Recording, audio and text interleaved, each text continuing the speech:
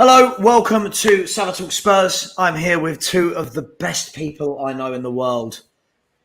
That might be a lie. We've started the show on a lie. Kuva99 is in the house. How are you, Kuva? You well? Yeah, doing well here, mate.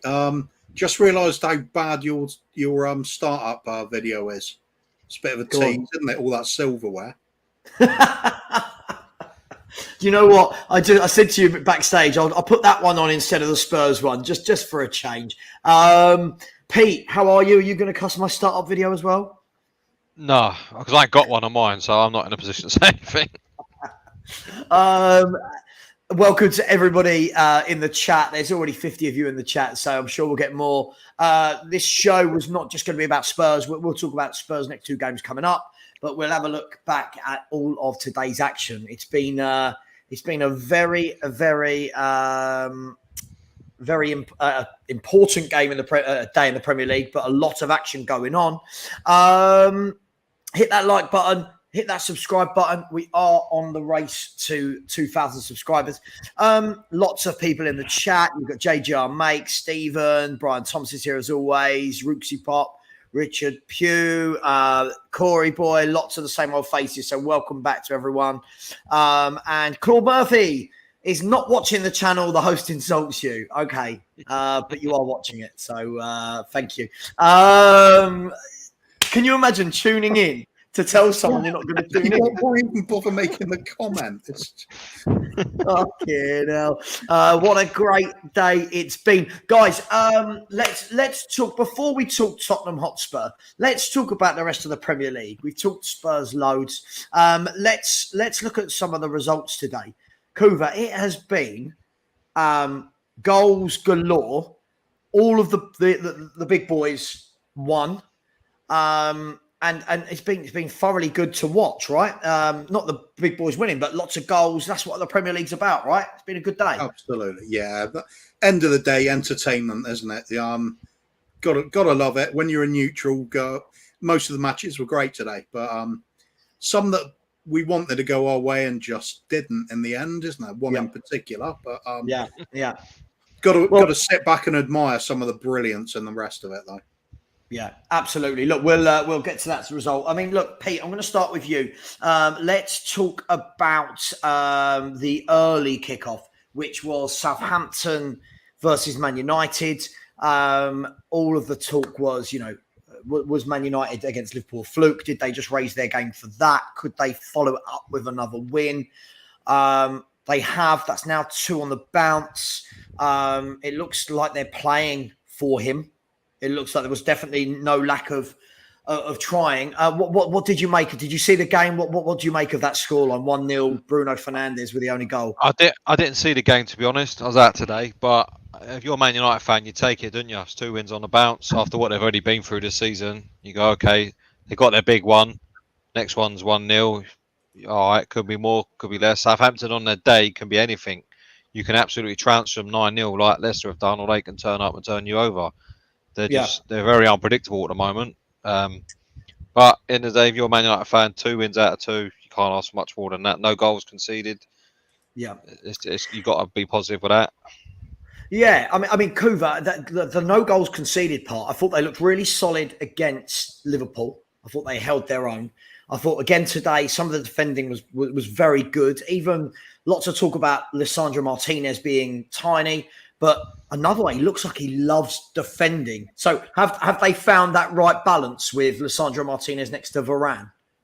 Yeah, that's it. The talk in the first game was all about Martinez not being good enough. We knew who was the really weak link in that team. Yeah. That was old Slabhead, wasn't it? Drop him out of the team. They look quality with it. Lisandro Martinez, last season at Ajax, he was their player of the year. He is a quality player. There's no doubt about it. He's starting to show that now. Put him alongside Varane. They've got a good central defence there. Yeah, it might not be the strongest in the air, but we can say the same about ours as well. And he hasn't lost an aerial duel yet. I keep seeing the stat: 5 out of 5 duels today. Won every aerial duel against Liverpool. So that argument that I know he's small, he's winning them. Yeah, it's true. Yeah, I mean, he kept the same team, lads, which I think was merited after the game against Liverpool. No Ronaldo again. No Maguire. Are we going to see either of those two leave Man United in the next? I mean, what have we got? 4 days, is it? And the window's over in 4 days or 5 days. Who's going to buy Maguire? Well, there was talk of Chelsea buying him, wasn't there? I know they won't now. Not a chance. But no way. So do you think Ronaldo will go though, Pete? Are we talking about? Look, he's not playing. I think he'll go. Yeah, where do you think he'll go? I don't know. He can go anywhere he likes. Do you know what I mean? He's that good. He's that big. He can take up the Saudi offer that's waiting there for what, £2 million a week. He might decide to knock it. Yeah, he could go to America. Put it this way, he could get a move in half an hour. Do you know what I mean? Because he's Ronaldo. Yeah, that's the end of the day, isn't it? Yeah, absolutely. I mean, Kuva, are they the last bit on Man U? And we'll talk about Southampton for a second. Are they right to not play him? I mean, I know there's the kind of starry-eyedness from football fans all over the world just with the name Ronaldo. But for a team effort and getting everybody pulling in the same direction, are they better without him? Well, there was 2 ways of looking at it when it came to fixing United, wasn't there? It was looking to your big-name players and getting the most out of them, or just ignore them and go with a really fresh, sort of vibrant, exciting. They're playing with loads of energy. They're playing with sort of aggressive intent when they do break forward now. Look a lot better for it.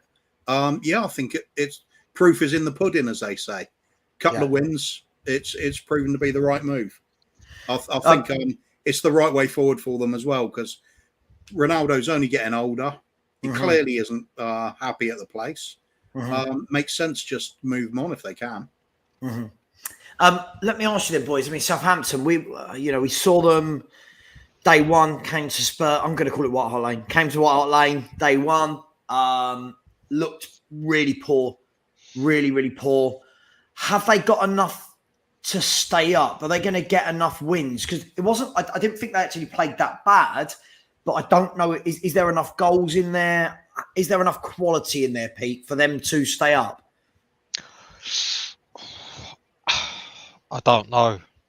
I think the thing for them is there's probably a team on par or worse than them in Everton. So I think it'd be out of them two that join probably 2 promoted clubs going down. For me, they have to. I think their only hope is maybe getting Brozier back on loan, but that don't look likely. But other than that, I can't see. They don't really buy players, really, do they? Managerial about them buying sort of good players. They don't. They seem to find some from somewhere, but stuff no one's you really hear about, and then they turn out to be good players. But I don't know where they're going to get goals from. I really don't. Well, all right, cool. Is Che Adams enough? Is that enough goals from Adams and the 2 Armstrongs? No, it's their weak link. They've got no cutting edge. Their academy's been brilliant for churning out players over the years, but rarely come out with a good forward, don't they? Tends to be the creative players and some good wing backs, occasional centre back. But no, if they've got absolutely no teeth whatsoever, and they're in trouble unless they find a proper striker, I think. Just the last bit on Southampton, guys. I mean, Cooper, did you watch the game? I know Pete didn't. Did you see it? I watched about an hour of it. Yeah. I mean, I was really, really impressed. I don't know if anyone in the chat agrees, or if you guys agree with Armel Bella Kotchap, which has got to be the best name in the Premier League. I mean, it's a phenomenal name. I thought he looked really, really good for a 20-year-old centre-back. What did you think, Kuva? You saw some of the game. Yeah, he was very sort of ambitious as well. He didn't mind getting up the other end of the pitch and taking people on. It was like, what's going on here? He's one to keep an eye on. Could be just overconfidence is getting him through a bit at the moment, maybe. But there was enough there to think he's got a future. He certainly has. I like the look of him. Something different, isn't it? Don't usually see that sort of style from a defender or defensive-minded player. I mean, is he really, very strong. He's really a defender, or is he? I think just playing him out of position. Right? He's almost like that new breed of defender that, having 3 at the back allows you to. I know Southampton, I don't think did today from memory, but he looks like he'd be very good to buy in a free, and can surge forward. But all right, let's move on. Pete, Brentford, Everton. Everton haven't won a game all season. They've managed 2 draws. They've drawn with Brentford, and they drew last week with Nottingham Forest. Again, their forward line was Gray. It was Gray. Oh God, who did they sign? McNeil and Gordon. Is this their year, Pete? So I'm not going to say it's about every team. Is this their year? And they're struggling, aren't they? Big time. Fat Frank will be the first to get sacked. I'm convinced of that. I said it before the start of the season. He's on borrowed time. So is Brendan Rodgers, I think, but for different reasons. But Fat Frank, he just can't seem to get anything out of them. Yeah. And I don't think that the players are as bad as where they are for across the whole team. They've got some decent enough players in there. They just can't get going. Again, they can't score. Mm-hmm. I mean, they made the mistake of signing Dele Alli. They soon corrected that one. But you think Dominic Calvert-Lewin, is he enough? And he's very injury prone. Yeah. I think they've got a good... they get McNeil up and running and get Calvert-Lewin fit and getting crosses in, then they may have half a chance. But yeah, I really worry for them. Kuva, do you agree with that statement? Frank Lampard first to go. Oh, that's a difficult one. I think, despite it being Bournemouth, you think Scotty Parker might be in a bit of trouble there because they're going to take more hammerings. It won't just be beatings. But Everton, I think there's an understanding from even the fans that they're in trouble financially and things are going to be difficult. So I think there might be a bit of patience there. Trying to get something out of the youngsters. Lampard has shown that he can do that a little bit with what he did with Mason Mount, for example, at Derby. But it's another team, lack of cutting edge. That it's going to cost them. That last season, Richarlison really did keep them up. Well, if you look at their next fixtures, I mean, could we see a point where they've gone four without a win? Could we see where they go 8 without a win? Because their next fixtures are Leeds away, home to Liverpool, away to Arsenal, and then home to West Ham. Could we see a scenario where they're 8 without a win? And does that get him sacked, Pete? All day long. You'd have to, didn't you? Because you don't see it getting any better. Let's be honest, they survived just last year. They weren't. It's not as if they turned the corner when he got in and then they stayed up quite clearly. They were by the skin of their teeth. Was it the second last game? Yeah, I think season so. They got it. Yeah, I mean, because they took some pacings last year. I mean, we battered them 5-0, 5-1 when they come to us. Oh yeah, I think we tore them apart. Yeah, they were terrible. Yeah, and it hasn't changed. You worry about them going to Liverpool. I know it's a derby, but them derbies normally go the way of the form team in there. It's not like the North London derby where anything can happen. Liverpool will pace them 4-0. I mean, Klopp has a habit. He rests players for that game, doesn't he? He takes the ultimate piss. He's done it before. Yeah. So I think they're in real trouble. They've got a lot of young players, but is Lampard enough?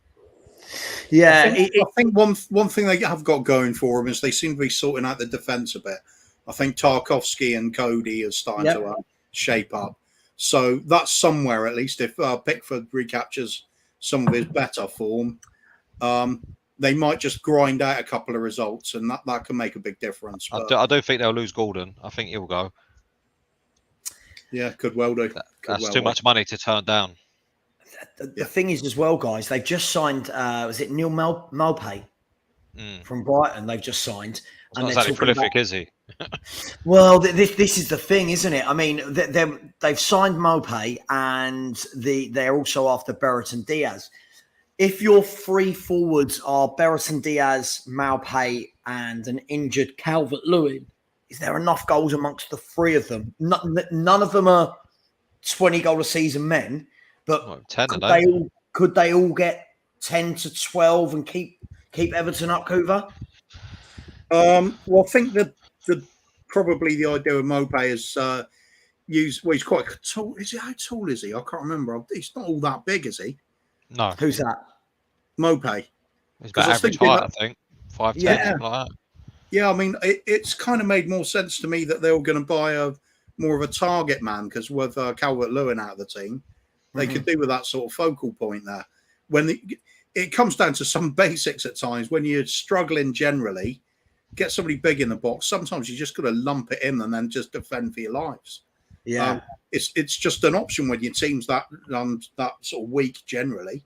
But I don't know. This doesn't make sense to me. Mopé, why? Why would it? Let's be honest. Mopé, Brighton let him go. Brighton weren't exactly the most prolific scorers in the league, and they let one of their strikers go. And it's not exactly a big load of money, 15 million. So they're happy to get rid of him. That tells you all you need to know about him. And keep Welbeck. Yeah, Perhaps they'll be on the phone to United for a Ronaldo loan, and Ronaldo will laugh that one off. Yeah, it's an interesting one, isn't it? Let's look at Brentford. Let's not forget. And by the way, there's 130 of you in this chat and only 33 likes. Come on, guys, let's show some love for people giving up their Saturday evenings. I mean, Brentford again, Pete, proving they're no pushovers. They've only lost one of their first four. I think they look like a really well coached team whenever I see them play. He's done a great job down there, hasn't he, old Thomas Frank? Yeah, definitely. I think they just need to. If you're a Brentford fan, you're looking at Everton coming, you think we've got to get a win there. These are sort of wins they need to pick up if they're going to start sort of maintaining a regular presence in the league, because we've seen how quick it can turn. You've got to be beating Everton at home. I think for the players they got, I think they should win more games. They draw too many for me. Yeah. I'm not saying they're in danger or nothing, but they do have some silly draws. You think you got to be beating them. Yeah. Against really poor teams. Can you see Brentford going one better this season? I think they had a good year last year. Can we see them creeping into the top half? I think it sort of depends on the form of Damsgaard that came in for Ericsson. If they can, if he hits the ground running, it could make a big difference. They might just have enough to surprise more people yet again. Well, will it be a surprise even this season? You look what happens if you don't do your job against them. You get battered like United did. So I think Brentford have easily got enough to stay up. Can they push on further? I think they're probably still a little bit behind some of the bigger boys, aren't they? But a bit light. They'll acquit themselves well, I think, this season. Cup run, maybe. So here's a question to both of you. This is an interesting one. First of all, just quickly, big up to yourself, Wayne. We are going to talk about your Leicester team very, very shortly. So commiserations. It's not been a good start for you, but thank you for the super chat. And please remember that all of the super chat revenue does go to the British Heart Foundation. So if you do want to put in a super chat, then please do. It's for charity. Here's an interesting one for you lads. It's terrible, isn't it, to talk about managers' jobs so early into the season. But let's be really, really honest. Potter is going to be a sought-after coach. I can see if Gerrard leaves Villa, if Lampard leaves Everton, these two clubs could do a lot worse than going for Graham Potter. And what do you think he could do at a bigger club? Well, no disrespect to Brighton, and we'll come to them in a minute, but what do you think he could do at a bigger club, Kuva? I think Everton. I can't see him going to Everton. No, definitely not. He needs to be working with some sort of tools to start with, and not their kind of tools. Right. I think that Everton are just doomed to the drop this season. To be honest, there's something magical happens with like a youth team player coming through who's got goals galore in him, or something we're not expecting anyway.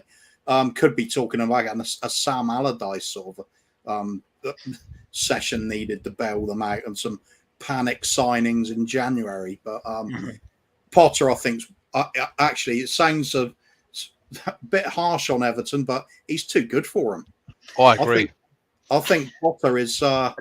If this is my follow-up to you. Heaven forbid, if we were to lose Conte, mean, I when? would have no hesitation in going for Potter. No, I think that's. he's a fantastic coach. I was going to This say is that. what I was going to say at the just end of the quickly, season. Pete. That's what I was going to say to you. Kurt. Have you frozen, Pete? No, I'm still here. Can you see me? Oh yeah, you had frozen and you had like that look. That's it. So I wasn't sure what you were getting That's up my to. Saturday night. That's my Saturday night face. Yeah, exactly. This is what I was going to say to you, lads. Are we at a stage now where listen, historically, with history and that, Everton are massive, right? They're a massive football club. But in reality, are we at a stage now where a club like Everton rings up Potter and he looks and goes, "No, I'm at the better club." Like, have we got to that stage with Brighton now? They've been in the league for a long time now. Are we at that stage, or is there any pull? Is there anything Everton would be able to say to a Potter to convince him?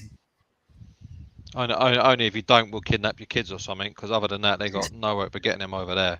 Why would you do it? They're going one way, he's going another way. He's going to be one of the most sought after managers.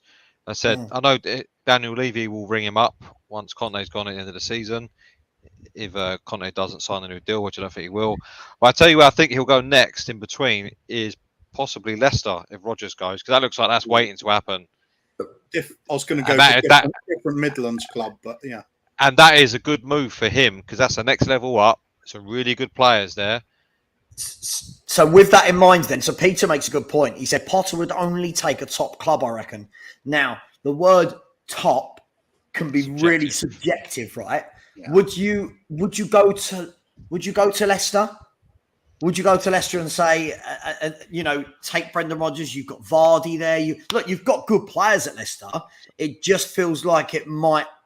We're not going to go deep into them at the moment, but it just feels like they might have run their course with Rodgers. Would that be a step up from Brighton for Potter, Kuva? Right now, probably not. I think Leicester, they've got financial problems, haven't they? I think their road is it's going to be long and hard. They're going to be looking to stay in the division at some point. They're declining that quickly.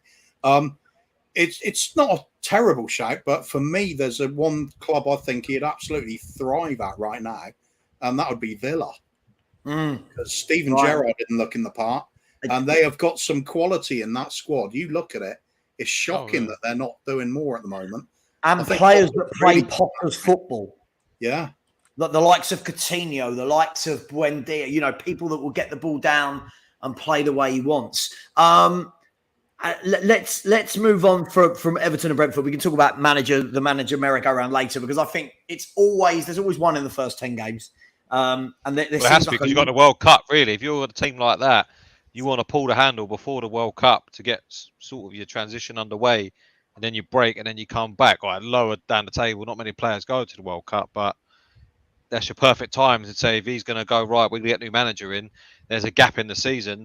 You can have you can have your own pre-season then for your players that don't go. That's your ideal time to pull your handle. Yeah. No. Look, you're absolutely right. Let's move on to the next game of the day. So we'll talk about, with the Potter theme, Brighton have had a magnificent start to the season. Beat United on the opening day. Beat a very good Leeds team today. They're not. I mean, if I have a look. How many? So I'm just having a look at their results. So they beat Man United, conceded 1, and haven't conceded a goal since. That's pretty good. He's got them playing good football. Kuva, is this a case of there's always one team that punches above their weight for a little bit, right? Mm-hmm. The questions start coming of, could they break into Europe? And then those teams tend to kind of, slip as the season goes on. Could Brighton really do something here, or is this just a really good start? What do you reckon? I think ultimately they are limited by the caps on the players' ability. They can't get in superstars, can they? They've got to rely on buying well and buying cheaply. They've been doing that. I think they're absolutely spot on with what they're doing. I think aiming for a top half finish, that'll be good for Brighton. Stay around those sort of places, and hope somebody's not having a great season, maybe nick a European place, UEFA Conference League, something like that. That'll be a fantastic season for them. Because, I mean, you look at them team on paper, you wouldn't pick that for any of the top teams, would you? Well, no, but I mean, look, Pete, they do have some really good players. The guy who scored the goal today, I've always thought was a really good player. Yeah, he's a good Pascal player. Gross. And Trossard. Trossard's a good player as well. The lad they bought in midfield, is it Moises Caicedo? He's a very good player. They look so well organised at the back as well. Lamptey. Yeah, they got Lamptey. They've just bought in. Who'd they bring in to replace Cucurella? Who was the left wing back they bought in? They had one already who was decent. I can't remember his name. It sounds like a Dutch name. Hang on, they bought in. Pervis Estepanan from Villarreal. Yeah, but they've still got another one. What's the other lad's name?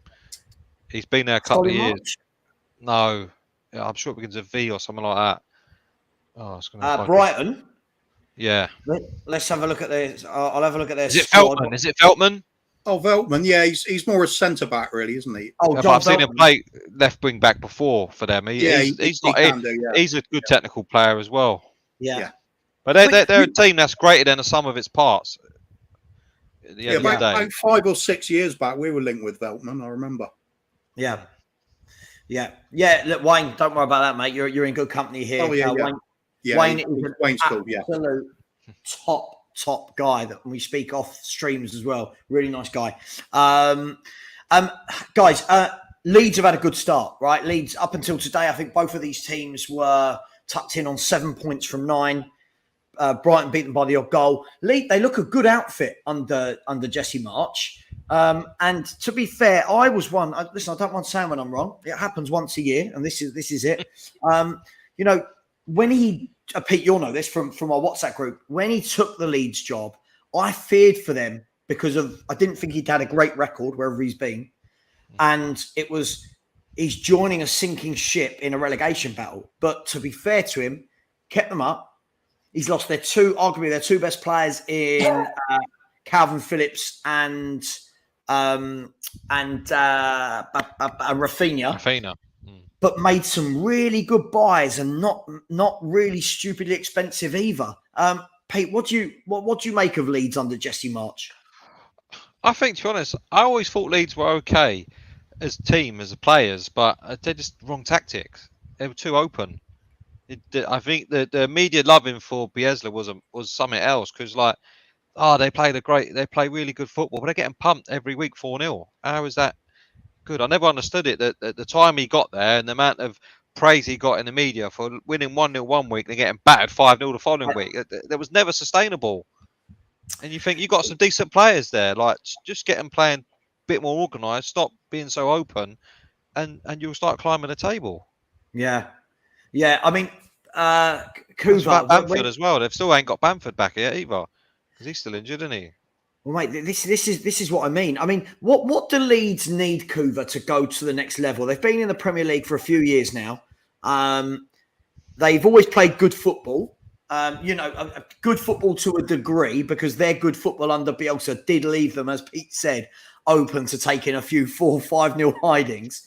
What do they need? Is it as simple as getting a top class striker in for them to start competing for European places, or have they got a lot more work to do? Top class striker improves any team, really, doesn't it? Yeah. That's why they're so in demand and why they cost so much. But I think a consistent cutting edge. You get cutting edge. It seems to be the theme of the day. Yeah, we're talking about so many teams. Reliable striker, one that stays fit. Just even if it's the one that only bangs in sort of 15 goals a season, something like that. The kind of the role we started out expecting for Harry Kane. We weren't expecting too many goals, but expect him to be that sort of target man, that figurehead, just the focal point of the attacks. Somebody like that can consistently do it throughout the season, so they can continue their style of play and keep their shape and formation rather than having to change around and make do in a few positions. Because they have got some talented lads. They're bags of energy. They chase anything down like a bunch of mad dogs at times. It's great to watch. Absolutely love watching him. Just a little bit of consistency then. I don't think they're going to sort of suddenly explode into the top 4 race. They just keep chipping away at it and improving season after season. The same as Brighton have. It's just that one little step at a time. Just keep pushing forward as much as you can. And I think that's Leeds will be looking at the same sort of things as Brighton are. Getting that top half finish. Just see if you can get a little sniff around some European competition. Because I think that'll be a big boost to their fans, be a big boost to the club in general. Just they'll know it's like confirmation they're going in the right direction then. Yeah. And these two clubs, unless Potter gets poached, two clubs that we're thinking the managers are going to see out the season and are not in danger at this stage, which is nice to see. I'm seeing a nice little debate hotting up in the chat. Somebody said something bad about Poch. Scott is a big Poch fan, and I'll be just keep it clean. Have the debate, guys, but just keep it clean. Guys, let's move on then as we come to the so-called bigger clubs now. So you've got Chelsea 2, Leicester 1. Chelsea, I say fear for them from a football fan perspective. When you go a man down in the first half an hour, you're thinking this is a long day for them. But to be fair to them, they grabbed a couple of goals. Sterling grabbing a brace, and they managed to hold on in the end. Does this say a lot about their character that they were able to play for an hour with 10 men and win? Or is it a case of Leicester are just in a terrible run of form? Bit of both, I think. You want to play Leicester at the moment if you can, because they're just all over the shop a bit. But I think Chelsea, they've got a winning mentality there, and then they buy a player like Sterling, who's used to winning everything.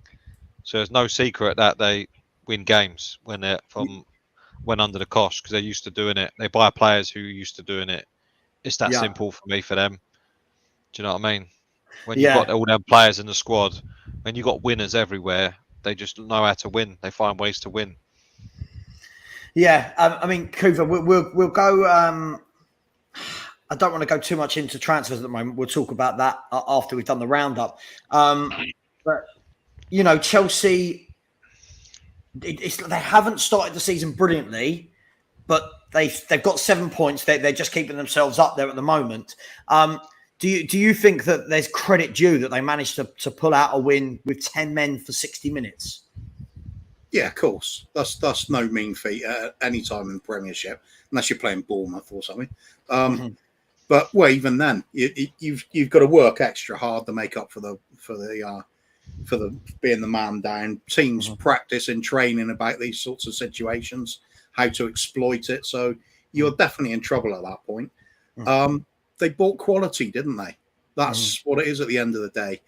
Sterling is there to change games, and that's exactly what he did. So, Chelsea have been through, had little hard places to come from in some games in the past. They usually find a way. It's getting those results when your back's against the wall. That's the kind of thing that turns you into one of the potential top 4 teams, or even challenging for trophies. Seeing a bit of it, but again, lack of cutting edge again, isn't it? If they just get that striker in, they're away. Hence why I've said to you a window. The difference for me, I've said, if Chelsea do not sign a striker of note, I don't mean like a Neil Maupay, but if they do not sign a striker of note in the next 4 days, I will have us down to pip them to 3rd. If they get a striker, I just think they've got too much. Pete, got to admire their resilience, but Gallagher I don't rate. I mean, I feel like football fans we're very quick to judge. I thought he was magnificent last year at Crystal Palace. Got some games for England, looked really good in those games as well. Just getting his feet under the table to get into the first team at Chelsea for the first time ever. How come are there really fans that don't rate Conor Gallagher, Pete? Do you rate him? Yes, I'm not one of these fans who don't rate him. I think you got to give him time in a team like that. He's come. I mean, he's done a good year at Palace. showed what he can do. Now he's gone into a team that's an elite team. Mhm. Yeah, he's still young. All that sort of thing. He's going to take time to get up to speed to their level, get used to it, not make silly mistakes. But he's surrounded by winners. You can't go wrong. A player's got ability, and he's surrounded by players who know how to win, who've been there, done it. They're going to be good players. That's why Phil Foden is what he is, because he's surrounded by not only a world-class manager but world-class players all the time. Yeah. Conor Gallagher, if he stays there, will probably end up maybe not as good as won't be as good as Phil Foden, but of that ilk, where he's a very good player because he's got players all around him. Yeah. I mean, look, look what he did in the Premier League last year. I'm just gonna bring it up. So Conor Gallagher last year in the Premier League, 8 goals, 3 assists. We got 11 goal contributions in 34 games. Was Crystal Palace's Player of the Year. They really didn't want to let him go. And I think now he's being judged off of the back of 3 sub appearances and 1 start for Chelsea. My question to you is, Kuva, if that was a young player if that was a 22-year-old in the Tottenham team in their first 4 games, we'd be saying he's one of our own, give him time. But because he's down the road at Chelsea, it's almost like, oh, he's crap, he's no good. I don't understand this, if I'm honest. Well, it's the rose-tinted glasses, isn't it? Some players, he's clearly got talent. I mean, you saw that last season. I think the only trouble he's got at Chelsea now is sometimes those loan moves for a season can actually be quite difficult to get over when you return to the parent club, because you've got to refine where your position is in the team there. Although it looks like straightforward on paper, but when it comes to the interactions with other players, perhaps with Chelsea not having that focal point in a striker, which he would have been playing with last season, perhaps it's a little bit of a role change, and he's just got to find his feet a little bit. But he's the bloke. The kid has got absolute talent.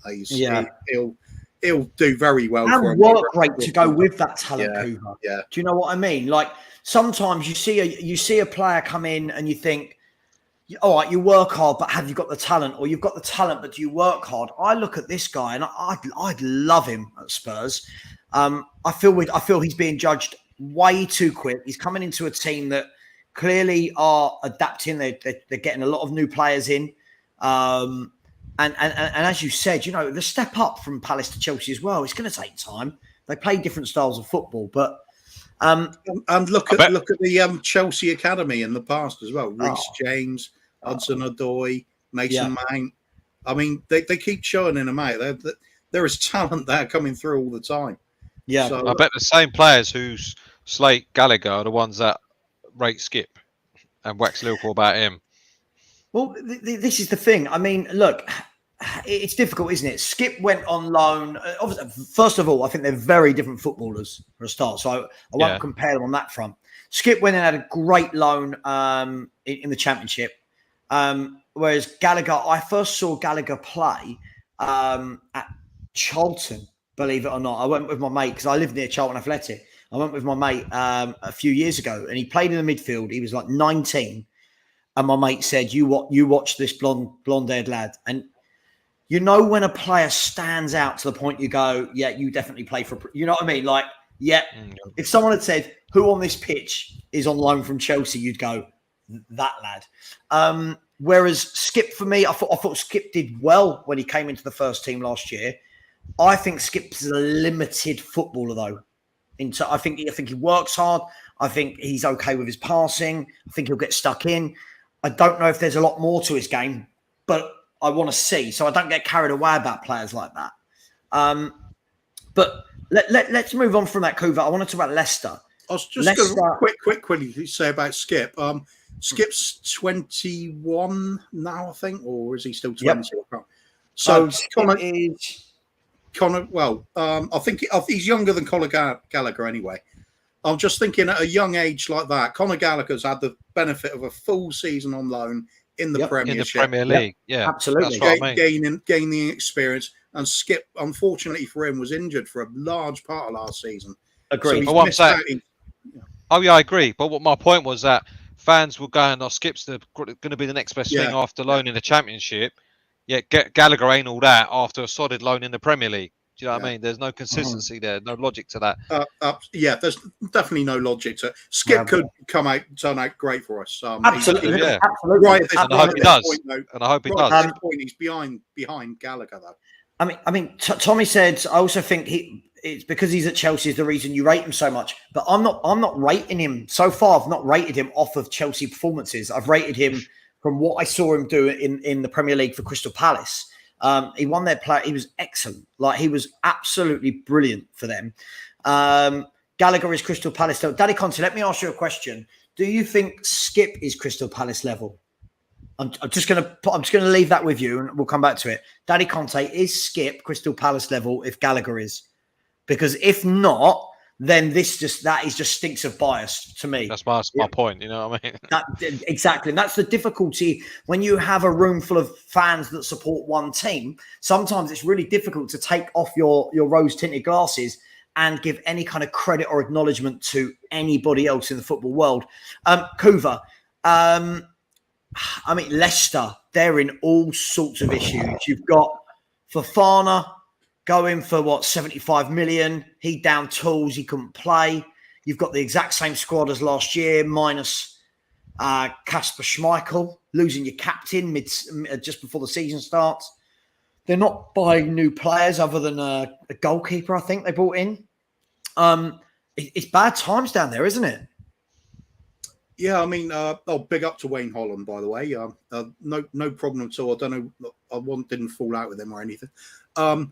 Yeah, it's the perceived thing we have at the moment. It's like Leicester seem to be in a mini meltdown of sorts. It's like there's an exodus going out of players going out. I think I was as gobsmacked as most people to see Kasper Schmeichel leave. Because I never in a million years saw that coming. I thought he'd be finishing his career at the club. And wasn't it £1 million, Kuva, or something? Like, it was really odd, wasn't it? Yeah. I wonder what that was all about. Is that some sort of falling out? Is that him, getting disgruntled with what's happening in the club, but he doesn't want to kick up a fuss in public? Don't know.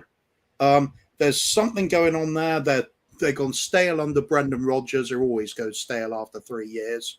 He should have a sell-by date on him when he signs his manager contract. And it's not looking good. If they lose Maddison for whatever reason now, that's looking like a bleak season for them. They'll be fighting the relegation spots, won't they? A little while ago, you thought Leicester, brilliant. They've managed their signings really well. Transfer policy spot on. League win, FA Cup win. Yeah. Everything's brilliant. And now it's just suddenly just going off the end of a cliff almost. But Kasper wanted a fresh challenge. Club let him go for as little as possible. All right, fair enough. Could be just a reward for great service to the club, I suppose. Just quickly, sorry, Kuva, to butt in. Where I see questions like this, by the way, guys, I am starring them, so I will come back to them when we're not doing the roundup. And also, I will put the link to join us in the chat when we finish doing the team roundup and we go to all things Tottenham Hotspur. Sorry, Kuva, as you were. No, that's pretty much summed it up, mate. Okay. Yeah, Leicester are just on the decline. It's a bit alarming. Pete, what do they do? They've got 4 days of the window. Some reports are saying they're absolutely skint. They've just sold their best centre back for 75 million. Loads of reports about Tielemans and Maddison, all this kind of stuff. Where do they go from here, Pete, as a football club? Tricky. I don't know. You got to. It seems like a lot of their players want out. I think when you keep players who don't want to be there, you just postpone an inevitable. For me, they've got a bit like Pochettino, where as a team, Leicester knocked on the door for a good couple of years. Like, we're in third for a large chunk of the season and all that, and then fell apart at the end. Then it seems like now the players have just given up on Rodgers' old philosophy there, because something's clearly not right behind the scenes. It hasn't been for a year, and it's only a matter of time before he goes. Do you know what I mean? Something's clearly wrong there.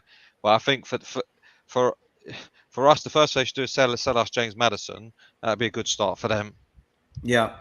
Yeah, I think you got to let these players go now. I think because all you're doing, you're keeping unhappy players. It just end in tears because then they're not going for a lot cheaper. It will be difficult though, right? I mean, they're talking about Tielemans possibly leaving in the next 3 or 4 days. And Wayne Holland in the chat, you're a Leicester fan, tell us, if Leicester were to lose Tielemans and Fofana in one window and they're not bringing players in, I mean, that do the owners recover from that? Schmeichel, at the moment it's Schmeichel and Fofana, but if they lose Schmeichel, Fofana and Tielemans or Maddison, can they recover from that, Kuva, the owners? Yeah, of course they can recover. I mean, there's enough about them to bounce back from it all. But will they have to have a disastrous season and maybe dip into the Championship again? It's happened before with teams. They're not that deep in. They haven't got that much depth in the reserves and things, have they? It's going to be a tough old season for them. I don't think they'll go that far down. Well, you just don't know. I mean, if the way they're going under Rodgers, he's surely going to leave. We don't know what happens after that, do we? That's a definite. He will go. I mean, I don't know why they didn't pull the plug already, really, because everyone can see it coming. Yeah, and there's nothing there that's going to change it, and their results are so. And they're very inconsistent for a year. I mean, they make us look consistent. That's how inconsistent they've been. Like they'll win one week and then lose the next week to some shitty old team. They'll beat Man United 3-0 at their ground and then go and lose 1-0 away at Everton or something like that. And you think, how'd you do it? And they're all year, all season, that's their results. But I think there's a lot less quality teams, poor quality teams than them two, like Everton and Southampton. They have got goals in the team. They've still got Vardy, who knows where the net is. It could be a bit light in midfield, but they've got Harvey Barnes. They've still got some very good players there. I just think they need to have a bit of reset and just let everyone who wants to go, take the hit, have a shit season. I don't think they'll get relegated because there's worse teams, and then start again with a new manager, sort of for the rest of the season and then into the summer. Just before we move on to the next game, Dunkelsdork said, I don't think Skip is only a DM. He can drive the ball forward and be dangerous in front of goal. I remember that from last season. I don't. I'll be honest. I've just, again, this is the wonderful thing. I've just looked up Oliver Skip in his career.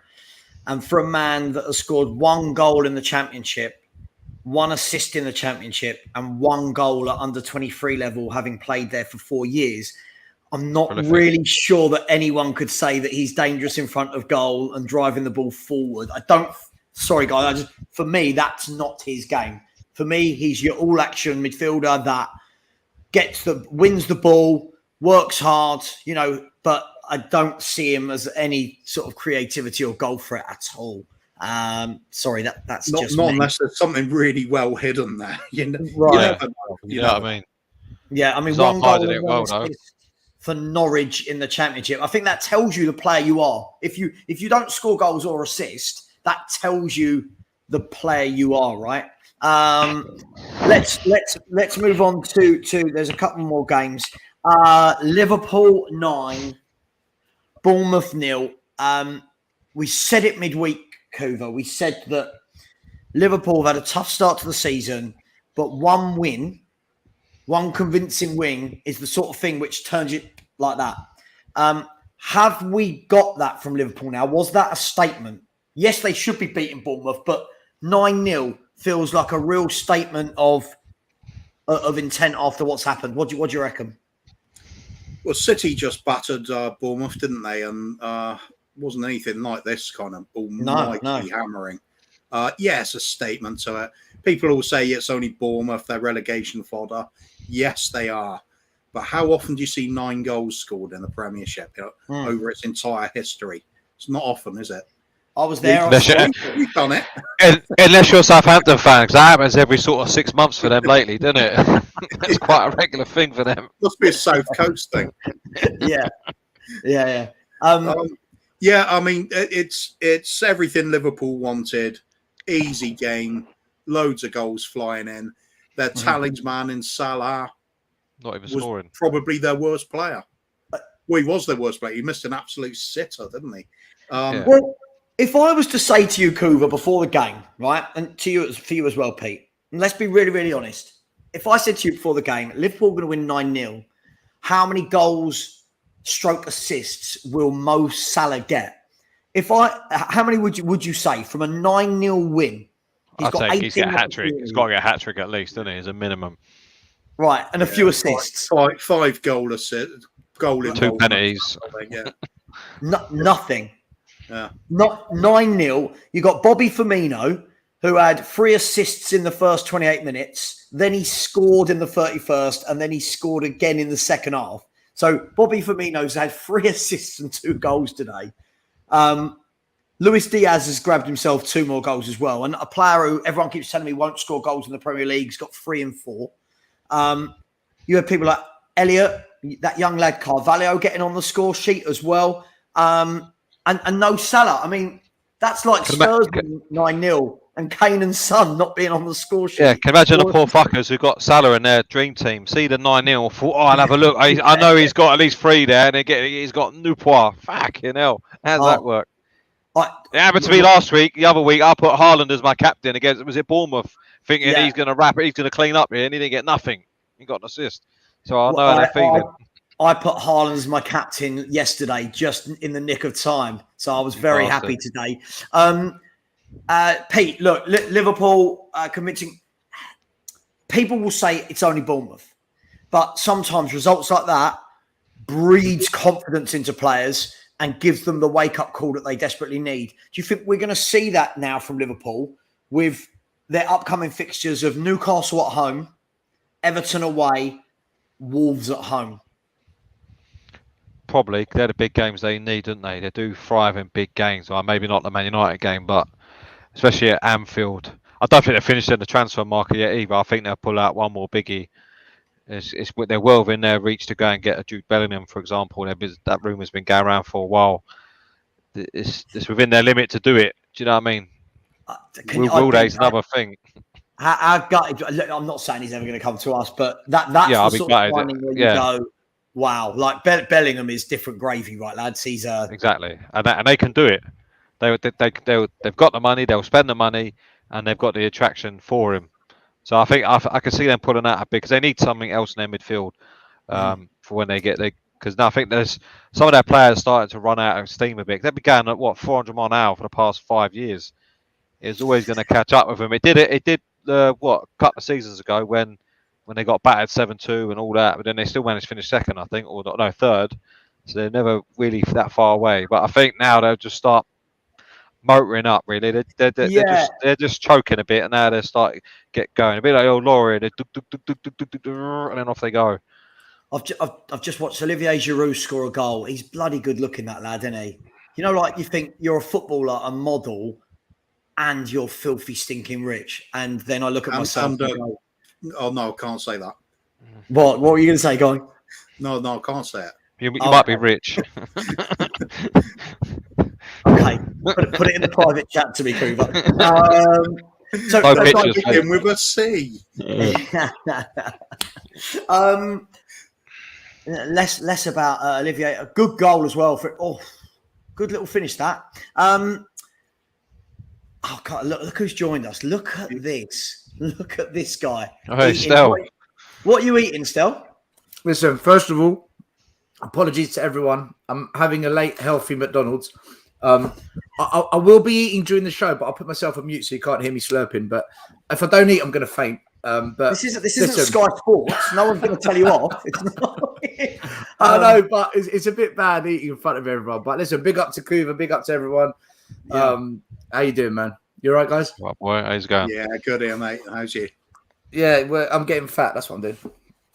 Mate, do you know the only reason I'm pissed off that you're eating McDonald's on my show is I've been for the last 10 days. I'm 10 days into a 40-day diet for the wedding, and I've lost 8 pounds in 10 days.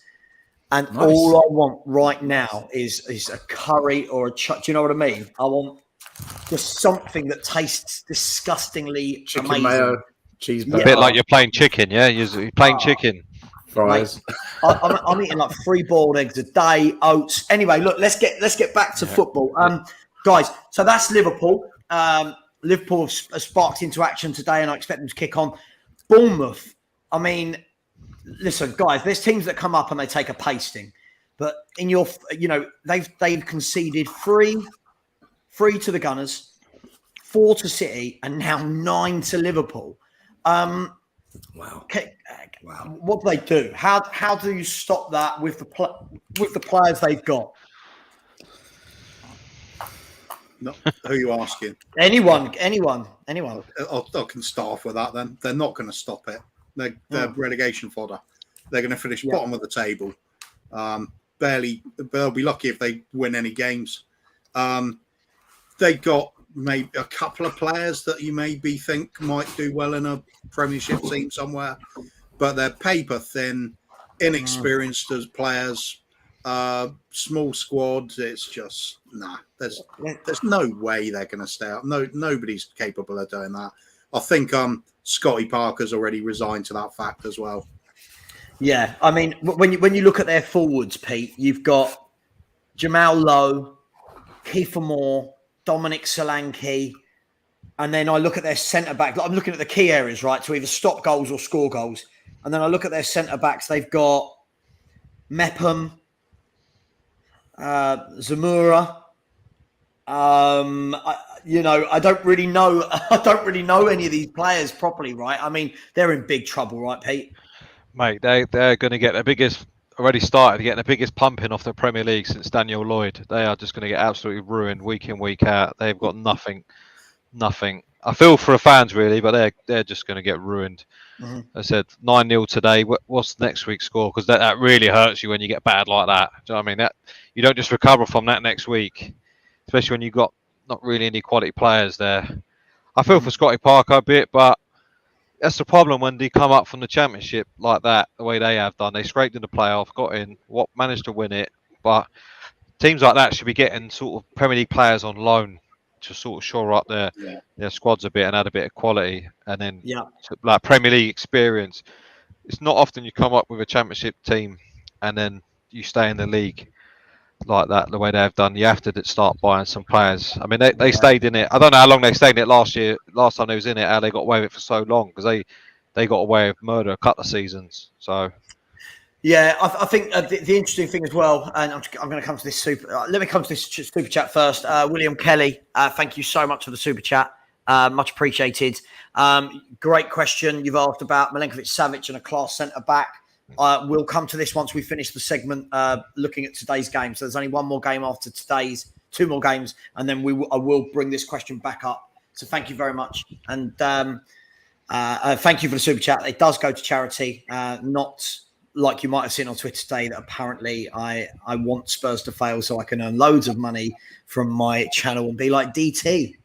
That geezer's in prison. Apparently I'm like him.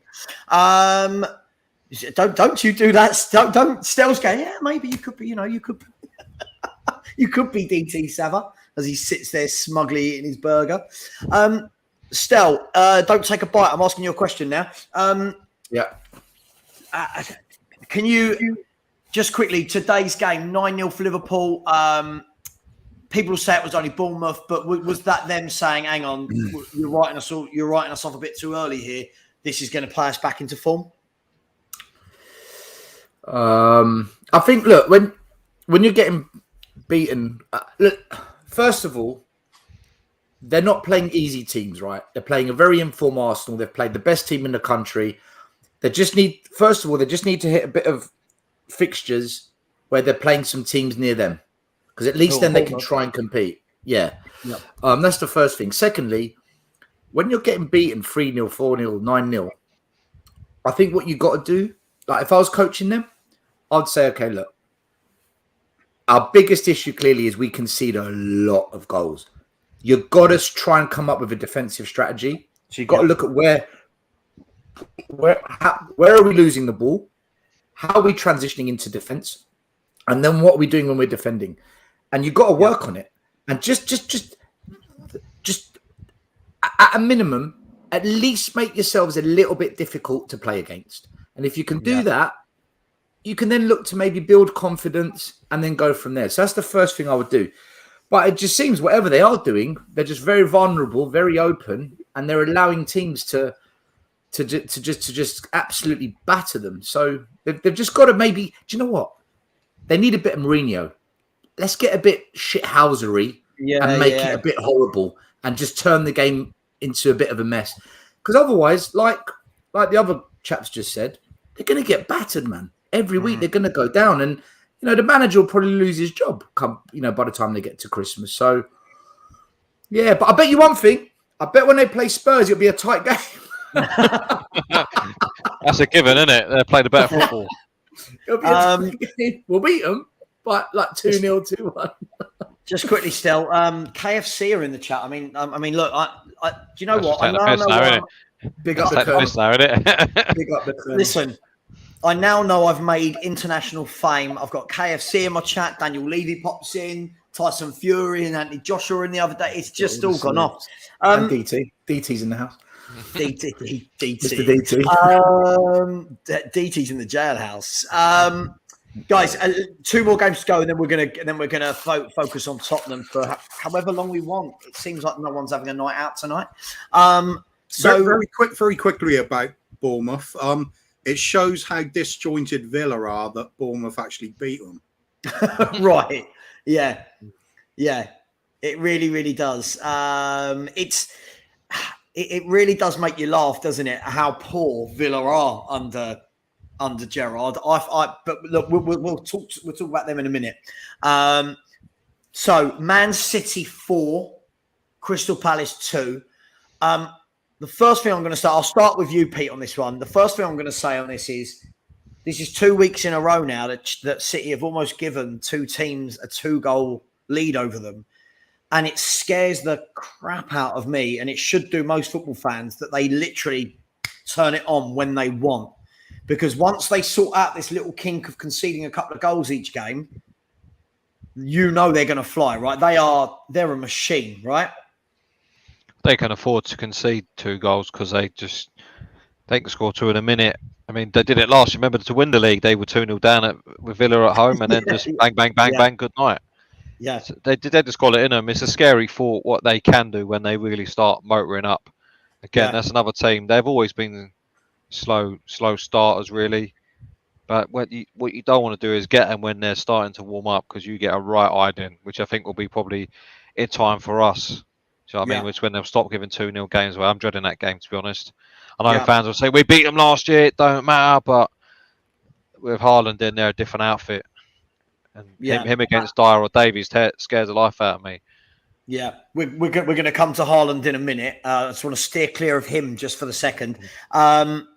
Just before I come to you, Stel, guys, there are 212 of you on a Saturday evening in this chat, so very welcome to you all, and only 62 likes. Show some love, people. If not for me, do it for the really healthy dinner that Stel is eating right now. Do it for McDonald's, okay? Do it for McDonald's or for KFC. Don't want to upset KFC in the house. Stel, Man City usually start slow in seasons. This year, all right, they dropped a couple of points to Newcastle, but other than that, they're scoring goals for fun, and they just look like they've started a little bit differently than the last couple of years. Should the rest of the league be completely worried at this stage by them? Yeah, they're the league champions, man. Pep Guardiola's an elite manager. I know some fans give Pep a hard time saying, he's never done it at a lesser club, but why should he? If the best clubs want him, like if I'm a qualified banker, I've got a degree in finance, and I've got a choice of working for Halifax or Goldman Sachs, I'm going to Goldman Sachs. So I think people just need to put a bit of reality. Elite managers go to elite clubs that spend big money because they know that if they spend big money on the elite manager, he will get them trophies, and that's what he does. So, look, Man City are the favourites for the league. I said this season, I think will be the year they win the Champions League, although I know there's that voodoo on them. At some point, it's going to happen. But I think the issues with them conceding is because I don't think they look as good in that defensive mid-role. And I think Kyle Walker's beginning to show a bit of age now. So I think they do have a few small cracks in that defence, which I don't know if that's something that will bite them in the ass, so to speak. But look, don't worry, they're buying Vardy next summer, mate. No, he's coming for us, isn't he? But sorry, it's us. It's us, Pete. We're buying Vardy and Bastoni next summer. We're And buying them Bastoni. two. And Dybala's finally going to join Spurs. But along with Berahino and what's his name? Damiao, yeah. God, every window. And now we can add Adama Traore. Zaha as well, because we're always in for him, aren't we? Yeah, Zaha. Don Paratici's cooking with a toaster. Look, City are the team to beat. I think that's the way I look at it. They're the team to beat to everything this season. I'm sure they won't win everything, but if you beat them, you'll win a trophy. That's how I look at it. They're still the best team in the country. Yeah. Kuva, look, lots of people think that Tottenham will be in a title challenge with City. They've conceded a few silly goals. But realistically, are City running away with this title this year? I'm not saying after 4 games, but do you think they will run away with it? Yeah, easily. By far the best team in the league. What can you say? They were great last season, and they've just added 2 of the world's best strikers. How do you compete with that? I don't see a way. Pep Guardiola, I mean, half-time, they're 2-0 down against Palace. Most people would be having kittens. If that happened to us, we would be up in arms about it and saying, what the hell can we do? Look at the bench, bring somebody on. Oh, my God. He just goes out, slippers on, smoking jacket on, read the newspaper, whatever, put on a bit of classical music, chill. He knows there's going to be 4 or 5 goals coming. Yeah. Doesn't have to worry, does he? It's like the substitutions are just giving people a bit of playing time because the job's going to get done no matter what. It's just got great squad. Champions League, I don't know, because they'll cruise the group stages, no problem at all. But as soon as it becomes a knockout game, we know that even the likes of us can turn them over, because some teams just have that little je ne sais quoi that City can't deal with. It's the it grinding out a result that you don't deserve, but teams are capable of doing that. Real Madrid last season did that on numerous occasions. Yeah. So it becomes interesting in the knockout stages, but at some point they surely got to win it, haven't they? Yeah, I mean, absolutely. Listen, I think Stella and I said the other night, I think when you are knocking on that door year after year, at some point the door opens, whether it's this year or not. But look, they definitely need to win it. Kuva, I mean, look, there are a lot of Spurs fans that think we can challenge City for the title. This geezer's been out on his night out already, I think. They'll come out with stuff like that. I mean, the thing is with this geezer, Savva, the thing is with this, is it Tovar, right? If you look at the comment he made before, that's what you've got to look at, his first comment, where he said, go back about 10 comments, where he said, right, Guardiola, no Champions League at Bayern in 3 years, 0 at City in 6 years, despite massive money. However, what he doesn't talk about is 3 league titles in Germany, 4 league titles in England, I think 5 in a row Carabao Cups, 2 FA Cups. So he's won about 15 trophies, but let's focus on the one he hasn't won. See how only one he hasn't won. People can paint the picture.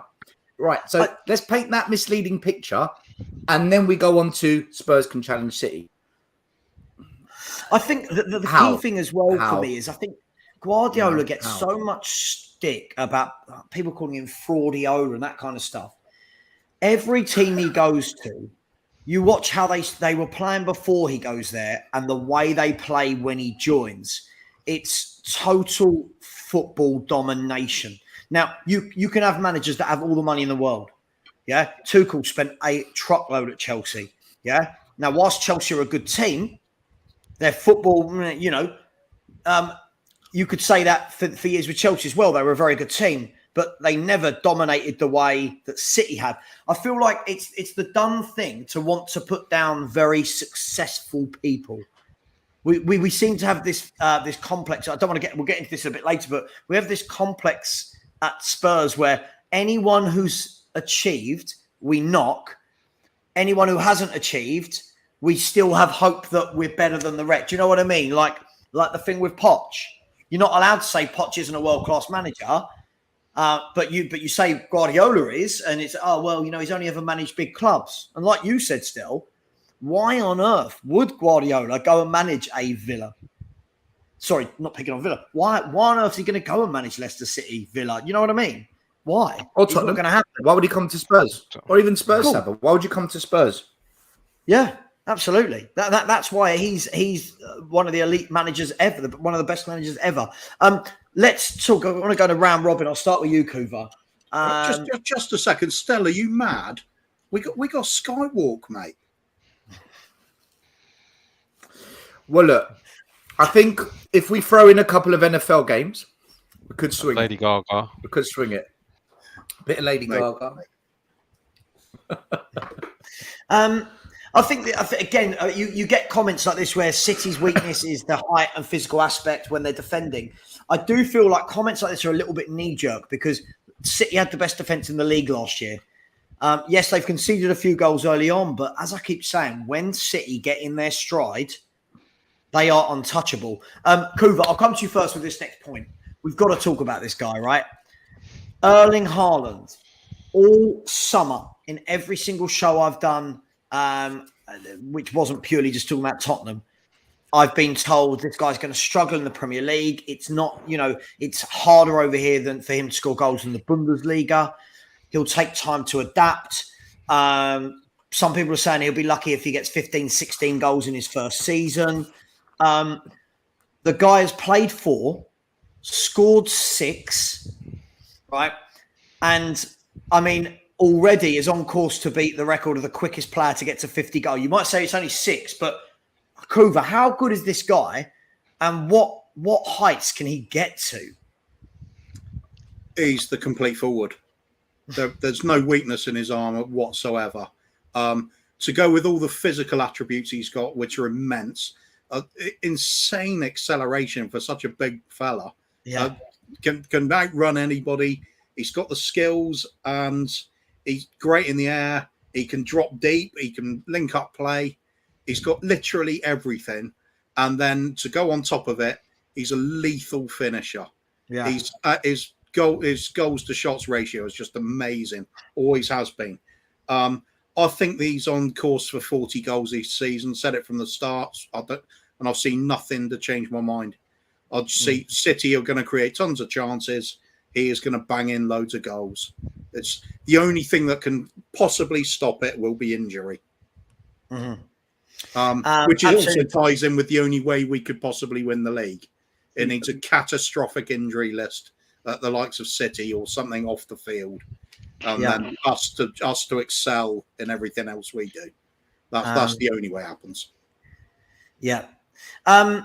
Just before I come to you on this, Pete. But the thing is, Ali, when you say you want to see Pep go to a club that are in transition, I mean, why would he go to these clubs? Exactly. Stel's analogy was brilliant. Why? Why would he do that? There's a reason. If Pep Guardiola left Man City at the end of this year, so many clubs would go, that's who we want. All the biggest clubs in world football would want Pep Guardiola because you've got to remember this as well. It's not just what he does to your first team. Pep Guardiola insists that every team at the club, from under 10s through to the first team, all play that brand of football. Yeah, look at their scouting network. Look at what he's done to raise the profile of people like John Stones, Raheem Sterling, people that everyone hated. For me, I just think what you want to see and what you're going to see are two very different things. Mourinho better than Guardiola. I mean, very different managers, both vastly successful is one thing you can say. Pete, Savva, can I say one thing about this, right? Mourinho better than Guardiola, right? I wouldn't disagree with that personally. I think there's a really good discussion to be had. Who's better, Mourinho or Guardiola? I think that's a great conversation. What I will say, though, is this, Tovar.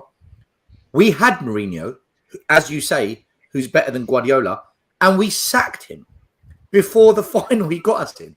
So even when we get the managers even when we get the manager you've just praised, look what we did as a club.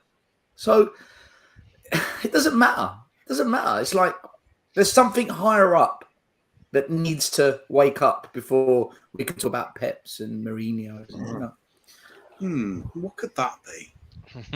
Yeah, I mean, okay, Pete. Let me come to you on the Erling Haaland. We'll go back to Erling Haaland. I was laughed at, and I might still be laughed at. I predicted a month ago. I was asked who would be. I say I was asked. It was my show. I made the questions up. Who would win Player of the Year, Young Player of the Year, Golden Boot? And my answer for all three was Erling Haaland. Is that a possibility that he could do that the personal treble on that front? All day long. For me, he is like an apex predator. He is the fucking predator. I watched that film the other day, the new one that come out, yeah. Is it Prey? And he's got all these tools in his armor, this predator, killing all these poor fucking geezers, like in all fashions. That's like Haaland. He's got all these tools in his armor: pace, power, strength, right foot, left foot. Do you know what I mean? And he's a fucking sizer as well. There's nothing. What can you do to him? Nothing. He's got everything. And when you were saying, Stell was saying about they've been knocking on the Champions League door, they've been picking at every lock. Well, this time they've gone, fuck that. We'll go get a sledgehammer, and the door's coming off the hinges. That's how good this geezer is. He's going to clean up. As I said when we spoke before, he could just sit there in the penalty area with a newspaper, waiting for the ball to come, put the paper down, nut it in, and then off he goes again. He will score bundles. As Kuva said, only injuries will stop it, or someone shooting him. Other than that, it's not happening. He's an apex predator. End of. Last bit on this, Stel. Erling Haaland. I mean, why did so many fans, Stel, truly believe this guy was going to struggle to adapt and wouldn't score many goals? I mean, I remember we did a chat a while ago, and people were saying he might get 16 in his first season. The geezer's on 6 after 4 games. 6. Like, if he continues this rate, he's going to beat Andy Cole's record of the fastest player to get to 50 goals. And he's going to beat Shearer's record of the fastest player to get to 100 goals. And I truly believe if this man stays in the Premier League for a decade still, he's taking every record, every goal scoring record. What do you reckon? I think it's an emotional thing where fans don't want to admit the truth because it means that Spurs are even further away from winning a trophy, because how do you stop them, right? So by trying to psychologically put down the player, it makes them feel good that we're going to be all right. But the fans who slammed Haaland are the same fans who say, give Emerson Royale a chance, he's young, be patient. Jed Spence is a really good signing. He's in the under-23s because we've got to build him up first. Yeah, I thought we were buying players that are going to come straight in. And, you know, it's a club bias. It's just a bias based on emotional attachment rather than just taking a little step back and saying, right, let's get real. He's a badass player. He's a top player. That's why every club wanted him. If Man City come in for you, nine times out of 10, they know what they're buying. Sometimes they get it wrong with a Mendy or the goalkeeper that he bought the first season and got rid of him after a season. You know, sometimes he gets it wrong. 9 times out of 10, Man City, he moves them on still. Notice how a manager like Guardiola doesn't keep them around the club for 3, 4, 5 years. He goes, that's not worked. See you later. Yeah, that's it. You're not going to win us trophies. We can't have that. Yeah. So my personal opinion is it's just fan bias. We don't want to believe something that could hurt us, but we want to try and believe in something that deep down we know it's not really the answer. Mm-hmm. Last quick question. How many could he get? Just give me a number, everyone. If fit. Again, look, all of these, everything in football is a caveat, right? If Haaland stays fit, plays the majority of the Man City games, how many goals can he potentially get, Kuva, in the Premier League alone? Jesus. If he stays fit for every game. Yeah. 50 to 60. He's never going to be supplied with more chances than he'll be supplied with at Man City. Pete, can you top 50 or 60? No. I'd say he'll beat Shearer's record. That's for sure. He'll definitely beat that. He could do anything really. He could start hitting Ronaldo and Messi levels if he wants to. The scary thought, even scarier thought, is he's not even in his prime yet, sort of age-wise. Do you know what I mean? He's not even in his prime yet. You know what I mean? If he's trajectory like that, what is he going to be like? He could be the elite level that Messi, Ronaldo reached. He could start crunching those numbers if he wants. The world is his oyster. But I think this year, I think he'll get at least 35. I think that's a given. 35, we've got between 35 and 50 going on. What do you reckon if he stays fit? I think 35 to 40. I don't think he'll perform in every game because he's human. But what's going in his favour is he's not going to the World Cup. So he's going to be fresh. He's going to have fitness on his side.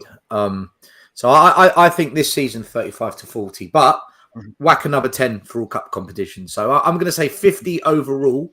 But in the league, 35 to 40.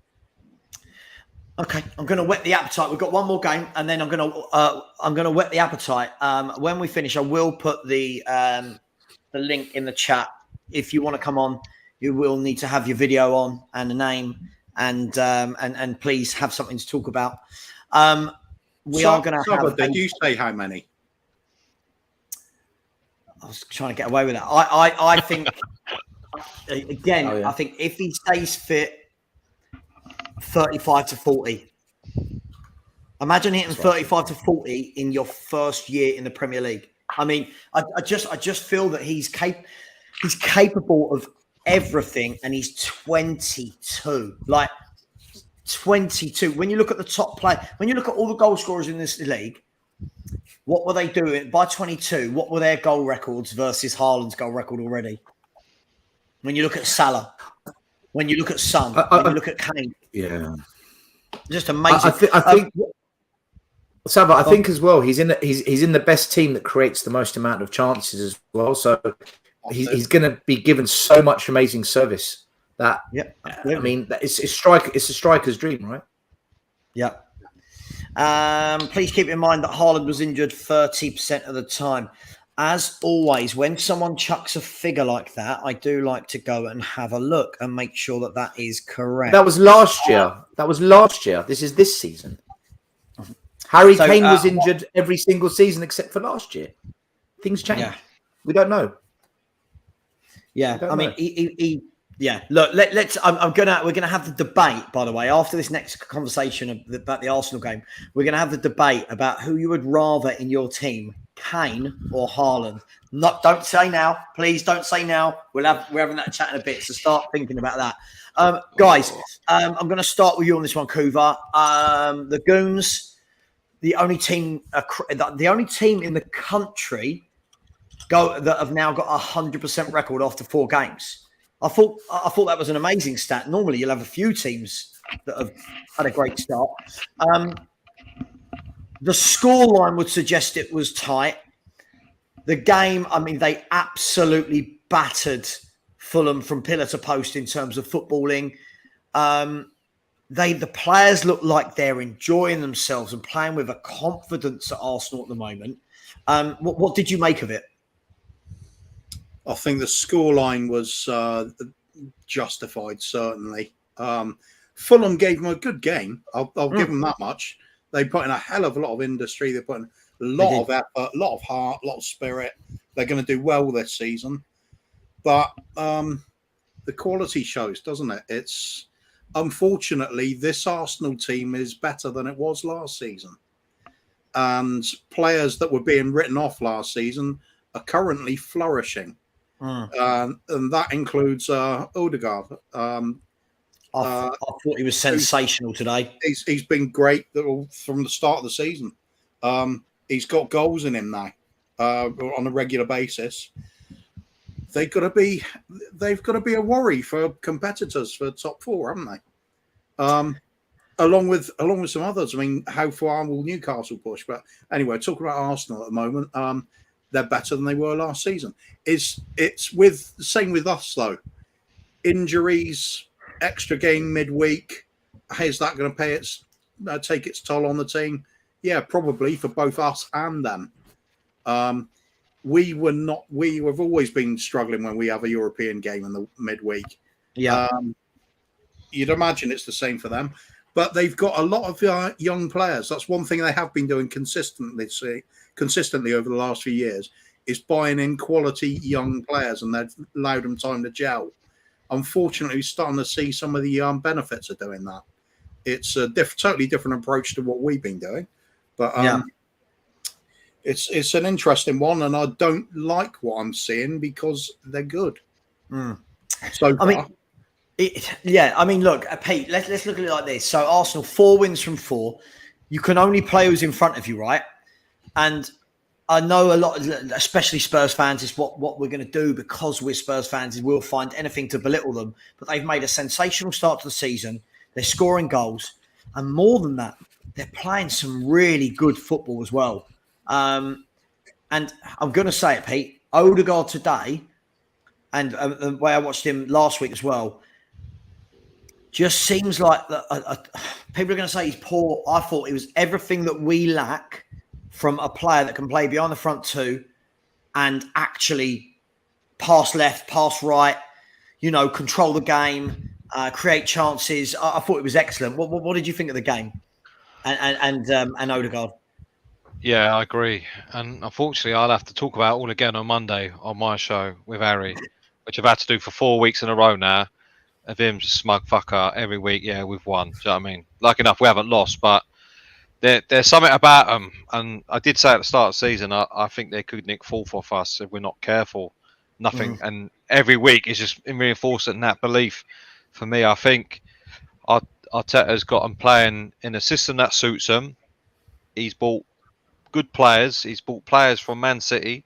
He's not bought players from Everton and Wolves and all the rest of them, and in the Championship they've gone and got players who've won stuff, who've played for a really good manager, and it's all sort of gelled. The fans are happy, the atmosphere is good, the players clearly enjoy what they're playing. They look well balanced. They don't look like they're shoehorned into a system that doesn't suit what they've got. It's like this is what they need now. This is sort of final sort of pieces. I'll caveat there. I have to nick your word. Sorry about that. They haven't played didn't invent the word caveat. You're all right. I didn't invent it. You certainly taxed it. Yeah, but they haven't played anyone big yet. But at the same time, they can only beat what's in front of them, and they are beating teams quite well. I mean, the scoreline flattered Fulham really because it could have been anything in that game. But how often do we see that they go 1-0 down at home, yet somehow they fucking manage to win? By hook or by crook every time, because we all knew it. We said it in the group. I said it. You said it. They're going to win this game, even when they were 1-0 down. We still had half hour to go, and the way the game was going, it'll be a deflection, a last-minute penalty, whatever. They always do it. Always. There was never a doubt for me that they were going to win that game. Unfortunately, I wish it was different, but it ain't. Yeah, I mean, look, Stel, there's a number of ways of looking at this, right? And look, we're 4 games in, so any kind of chat we have now could be completely different as to when we're 8 games in or 10 games in. But as of the moment, they do look the part. And what I keep hearing is that Arteta's a really bad manager, but I'm watching them play, and I think they look really good. Like, I'm sorry, I know I'm not allowed to say that being a Spurs fan, but they look like a team that know their jobs. They want to play football the right way. They look like they've got that creativity. Do we need to be worried about them still? No. They played a team that was 13th, Crystal Palace. They played a team that is 19th, Leicester. They played a team that's 16th, Bournemouth. And they played a team that's 11th. They haven't played one top 10 team, not even top 6, top 10. They're looking good because they're playing good opposition. And also, the one hard game maybe you might say was tough out of the 4 easy ones they've had was Crystal Palace. And my God, Palace were missing sitters. For me, I will start speaking up about Arsenal because the next game is Aston Villa. I mean, where's Villa in the league? 15th, right? They're going to win that. Then they've got United. I wasn't too impressed by United today at Southampton. I know they got the win, but I wasn't impressed. Yeah. Then they've got Everton, who are 17th. It's like they're playing all the bottom half teams first. Then they go on a run where they got to play Spurs, Liverpool, City, Chelsea, Brighton.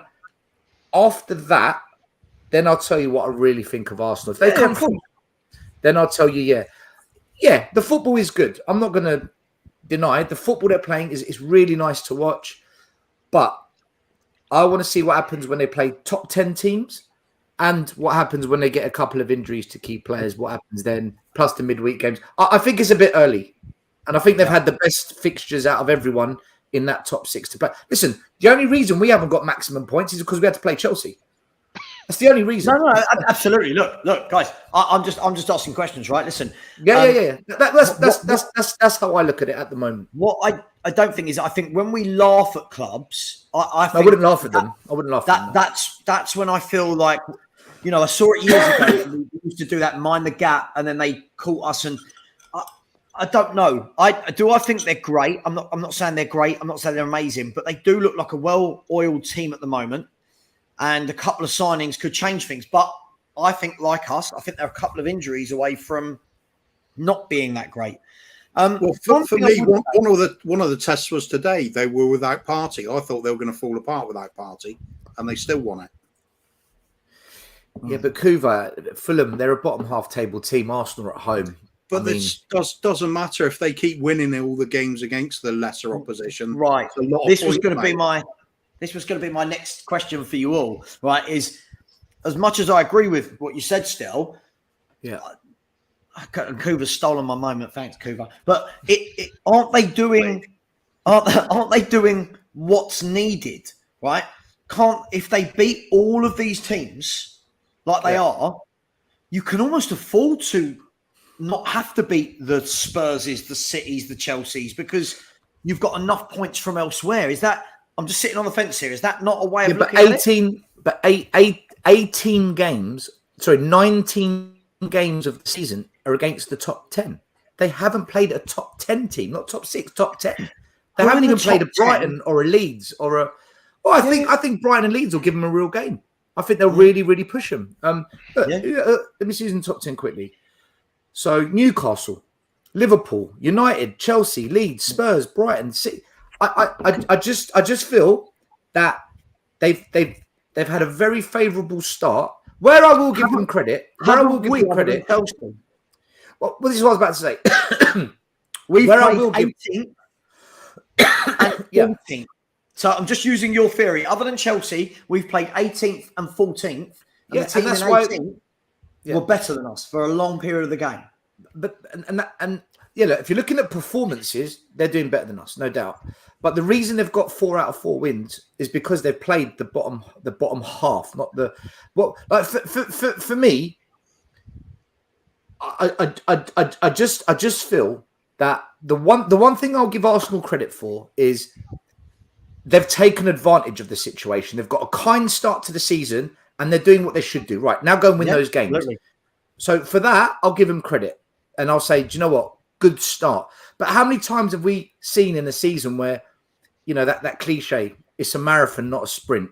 And how quickly teams just go off a cliff or out of nowhere, they just find form and they fly. So I'm going to judge them. I'm going to judge them after October because October is a really, really tough month for Arsenal. Look, listen, I completely agree with you. I'm just asking to create debate. I mean, one thing I would say, guys, is I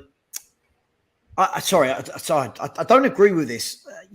They struggled. Did they struggle today? I thought they were really good today. It was like fucking Alamo. Yeah, I don't think they. Tierney's quality, man. Kieran Tierney's quality. He's a quality player. I don't think they did struggle. I mean, I know we want to say these things because we are Tottenham fans, but they dominated. If that wasn't Arsenal, you turn around and if that was Leeds, if that was something you turn around and go, "Oh, they were good today." Just quickly, there are 255 of you in this chat and only 91 likes. Hit that like button. Subscribe to Tottenham Away. Subscribe to North London Is.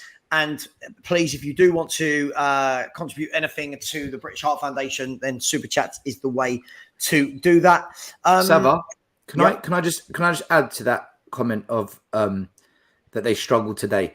Yeah. I know you don't like stats, but Arsenal had 72% possession of the ball. They had 22 shots to Fulham's 11, 8 on target to Fulham's 3, 589 completed passes compared to 221.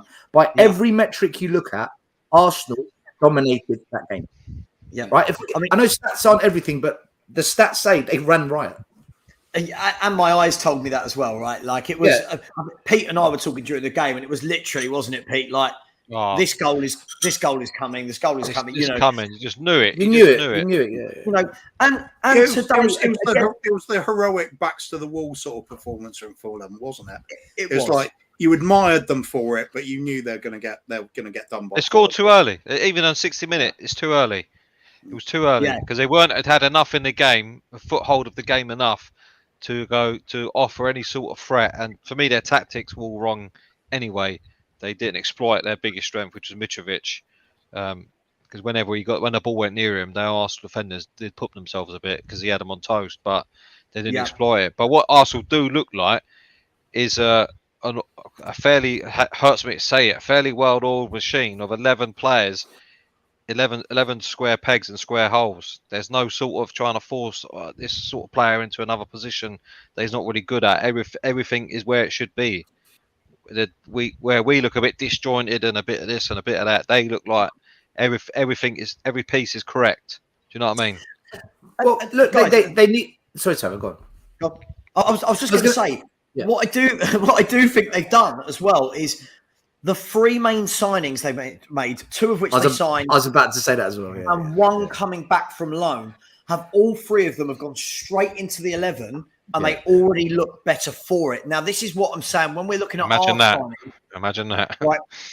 Now, again, I'm not saying Arsenal are amazing and they've got a lot to do. They've got a lot to add to their squad, etc. But even like today, they weren't with Partey. They weren't with Zinchenko. But they had Tierney stepping in. El Neni, who actually had a good game. I'm not his biggest fan, but the last couple of games I've seen him, he actually has done okay. But the point was, what would happen with a couple of injuries? Well, I think that mainly for me sits with Jesus.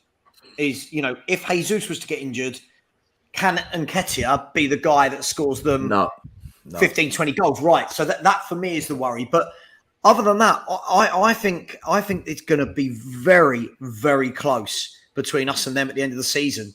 I'm not saying they're going to continue this form, but all these people saying we're going to finish 15, 20 points apart, I don't see it. I just don't see it. Guys, just a quick word. We'll talk about Fulham as well. Fulham look, again, unlike Bournemouth, they look a well-oiled, organised team that I think will stay up, and Mitrovic has already got 4 goals. Kuva, do you reckon they'll stay up with Mitrovic? Yeah, I've mentioned at the start of the season, I've got them as sort of dark horses for just sneaking into the top half. I think they'll be sort of comfortable mid-table. I think there's enough about them, as you said, well-oiled. That was a key bit there. I've forgotten the defender today. Ring, wasn't it? Ram. I forgot how to pronounce it. Tim Ring. Yeah. Tim Ring. Right. He looks pretty good at the back to me. Holding them together nicely. Leno was not brilliant, but he was very good for a lot of it. Certainly made some key saves. Mitrovic is seeming to finally find his way in the Premiership. So he's calmed down. He's calmed down. He ain't going around nutting people and all that and start having rads. He's sort of calmed himself down. Yeah. Bit too good for Gabriel, wasn't he? So he shit the life out of him. And then we're as we're saying, despite all of this going on, Arsenal were basically bossing that game. Fulham just showed that they've got enough grit, they've got enough determination, they've got work rate, and they've got enough organisation to stay up comfortably. Silva's not a bad manager. He's not a bad manager. Sorry to keep interrupting. He's not a bad manager, Marco Silva. Absolutely. He's always done okay where he was. Do you know what I mean? I remember him at Hull. He was like revelation for them, wasn't he? I mean, they went down, but only just. If they'd have got him in sort of 2-3 weeks earlier, they probably would have stayed up. It's always been one of them sort of manager thing. He's not bad. He's not nowhere near what we want, but he's where he goes, he does good jobs. I mean, yeah. So he said, I mean, they struggled to score, and the game could have gone both ways. And this is Fulham we're talking about at home. I mean, I think we're watching different games because I thought they were comfortable. Let's be really, really honest about this. Other than Gabriel gifting them a goal, that game wasn't close. Well, let's be look. I don't want to take anything away from Fulham's performance. I thought they really like like Kuva said, they really stuck in. You know, it's back to the walls type stuff. But I don't think they struggled in any way, shape, or form. I thought they were in control of the whole thing. No, patient. Yeah, they were. They were. They knew it was coming. We knew it was coming. Everyone knew it was coming. Absolutely. Guys, let's move away from these games. I'm going to put the stream link in the chat bar. Please don't all jump on at once. But if anyone would like to join me, I'm going to talk about Tottenham Hotspur. Guys, we have got, so the link's going in now.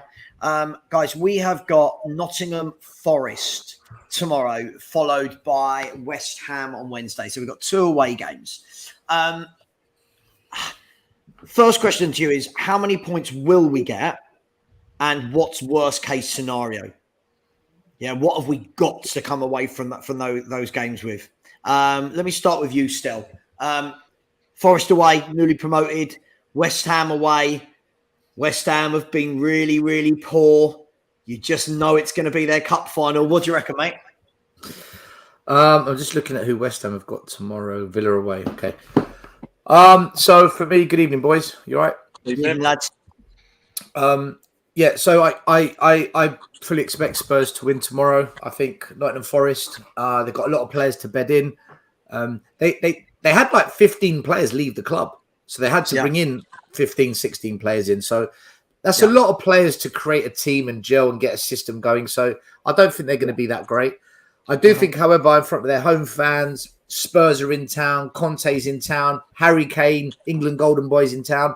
They're going to raise the levels. The atmosphere is going to be great. They're going to come at us. And I think this is the kind of game where we're just going to put them to bed. Because if you come at us, I think against a team that's very disjointed, not together, players just learning, about one another. Kulusevski, Son, Kane, whoever's the front three, I think we're just going to pick them off and put them to bed. I think 3-4-1. I don't think we'll keep a clean sheet because it's just Tottenham, but I think we'll win this comfortably in the end. There might be a 10, 15-minute period where we look a bit rocky, but we'll win it. I fully expect us to beat them. I'm not worried about it. West Ham midweek, though, look, we should be going there and beating them based on their current form. We really should. If we're serious, and this transfer window's been amazing, and Conte is doing a great job, and Paratici's the Don, and ENIC have backed the manager, there are no excuses to not go to West Ham and win. However, I think we're going to draw. Yeah. I think West Ham are just they're going to raise the levels, and they're just going to make it difficult for us, and we're just going to be in one of those games where we just don't have that creative spark in the middle because the wing backs can't do anything. Well, Perisic can, but the other side can't. I just think somehow we're going to end up in this scrappy London derby draw. So I think 4 points is what we're going to get. I hope we get 6. Worst case, we have to come out with 4. If we don't come out of this with 4 points, I'm sorry. For me, that is not an improvement on last season for me. But I think we will get 4 points. I think we'll get 4 points. Pete, let me come to you. Just quickly before I do, people, there are 246 of you in the chat, only 94 likes. And if you haven't subscribed, please do go and subscribe. I'm only 150 away from the big 2K, so that would be much appreciated. And please go and subscribe to anyone else who's in the chat. Has Spur, Tottenham away, and North London is. Pete, lots of people in the chat think we're going to absolutely hammer Nottingham Forest. Is it going to be that straightforward? New team that's come up. Their fans are going to make this one difficult, right? They're going to be like the 12th man. I think they'll come at us 100 miles per hour. Is it going to be a straightforward 3 or 4-0 for you? It could be. If they do that, it will be. If they come at us 100 mile an hour and just keep coming at us, attacking us, we'll just take it off them and we'll just hit on a break and score. That will happen. I'm convinced of that. I don't think they'll be that stupid. Their manager's not. He's pretty shrewd. He's not an idiot. He'll know that. Anyone who watches us this season will see. If you do that, you play right into our hands. So I can't see their manager doing that. They're not that stupid, regardless of the crowd and all that. But let's be honest. If we are this team that we want to be and what a lot of people think we are, you go there and you take control of the game from the off and you dispatch them 2-3-0. End of. And the same to West Ham. West Ham are all over the place at the moment. no win. You go there, you set your stall out early and take. What I don't want to see is repeat at Chelsea, where we went there and sort of folded straight away within a minute and didn't set up with a team to take control early doors, because Chelsea were there for it, but we went there and surrendered the initiative to them straight away. Okay, let them have the ball and we'll sit back, and then it was just wave after wave after that. West Ham, although they're all over the place, they've got some good players there. If we're not careful, we could get dicked if we're none too careful, because that'd be the game that their fans will not want to lose. They'll beat us 2-0 and get hammered 9-0 by City next week. They'll take that as long as they beat us. So that is their cup final. Let's have it right. So we got to go there with a team set out to be strong physically, for me, because they will kick the shit out of us as well. Absolutely. All right, mate. I know you need to quickly change rooms. Kuva, before I bring in the new chaps, the on loan signings. Nottingham Forest. Is this a chance for us to actually put in a good performance as well? Because I thought the last two games haven't been the best performances, have they, versus Chelsea and Wolves?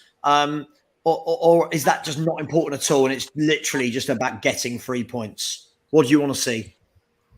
Well, judging by the way Forest did in their opening games, they're a little bit cavalier. I think that's going to suit us. There'll be a bit more time to work with work the ball, get it to obviously our star talents are up the front of the team.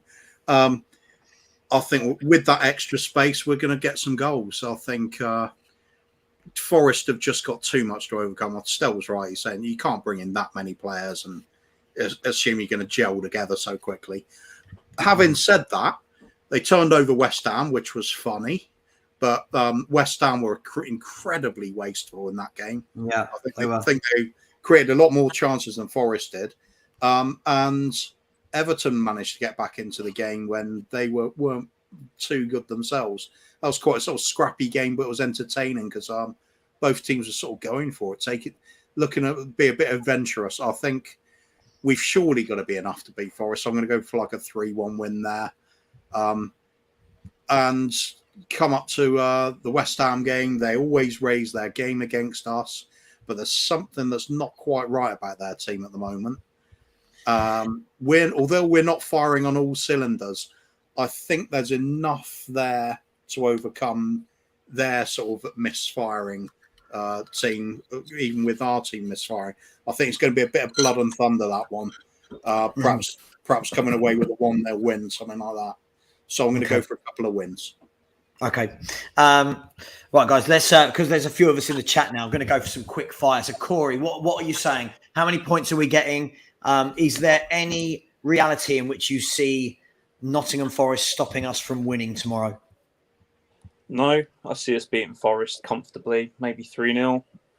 Like you guys have already suggested or talked about, there's already been 16 new players in. The Forest team last year was 4 of their 16 were on loan, and we got Jed Spence, who isn't even breaking into our first team. So I'm going for a 3-0 there, and like Kuv said, it's probably going to be a scrappy battle against West Ham, probably a Kane penalty to nick it. Okay, so 6 points you're going for, Corey, yeah? Yeah, I'm going for 6 points, but like the West Ham game, they'll raise their levels like Chelsea, like every London club does when another London club's in town, you know? Yeah. Richard, I mean, lots of people saying this is going to be an absolute hammering. We'll look a bit silly if we don't now beat them. Let's be fair, Richard. If we are this big club that everyone thinks we are, and we are going to be challenging for things, and we've simply got to take 6 points from the next two, right? Because anything less would be really poor, considering these are two bottom half teams that, you know, we should be beating. Of course, it's got to be 6 points. You can't get anything other than 6 points in these two games. But Forest have got Dean Henderson, and I love that keeper. I think he should have come to Spurs. I think he should be I like him our replacement for Hugo Lloris. He is fantastic. And if he does what many, many keepers have done against us and just play his best ever game, they might nick a 1-0 win. They've got what I think is a really good physical striker in the Nigerian fella. He looks decent. I can't pronounce his name really, but yeah. But Conte really wanted Foster. Yes, he really wanted Forster because Forster is top of the list. Top of the list. He would sit on the bench. Dean Henderson won't sit on the bench, will he? He wants to be a first team goalkeeper. He wants to be United's first team goalkeeper. I'm taking the piss. How he's managed, I'm absolutely taking the piss. I'm taking I think it'll be 2-0 tomorrow. I think we'll have too much for them. I think this is the game that Son comes back on form, and we see at least a goal from him. And the West Ham game, there's a coin toss, isn't it? 3-2 Tottenham, maybe. Okay. Okay.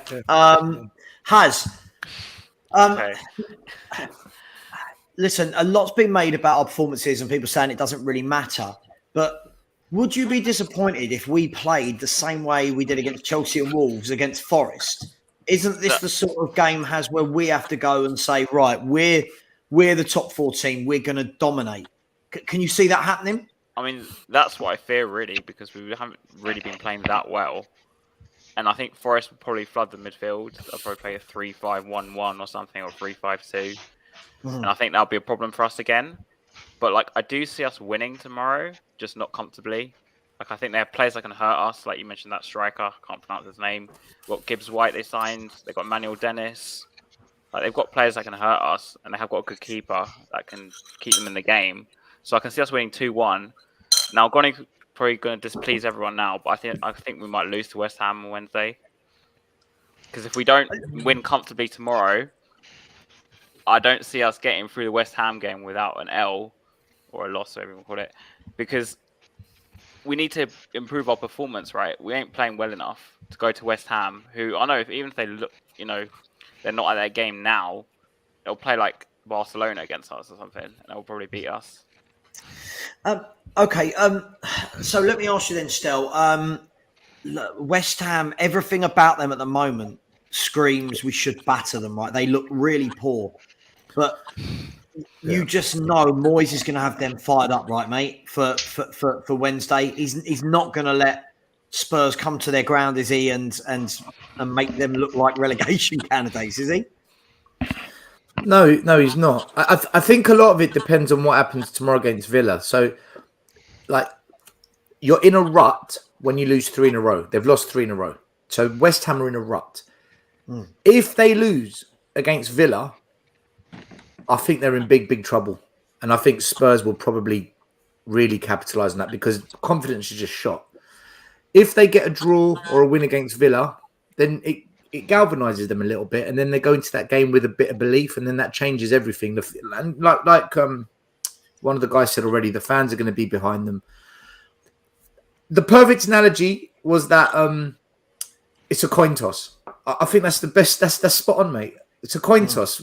We don't know what Tottenham's going to turn up. We don't know what West Ham's going to turn up. London derby, form goes out the window. Do you trust Spurs?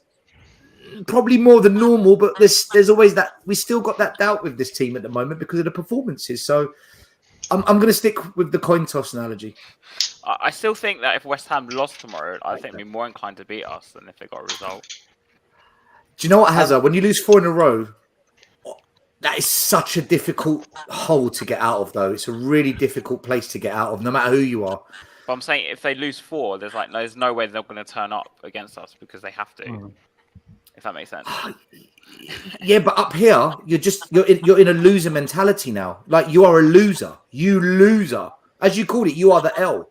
That's a hard place to dig out from. But look, you could be right, Hazard. This is why I'm going with the coin toss analogy. Yeah, I know it's a very hard game to call, to be honest. I hate playing West Ham. There's a lot of their fans that we always talk about Spursy and stuff like that, how much we hate it, but they do the same thing.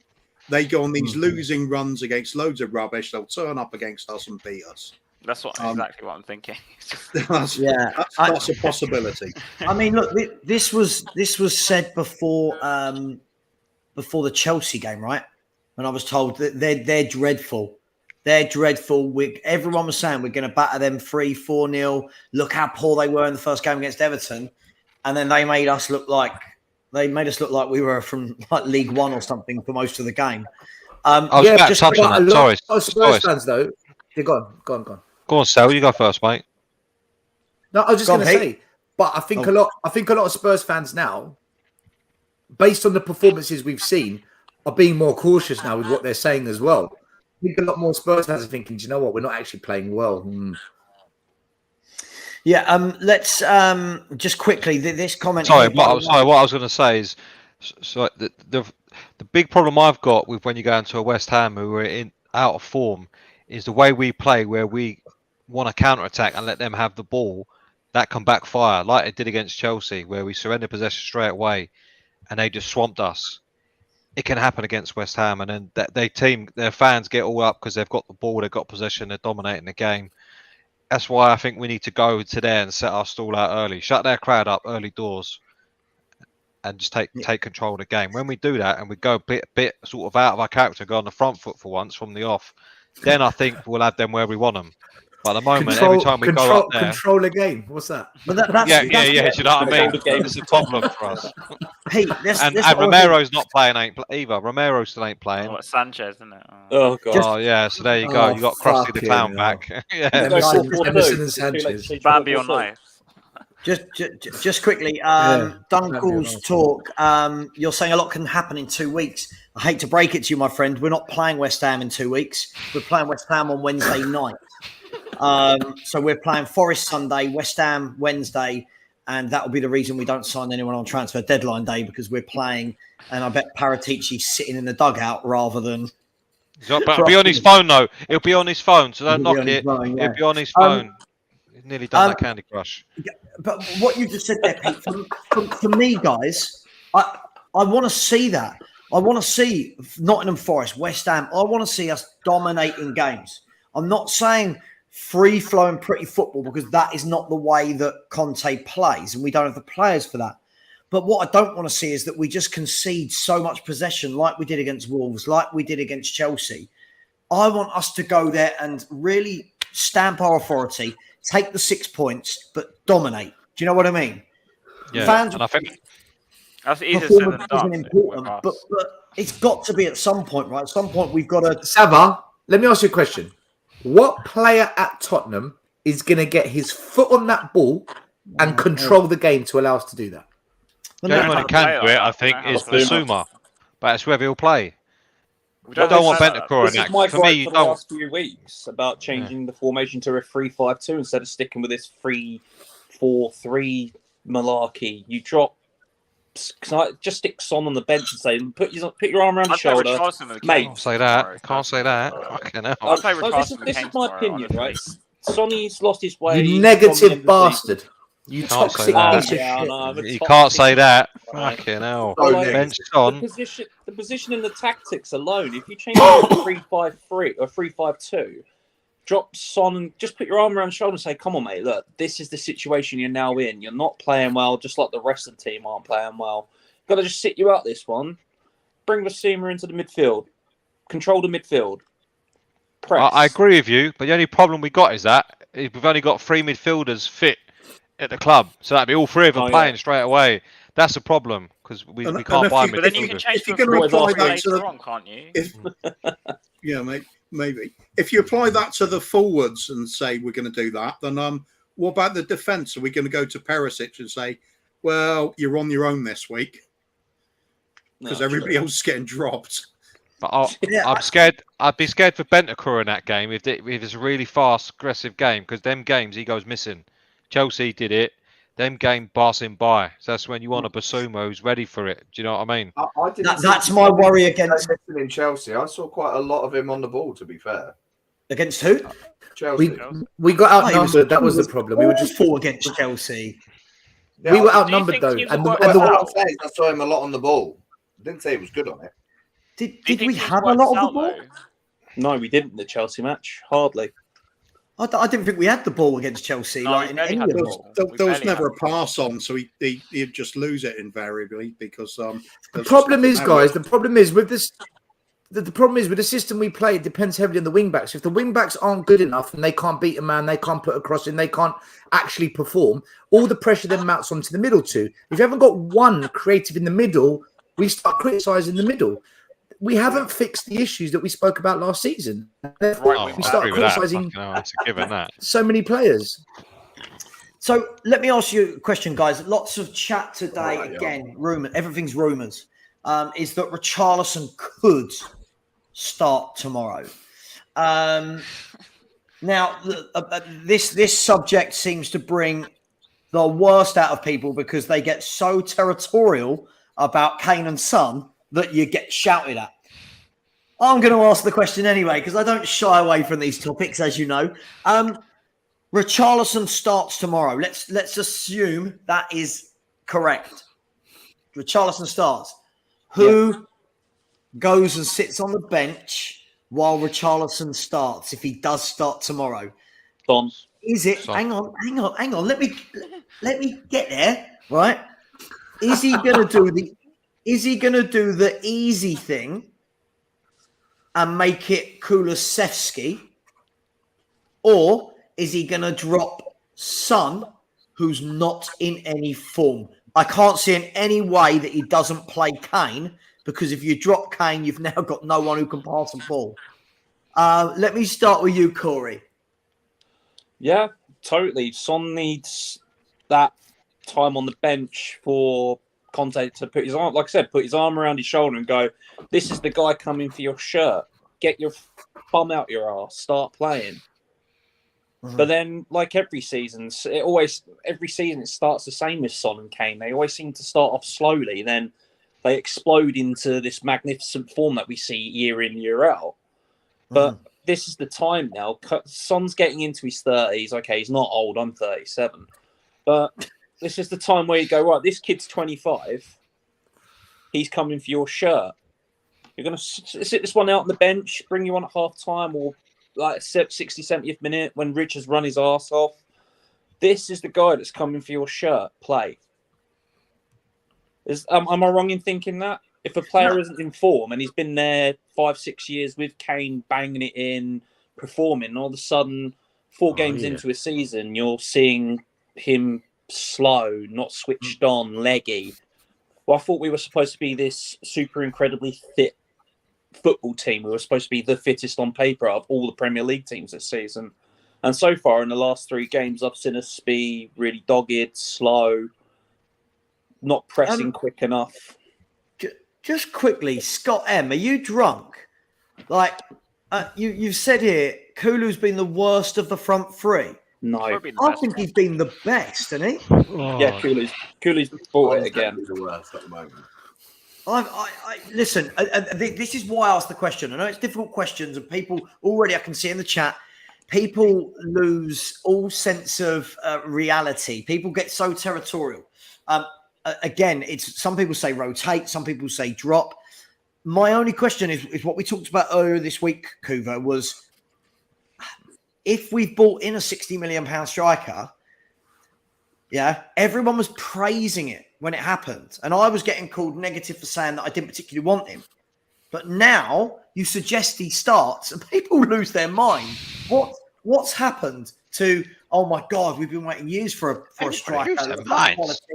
What's happened, Kuva? Nothing, it's fine.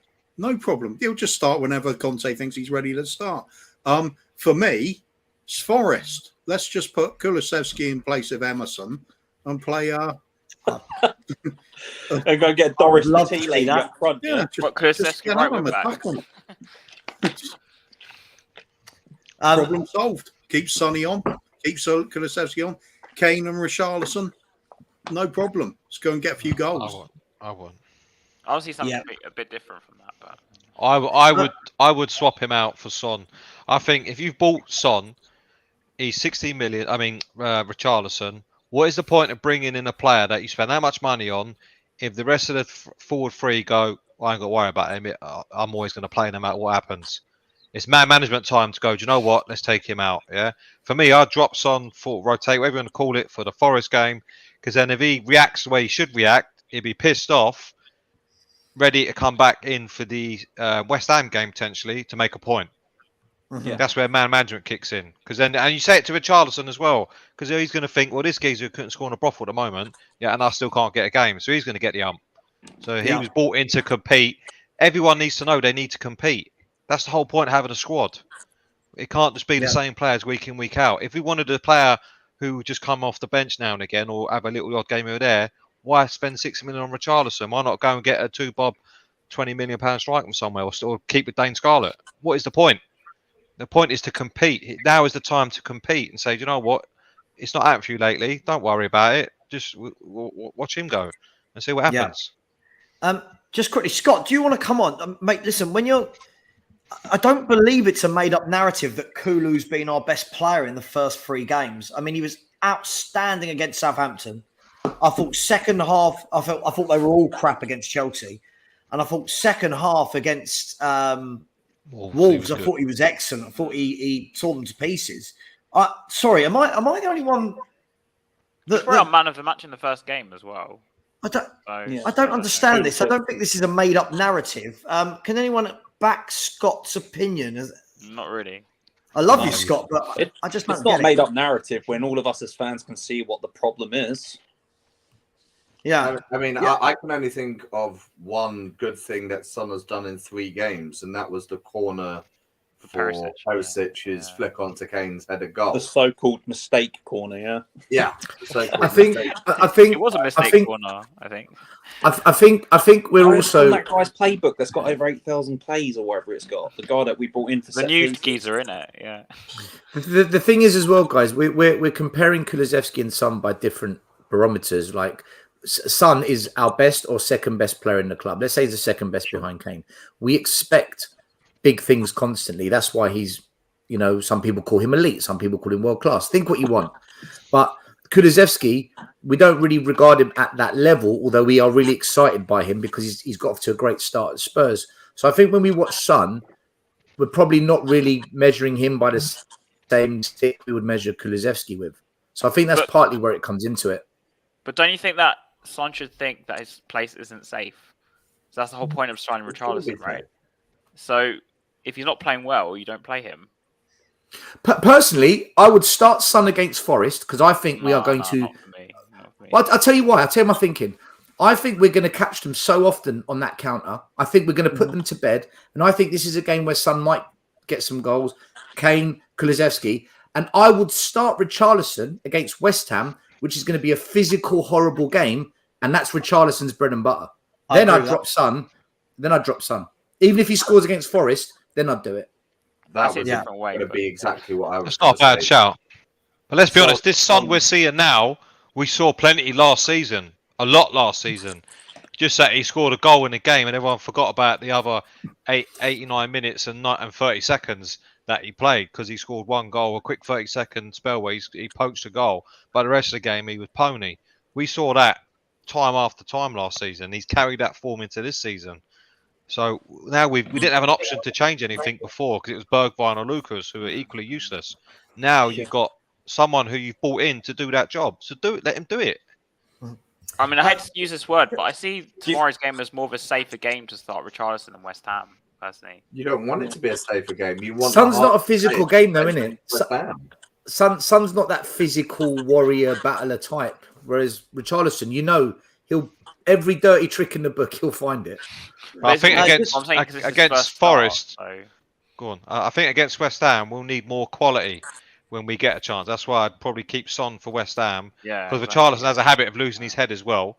He's done that before, and do you know what I mean? Start throwing flares around and all the rest of it. We don't need any of that. Getting banned. You can understand his passion for throwing that flare like he did. Oh yeah, if I was there, I'd throw it, and I was at the Emirates, mate. I know I'd throw the fucking thing, but that's different. That's a different thing. But I think for the Forest, I think it's a good idea to go. Do you know what? Let's change it up a bit. Let's change. I think you should go 3-5-2, play Kulusevski right wing back, and play Richarlison with Kane. That's what I would. We're so going 3-4-3 tomorrow. We're going to go 3-4-3. You know it's going to. Just quickly, guys. I want to see something different. Oh, so do I. I want to see it different. Right wing back. It's about time, guys. Just quickly. C Cubed said Son had a goal contribution in every one of the last 3 games. Savva. Did he? Right. That doesn't mean he's played well. Look. This isn't about Heung-min Son for me.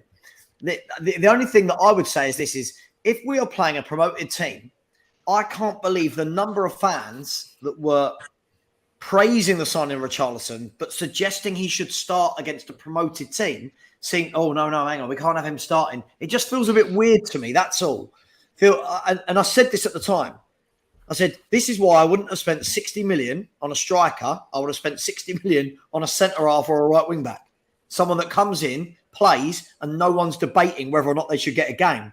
That's why I thought this signing was always strange. But I want to go to some of the questions. And guys, in the chat, relax. I'm not saying he should I'm not saying either way should we drop. These are just talking points. It's a debate. It's a debate. These are debates. I'm not sitting here saying 100% Son should be dropped or Kulu should. I'm just saying, is there an argument for these things? Please stop getting triggered at every single debate that comes up. Yeah, just relax. Is Will watching? He'll be in a minute. But the thing is, this is the thing again. A lot of this comes down to there are people that will back certain players no matter what happens. And that's great. I love that. You back your own. But that's when you start losing objectivity for me as a fan, is like when you've got people like Scott saying Kulu's been the worst of the front three. In no way, shape or form has Kulu been the worst of the front three. I know it's only 3 games, but he simply hasn't. Guys, can you see in any way, shape or form that Spence is going to get any minutes against either Nottingham Forest or West Ham? Nope. No? Anyone? He don't even get on the bus. That's a Levy signing, not a Conte signing. I think Spence starts in our game in the League Cup away against Forest. Conte alluded to Spence not being up to Premiership standard yet. Who It's said not that? gonna Who change. would have thought that, buying him from the Championship? Who would have thought? Why have we signed him? Amazing. Who knew? Who knew that? People are laughing, aren't they? What's banks I'm their really money. funny at the moment? Imagine without that. even going why are we so worried about this whole Richarlison idea anyway? When we've got Emerson at right back, Sanchez, Dyer, and Davis at back. It kind anyone of play ties long in late with what you're tomorrow? saying, Slabber, about should have spent the money elsewhere, maybe. I'd Well, rather grab a play long 17-year-old lad from the youth team. Kuva, remember, Sanchez hasn't conceded a goal in what, 9 God, games? here we go. 8 games? Oh, Oh, fuck, mate. clearly, the next Fran's back at So if he can Start him against. get him out. Start him against City, mate. Start him against City. Yeah, he's still got some of their grass still in his teeth, and he from when he last played them. If we start him against City, then that record ends, and then we can put that conversation to bed, and we'd have to play him no more. Yeah. Absolutely. Okay, so we're not going to play Spence, which seems pretty obvious for most fans when this signing was happening. Guys, I want to. Destiny's got a better chance of getting a game on Sunday than Spence. Yeah, absolutely. Guys, I want to talk about the window is fast closing. Okay, it's approaching on Wednesday night, right? So I think it will close just after 11 o'clock, I think. It's 11 o'clock, I think. 11 o'clock. Yeah. Does anyone expect anything other than Adama Traore coming in and do you see Adama from South Park than Adama Traore? I don't even think we get Adama Traore. Guys, you've got guys. Listen, I know there's a lot of people in the chat. You've got to let me land the question, right? Otherwise, this doesn't work as a concept, right? So, do you think Spurs will sign anybody other than Traore? And do you think we'll get Traore over the line in the next 3 days? Richard, I'll start with you. Well, first of all, it's 4 days because I've just had a look and transfer deadline day is actually Thursday, the 1st of September, which it never used to be. It used to be the final day of August. Is it Thursday? Yeah, it is Thursday. No, you're right. It's 1st of September. You're right. Oh, wow. Okay. Is that to do with the whole... So we've got an extra day. We don't have to try and buy someone when we're trying to play a game away against West Ham or... Perfect. Well, I learned something new today. So, Adama Traore is not coming to Tottenham Hotspur. He's not. He's not coming in. It's not going to happen. All right? It's done. It's dusted. I don't care what the papers say. I think we're going to have one surprise, and probably a very hopeful centre. Bastoni. One surprise, just a surprise. Yeah. Do you think? How do I know?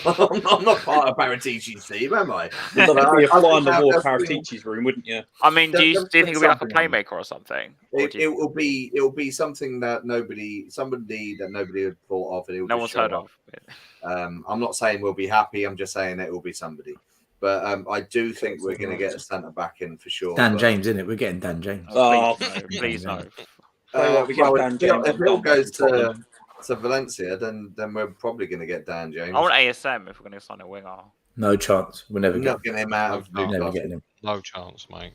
What about Savage, We've got though? more chance of getting That's Jack the Harrison. surprise. out. I'd be happy with that. More He's not chance to bad get an at ASM. comparison. I actually quite like rate him. But... Yeah, I would prefer him over Dan James, but that's Yeah. beside the point.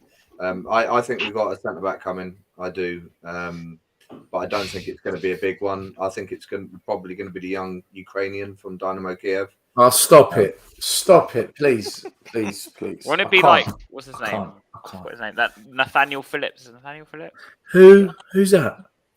Ashley Phillips from Oh, Blackburn. Ashley Phillips from Blackburn. Yeah, that 17-year-old. guy. It'll be that guy Oh, probably. no, come Well, on. they have just got a new centre back, so probably. Because we always We buy just- the youngster at the end of the window. It's just C cubed, can you calm down? Jesus Christ, calm down. He's on one tonight, Calm isn't down. he?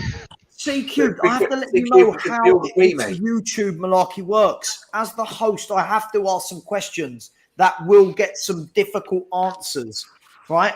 I'm just trying to create debate, C cubed. Give it a rest. You've done about 5. Look, just like this. The fact there's that a you're picture saying of Lego this, Batman on it, isn't it? it's just So I'm relax. just like, Yeah. Cubed, can I just say? not- Can I just say to C cubed? Can I say C cubed? I did say I would start Son against Forest. I did say that. So Yeah. it wasn't not everyone. I did disagree with that. I did say I'd start Son against Forest. Fucking hell. So did I. Dare you say something different? Fuck. So So everyone wasn't. thinking because a player's out of form and resting him, say, look, this bloke's after your shirt and I'll start playing is a completely toxic thing to say. Then maybe Heresy. football's the right sport to watch. Heresy, mate. Oh, yeah, another one of your mates, look. just you know, all I say to people like C cubed, right, is please, if I ask a Madison. question, Oh, I don't- not every question I ask means I believe that. Right? This is the problem. When people are going, Savva said this. No, Savva's asking a question to create debate. If somebody asks me a question, I will give my direct answer. But I am creating debate. Relax. Please. Relax. Cubed, come on, Cube, jump on, Come on, Q. jump on. Jump Give it on. to yeah. Lego Yeah, Batman. you- Lego Batman. She's actually really good at talking Tottenham. Jump on. I don't, you know, no one's saying Son has not contributed. No one's saying he's terrible. No one's saying he's not going to play himself into form. I'm simply asking the question that our marquee signing, whenever you mention him starting a game, fans lose their mind at the thought of dropping someone. It's mad. I don't know any other club that has this issue. But you say Guys, that, we had that guys, issue 1 with minute. Sorry, first Hazard. 11 thing. Guys, can you in the chat? Can you stop telling Cube to shut up and start getting rude? Right, Savva dealt with Yeah, it. You yeah, don't yeah, need to don't be get rude rude. now, right? No, Relax. no one be rude to anyone. Exactly. No one be rude. Keep it football. Yeah. And as I'm often told, attack the argument. Yeah. Not the person. Right. Let's all start being nicer to each other. All right. It's just a football chat. Let's change up the chat a bit. Guys and girls, can we see any of our rivals doing anything big in the next few days? Yes. if Chelsea, we- Chelsea.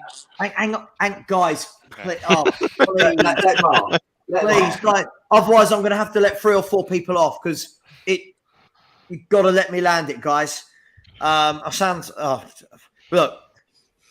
If Sound we like are Paul going to see this, if we are going to see our rival strengthening, who do we think is going to strengthen with what? And by this I mean the Chelseas of the world, the Cities, the Liverpools, the Arsenals, and the Man Uniteds. Let's go with them. Let me start with you, Kuva.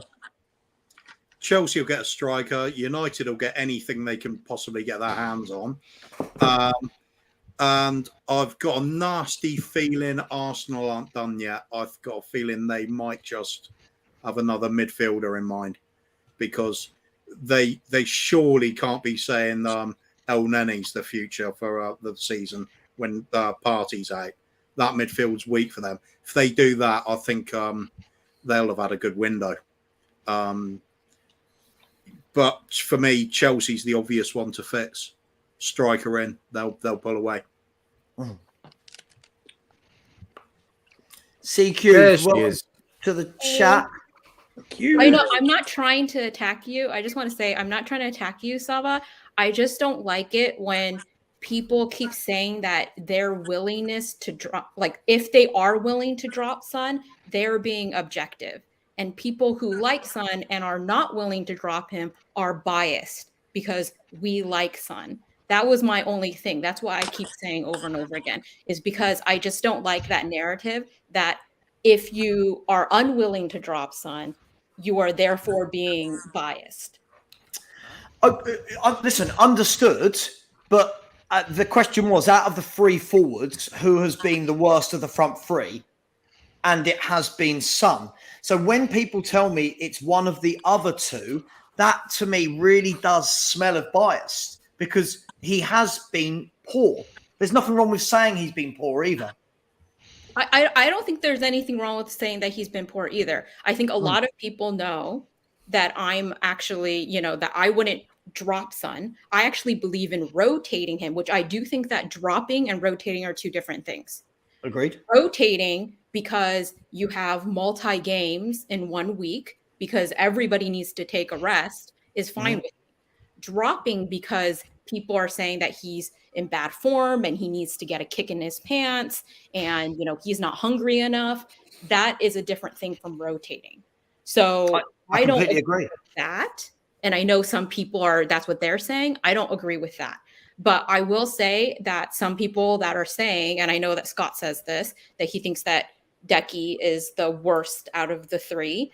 I think, I think that, Will has said this. I know that statistically that Decky has been performing statistically worse than Son the last two games. Yes, he was really, really good the first game, but Chelsea, he didn't turn up until maybe the 70th or the 75th minute and still didn't necessarily contribute to an actual goal. And then on the last game in Wolves, he was completely silent. He didn't do anything really, right? So I would say that, I think that there is a case to be made that he is performing in the last two games worse than Son. I'm not saying personally that is the case. I think that everyone, all three of our forwards have not been performing to the level that they need to perform.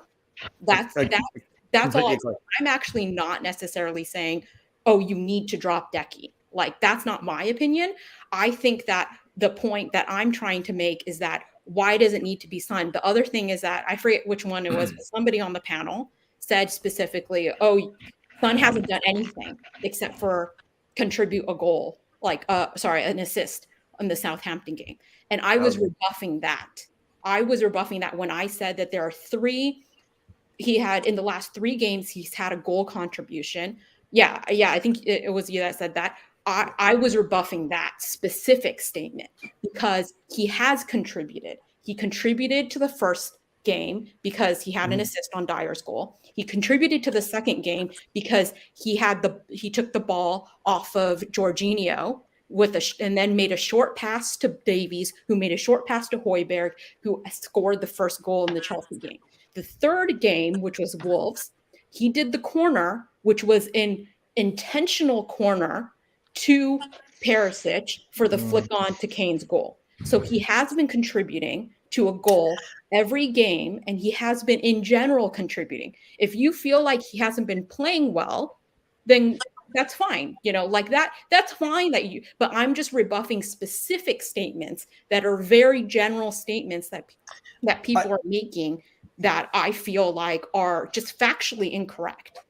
I agree with you. And at no point have I said he has not contributed. And I don't ever use the word drop. For me, I've always said rotation. My whole point with this was not an attack on Son. It was, why can't our £60 million signing be given a game against a promoted team? That was the worry for me. And then the question off the back of that is, for him to play, naturally someone has to be rotated out. That was all I was saying. Now, has he been great? I think he's been really poor. Has he assisted from corners? Yeah, but for me, that's not enough for me that he's taken a couple of good corners. That doesn't do it for me in terms of that's why a player shouldn't be rotated. But it just feels very much, I'm not saying you, that in this fan base, if you say anything about Heung-min Son, people lose their mind. And that's what in I'm other saying. fan bases, I agree. That's fine. That's a subjective statement that you just said. You don't feel like it's enough. You don't feel like he's contributing enough. And that's fine. You know, I don't actually contest that in that regard. For you, he's not contributing enough. That's fine. I'm just rebuffing certain statements that are made that I feel like are just straight up factually incorrect, that are people are just making very sweeping statements and people are taking it as my rebuttal to those statements, or maybe other people's rebuttals like Will, etc. They're saying that we're rebuffing that and dismissing what we're saying simply because we do back Son, or simply because we all know that Will is a Son fan. I am a Son fan. That's our both of our favorite player, and people are just dismissing the statistics, the historical evidence, all of the things that we're saying simply because we don't believe in dropping Son. Cube. Say I'm gonna say something to you, right? What you've said, in my opinion, is wrong, and I'll tell you why. Okay. When you say he's your favorite player, automatically that puts you into an emotional bias. The fact you've got a favorite player, okay? So you're going to lean towards defending him if you hear someone say something that's maybe negative about him, right? I love Son. There's not one Spurs fan that doesn't love Sonny, right? He's a hero at the club. What I will say is this, though, and I've had this conversation with Will, and I did a whole show on statistics because I did stats analysis for a whole year on my master's degree. The problem with stats is a stat alone is meaningless. Yeah. Unless you use stats and the eye test and listen to the expert, unless you take a handful of tools and put them together, you can't have a proper analysis. And I'll explain to you why. You said that Son put in the cross where we scored the goal against Wolves, yeah? Yeah. Right. In that same game, Kulusevski put a cross into the box and the header went over the bar. He put another cross into the box and the attackers missed it. He put a cross on the floor to Son and Son hit the post. So the fact Kulusevski never got an assist, it's not his fault. He did his job. When you look at what he created more than Son, hands down. But because a striker converted Son's chance, Son gets the assist. So if you look at the stats, you're going to point to Son. But if you look at the game and the stats, in that Wolves game, Kulusevski was better than Son. And this is why, for me, I love stats. I don't mind them at all. But when I watch the game and the stats combined, that gives me the picture. So, just my opinion, and I've backed it up with the stats and the eye test. Yeah. In the first game, Kulusevski was brilliant. In the second game, I thought the whole team was shit. The whole team was crap. Yeah. In the third game, I think Son and Kulusevski edges it. That's why I, personally, if I was to drop a player, I would drop Son. But the next game, I wouldn't do it. Because I think the next game is where all three are going to find fortune. I would drop Son against West Ham because, personally, I want a physical fighter up front. So I don't agree what you said about the last game against Southampton. Well, that's fine. But I'm saying that I don't just look at stats either. So in my situation, I used my eyes to see that Son actually assisted the assist for the Wolves header. That was my eyes to note that it was an intentional set piece. So I'm not only... Kulusevski's passes into the box were intentional assists, but they didn't convert the chances. That's not Kulusevski's fault. That's on the striker. So we can't say Son was better because the chance Son put into the box, the striker converted it. The striker did his job when Son passes to him, but when Kulusevski passes to our forward liners and they don't convert, that's on the strikers. Kulusevski put the ball where it should have gone. Yeah. Well, Son had a beautifully weighted pass on the halfway line that went straight to Perisic, where Perisic bottled and had tons of space and should have actually put that in the back of the net. So, I mean, these are all small things that I feel like maybe you've noticed and you feel like you feel like Kulu has done better than Son. I'm not. Only just, by the way, only just better, not hugely. Like, yeah, just I'm better. not going to get into that level of it. I'm just saying that I don't appreciate the blanket statements that are factually incorrect. And I feel like in some case, if you say I subjectively feel like with my eyes that he is not playing as well, that's fine. We can disagree like that. That's fine. Yeah. So, but I'm saying when it's like these blanket statements and they're people are dismissing what I'm saying, and I recognize I'm biased. You just, Savva, you said like I'm biased. Stella, you said that I'm biased because I'm a Sun fan. But only when you said that bit. Only when you said that bit. That I think that there are other people who are biased as well, that are biased against Sun because of my bias, quote, bias towards Sun. I'm paying attention to Son a lot more than other people because Son is my favorite player. And because of that, I'm watching him much more closely. So I am noticing things that I believe that maybe others are not noticing. I could be wrong, but I recognize my bias. And likewise, Cubed, if you're watching Son more, you're watching Kulu less. Yeah, so that could be the case. But I recognize that I might be biased, but I think that it's unfair to assume that anybody is objective because they want to drop Son, whereas I'm biased because I like Son. And I mean, just because I do like Son doesn't mean it also comes down to like valid. And by the way, I would drop Son if I felt like huge. No, after all that, if I felt like there was a huge line of games that I feel like he was on bad form to a certain extent. I just would not drop Son at this point. I've got to say that's fair enough. Can I? Sorry, let me just quickly. First and foremost, none of this. I won't have this. A Kane fan. I'm a Tottenham fan. I don't support Harry Kane. I don't support Heung-min Son. I don't support Romero. Roy. I'm a Spurs fan. And I think most of the panel will probably say the same thing. I don't understand. I'm not saying you, Cube, before you say, I don't understand these fans that seem to have such an obsession with one player that they then go, if you say something about that player, they go, oh, well, that must mean you like him better. I'm not a fan of a player, right? Don't we like him because he scores goals? But what I would say about this is I don't think anyone's doubting that Son assisted the Dyer goal. Was it the Dyer header, right? I don't think anyone's doubting that he took the corner that led to the goal. Perfect. I think more than that, I think what fans are getting frustrated about is his overall play looks really poor. His passing has been shabby, to say the least. By his standards, yes, Savva. By his standards. By anyone's standards, his passing and general play has been poor. I think that's the thing that you're not allowed to say as a Spurs fan, because people start chucking a million stats at you that don't mean anything, i.e. the assist to the assist. This is not a thing. I was about to say that. Sorry, Sav. Can we just get back to normal stats? Like, it seems like we can't. How can someone say something's factually incorrect when they use a stat that no one else uses to back up that argument? Like assist of assist of assist. How far back are we going to go then? Does Lloris get the assist because he kicked the ball from the goal kick? Do you know what I mean? It's from a corner, from a set piece as well. So it's like someone takes the corners. So the last person to touch the ball before the ball goes to the player who scored the goal, that's an assist. Line drawn. Perisic. He flicked it on for Kane to put it in. And as Stel says, someone could put in 3 brilliant crosses that no one converts, but someone could put in a shit cross that someone managed to convert. They get the assist. It's all relative. That's when you got to look at what you see. But we can't keep using all these assists, multiple going back assists, and then all these other stats that are like algebra coming out. If we never spent 60 million pounds on a striker, this conversation wouldn't even exist. It's the fact we've got to play there and we're not using him. It's because we're not using it.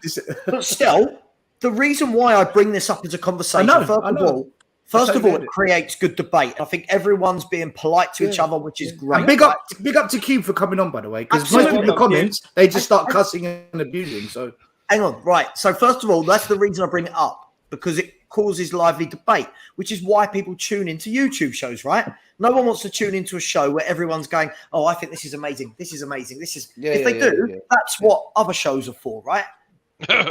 That's what the bigger shows are for that want the clip, right? So, my point is this, right? Is we did sign another striker, right? Now, I was told at the time, if you remember, Stel, I was the one saying, I don't really want Richarlison. Yeah. I was told, but we're buying him because he can play anywhere across the front line. He's Brazil's forward. He's really good. It allows us to rotate players. Now, the mere suggestion that somebody should be rotated. Now, I can guarantee if we're not talking about Son, and I said Kane should be rotated, we'll then have loads of people who are Kane fans going, well, no, you can't do that because if you look at this, all I'm saying is, watching Son lately, it looks like he is struggling. He looks like he is struggling with form. If a player is struggling with form, you have one of two things. You either keep them in the team and let them play into form, which I'm not saying is wrong, or you bring in your £60 million striker, right? But apparently at Spurs, we're not allowed to do the latter. This is what I don't understand. That was all. That's all it was. It's not a personal attack on Son. It's got nothing to do with nationality. Yeah? It's got nothing to do with stats. It's watching him. It just doesn't look right. But, sorry, last bit. The assist to the assist. I keep hearing this lately. This is not a thing. This is not. We can't say Son gave a 5-yard pass to Ben Davis, who gave a 5-yard pass. You know, it can't. This isn't. What that's is not that? a stamp. But Pre- then by I that don't same- think an they argument. pass an assist. But Hang then- on, let's see Q for talk.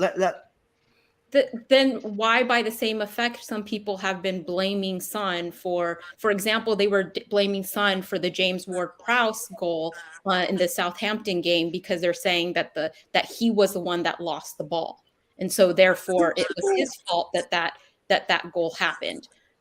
So I think that if you don't want to give credit to Son for the Højbjerg goal, even though he got the ball off of Jorginho, that's fine. That's a subjective thing. I mean, the only thing I will say, which I'm not trying to have a Kane versus Son debate. Okay, I'll just say that right now because I know you're not. We should be having that kind of debate. But as just a comparison, a lot of people have been saying, "Oh, but Kane has been scoring goals." So even though he hasn't been playing well, which I feel like a lot of people can agree that he's also been playing poorly, but they're saying, well, but at least he's been scoring goals, right?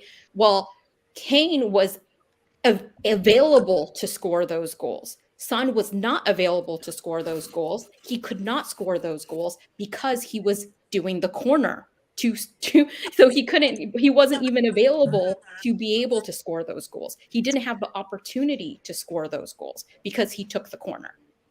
So yeah, absolutely. I think that where people feel like there's a bias, happening against Son, I think that there is, and that's my personal opinion. I feel like there is a bias, but like we're having this conversation. I'm not saying that, because he's Korean, I'm not saying that he's undroppable, like in a general sense. I don't think anybody on the team is undroppable. Even though I say Son is my favorite player, I am still Tottenham first.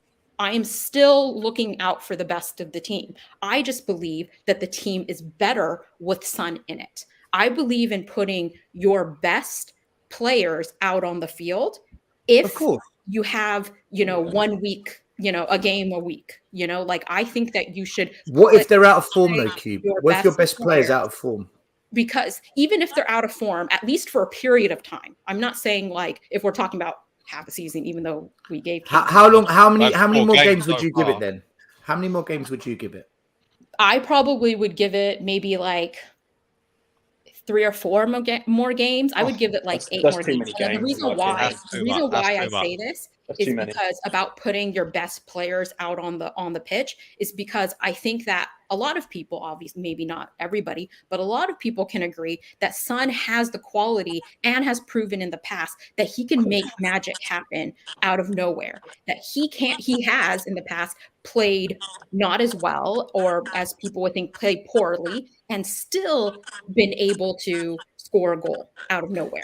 So Cubed, if you always put your best, Richie, so if on you the other hand, has not proved that point out. So for me, I'm all about putting your best players out on the field for the same reason that some people were saying, oh my gosh, Cesc had an incredible game against Southampton, which I believe he had a solid game. I don't know about incredible, but people were hyping him up. But they were like, so we should start Cesc in the next game because it's his spot to lose.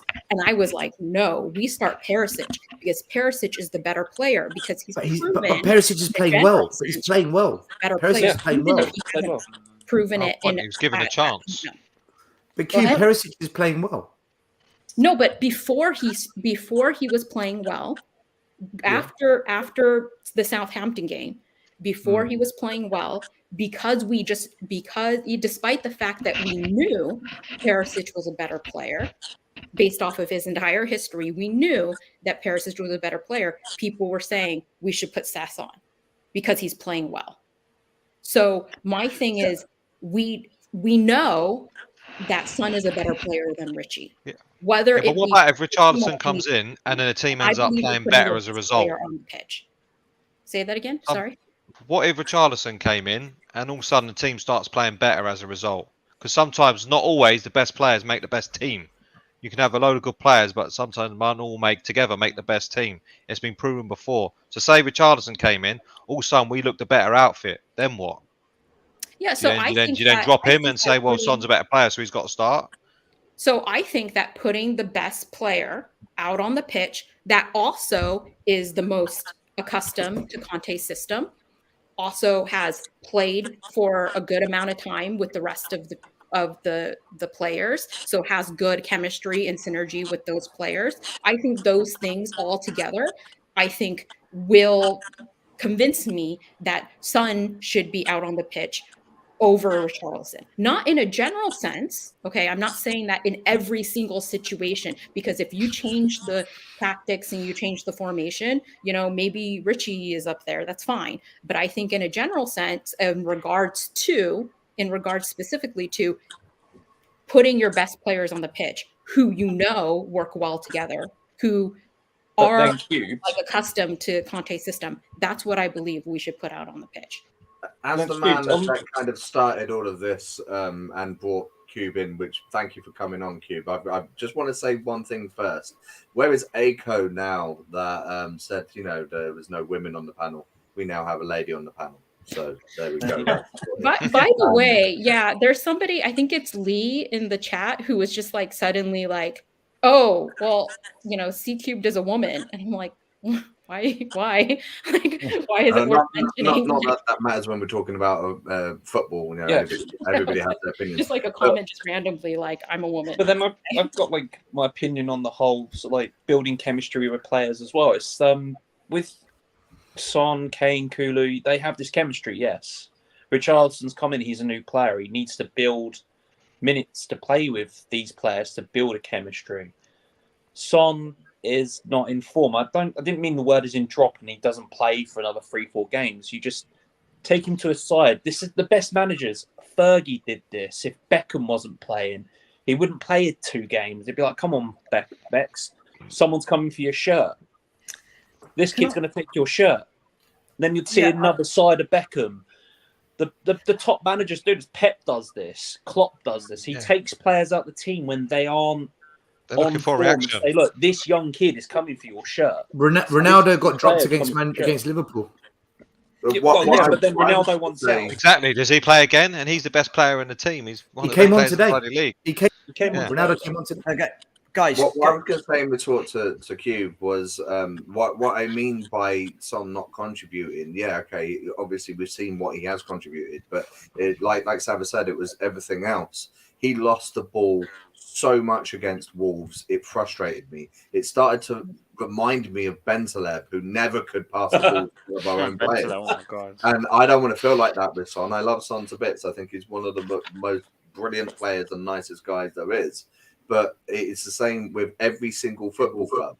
If you're not on form, you shouldn't be in the team, and somebody else who is the Hungry. backup, the rotation, or whatever you want to call it, for your position should be playing. That is Richarlison. For me, it's quite simple. What's going on that's getting ignored is we are so poor at building the attacks from the back that our forwards are dropping further and further back. You look at the amount of chances created in games. We are not creating a lot. Wolves had almost double the chances we had. And then it becomes a case of we were expecting Sonny to be so clinical that if he has one chance, he's got to take it, which he has done before for us in the past. That's probably why we're judging him so harshly at times. It's because we have seen that sort of clinical, ruthless side to Sonny. And when it's not coming off for a couple of games at the start of the season, starting to panic a bit because where are the goals coming from? Kane's not looking in his normal self. He's grabbed a couple of goals, but he's not dominating the attack like he used to. Kulusevski's been quiet in some games, been quite good at patches in other games. But the breakdown is not the front for me. It's what's happening at the back. You look at the likes of Davison Sanchez, the opposition will just give him time on the ball because he's not going to use it properly. It's lack of quality behind them that's letting them down. So I'm quite happy. Whether we add a play Richarlison with the existing front three and go more direct, I think that could be an option. Or we replace them and try just something different. It could be any of them. You could even drop Kane at this point just to try something different. And if we're talking rotation and we're not scared of it, why not? It could be any of them.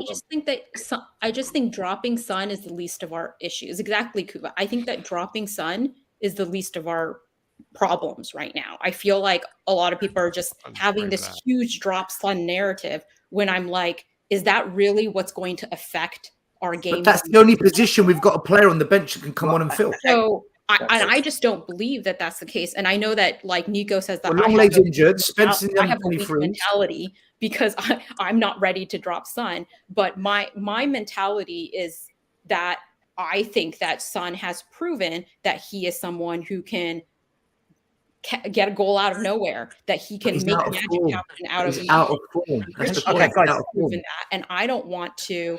I have the mentality of I don't want to risk it. I'm not willing to risk, just throwing a game potentially, just starting Richie, and expecting Son to come in with 10 minutes, and just change the game. Okay, guys, I just want to say one thing, and then I'm going to move this conversation on. I'm going to start an even better debate, which will have people going mad, right? First and foremost, I just want to say though, right?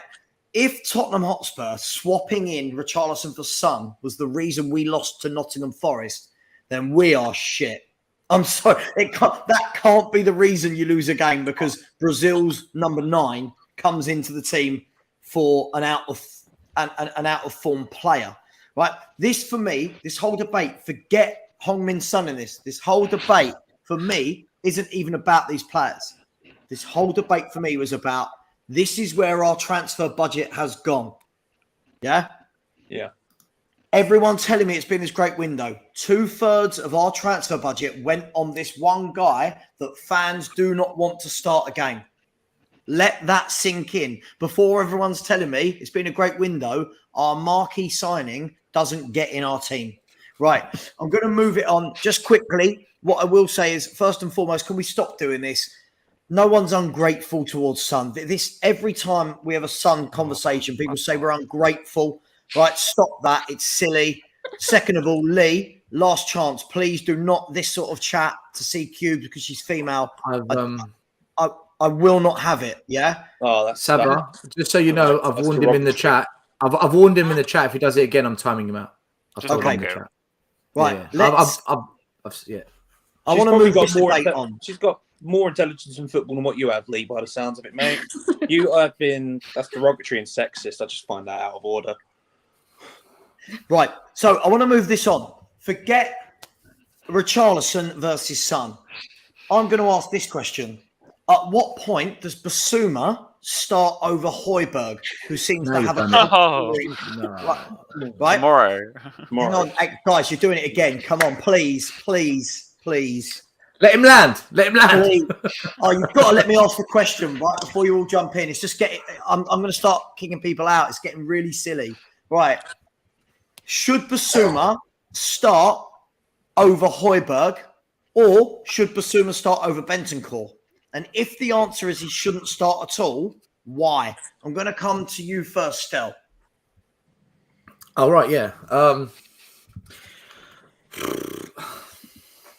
right, so part of me is torn because we're getting results. So I don't want to mix that midfield because it is getting results. But at the same time, we're getting overwhelmed. But I don't think we're getting overwhelmed because they're playing badly. I think we're getting overwhelmed because of the way we're set up and the lack of right wing play because of Emerson being absolutely woeful as a player.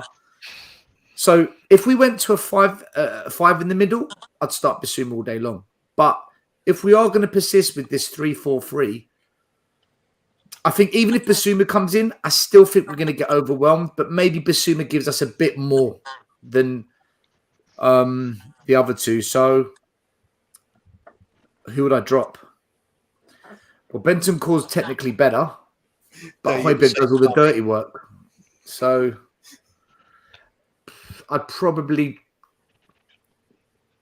Højbjerg,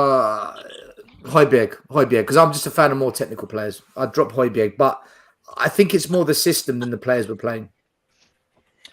I understand that. Pete, let me come to you then. I mean, Basuma, a much better player than Højbjerg, right? And the reason I'm putting him against Højbjerg and not Bentancur is because I think Bentancur is the one that in patches can put his foot on the ball and do bits like he did against Southampton. I'm yet to see him do it in a big game, but I just feel like Basuma for Højbjerg would be the natural replacement. Do you agree with that, or have you got another theory on it? I worry if Højbjerg gets taken out about the balance, because he does provide balance. He provides a platform. He does do the dog work. Is Bentancur going to do that? Not so much. I haven't seen that. We've seen games last year where Bentancur was sort of all over the place and Højbjerg's doing his job and his own job. So I do worry about that. I just want to see something different. I'm fucking tired of seeing the same shit week in, week out. And what is the point of buying these players if they're not going to play? Tell you what, I agree. Let's see. It's Forest, so you should be able to take out Højbjerg for Nottingham Forest. I'm sorry. If you can't, then there's a bigger problem. We know there's a bigger problem anyway, but put him in there. Let's see what he can do. We'll never know until we try it. I mean, look, I'll come to you, Kuva. On I also agree with Stel. Sorry, it's a system problem, not necessarily a personnel problem. But at the moment, while we've only got 3 midfielders on the bench, he's not gonna play 3 in there. He's gonna have 1 in reserve. Until we fix that, we can't do anything else different, and that's another problem. I mean, Kuva, I'll come to you with this again. So this would be my question. Lots of people, wouldn't, from the conversation I had this week, wouldn't start Basuma. They'd keep it the same with Højbjerg and Bentancur. But then it just brings me back to again. But we're now talking about our two of our main 2 signings in terms of transfer fees not starting for Spurs. And I feel like at what point, going back to Corey's point, at what point do we start giving these guys minutes to get some sort of integration with the players? I'm not saying they should both start. I'm just saying surely he's good enough to play in that midfield, isn't he? Yeah, easily. For me, one of the biggest problems with the midfield at the moment, lack of athleticism and pace. Højbjerg does not get around the pitch very quickly. He's one of the slowest players I've ever seen in the Spurs shirt. He can do he can do a role in places, but there's been some slow ones. But he's for me, Basuma is way more athletic, way stronger. He can do more of a workload. It will help with a 3-4-3 formation, but I don't see the problem with dropping the likes of Davinson Sanchez, going with 2 central defenders, put Basuma in along with Højbjerg and Bentancur, grab hold of the midfield, because we're just inviting attack after attack at the moment, getting overrun in midfield constantly. Can you ever see him doing that, Kuva? Realistically, can you see Conte doing that? Probably not. Probably That's the not. I problem. think he's got too many worries about the quality of the defenders we've got to risk only having the flat back four. I mean, Dyer and Davis doing that role, nah, not working, is it? It's an option, but for me, if you're going to play Basuma, he's just got to come off for Højbjerg. I think he gives the dynamic sort of feel to the midfield, and Bentancur will be the one setting the tempo, getting the passing game going, doing the old sort of a very, very weak version of Modric when he played deep. But I think actually Michael Carrick's probably a better player to compare him with. So it's getting the ball out from the back has been so poor from my point of view. If we're persisting with the back three that's got Sanchez, Dyer, Davis, and Emerson at right back, we're hammering ourselves before we get anywhere. Either beef up the midfield and get a little bit more help over to one of the flanks. Drop Emerson as well. That's also a plan. Go to and then ideally, no, it's not even ideally. 4-3-3 is an option. Don't think we'll go to it. 3-5-2 is an option. Might go to it, but I don't see it. We're kind Romero's injured though, so you're going to play a back four without Romero. Yeah, we're kind of stuck with the lack of depth again, aren't we? And again, guys, I think this I'll come over to you, Richard. Again, when I've said that we could have done so much more in the window, and I know I get crucified for saying that, I feel the fact that we're having this conversation, that we haven't bought someone that we think goes straight in and is different to the others, speaks volumes. Do you know what I mean? For example, I know we keep using Milenkovic-Savic as the example. You bring a guy in like that, and he's so different to the others. He's got so much that the others don't have that you go, right, who's going to play with him? But at the moment, I feel like it's very much as I like Basuma, I still don't feel bringing in a Basuma solves anything to do with tempo, creativity, goals. Is that harsh? No, not at all. He's box-to-box midfielder he's supposed to be. He runs with the ball a little bit.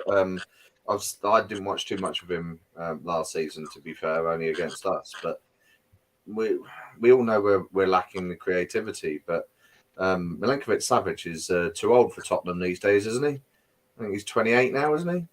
So yeah, we're linked to that other guy that plays for Atalanta, and he's 29. So yeah, that's just not things exactly paper too old. stuff. That doesn't mean that's actually going to happen. But the point is, we have bought another midfielder, which is very similar to what we've already got. I think Bentancur, Skip, and Højbjerg are very, very similar players in how they play the game. And maybe that's what Conte wants. He wants his central midfielders to be winning the ball and passing it forward, which is why he wants his fullbacks, his wing-backs, to be the ones bombing forward and creating the chances. So, but you're not going to get that with Emerson, are you? Doherty may get back to his form, and I really hope he does. But like everybody says, he's not exactly the best going backwards either. So he's shit. Just say it. He's shit. It's okay. He's shit player. Well, he's shit at defending. Okay. That's it. It's okay. Cubed. What are you saying? What should our midfield be? Would you go to a 3? If not, what would be your 2? I wouldn't go to a 3 right now. I would love to see, just out of curiosity, much like a lot of people would like to just see more of Richie, I would love to see out of curiosity what Basuma and Bentancur would be like in a just kind of like on the pitch together. But I don't think that Conte will ever drop Højbjerg for at least for now. I mean, I think he really likes that leader in the center of the pitch, in the middle of the pitch. And I think that the point is, as a result of that, kind of moot. It feels like Conte is really big on like trust, and he pretty much says it as much. And so I don't think that the expectation is that Højbjerg is going to be rotated for Basuma, to be totally honest, unless he was like injured or something like that. But in regards to the transfer stuff, because I know that you've been talking about it and I haven't like said anything about it yet, I feel like a little frustrated myself that we don't have a creative mid, but I think that we will get one because of the fact that Hill is going out like on loan. I feel we're going to get a forward who can possibly also be a creative mid, but more likely than not be a forward. So that might be. Have you got any names, Cubed? Have you got any sort of ideas? Because from what I'm hearing is that direct replacement is going to be Adama Traore, who obviously isn't that type of player. Well, even if it's not a creative mid, it's still like a creative person, right? And I think I said this on a previous stream where I was like, maybe if it is Adama Traore or somebody else, maybe it's just someone who can be a wingback, which is where Conte kind of relies on his creativity, right? So it could be a wingback who can also play as a winger. And then Richie would come in as like the backup to Kane as a striker. So I think that, like, for me, I don't think that he's focused on trying to have some sort of like backup for or rotating option for Højbjerg or Bentancur. I think that like right now it seems like he's just looking for some sort of forward who will also have some creativity, like Decky, which, by the way, I wish Decky would play as a right wing back a little bit more, but you know. I'd definitely like to see him there over our current options. Okay, thank you for that. Savva, can I read you something Charlie Eccleshare said? Please do. He said that Tottenham Hotspur will not be signing a replacement for Harry Winks or Brian Hill, who are both expected to complete their loan moves. And then just talks about the two players for a little bit. And then it says, reports of recent weeks indicating that Tottenham have been left frustrated at being able to offload them. So anyway, I'm not an ITK fan. I don't believe in them, but he has said that. I mean, okay, let me. I mean, let's jump straight into that. Then if that is true, and you know, I believe by the end of this window, we could have 10 players out on loan. If Winks completes his loan, if Hill completes his loan, if Papa Sarr goes out on loan, plus Ndombele, Lo Celso, Reguilon, Rodon, Scarlett, Parrott, 10 loans. And we sold Bergwijn. And we sold Bergwijn, and we sold Carter Vickers, and we sold Jack Clark. Joe Rodon on loan as well. Are we leaving ourselves a bit short, Haz? And does that surprise you if Charlie Eccleshare is correct and we don't bring in anybody else? If we don't make any other signings, doesn't that then make the whole we've strengthened the squad argument actually not true at all? I'm just asking. Oh, no. Well, with Winks, we sort of got the upgrade in Basuma. So in that sense, the club's done the right thing letting him go. But in someone like Hill, he wasn't actually really playing, but he was on the bench. Even though we didn't use him, that's an available slot to bring in someone to do a job in some way. I know you guys. Let me ask you, Haz. Sorry, let me ask you. Right. Let me ask you this then. So we're assuming Basuma is for Winks, but then what about Ndombele? What about Lo Celso? But they were already gone in January, sort of thing. Steven Bergwijn. Yeah, but then Hill was meant to cover that side, I would have thought. But he's gone.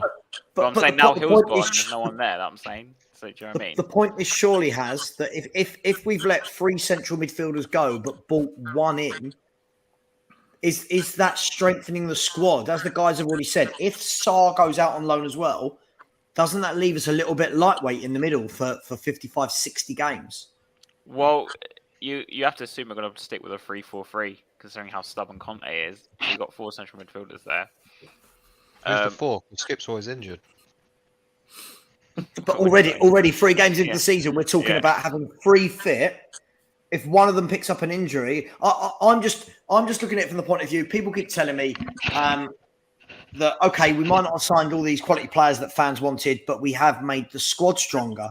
But not from a numbers perspective. Certainly, I feel like there's just quite lightweight.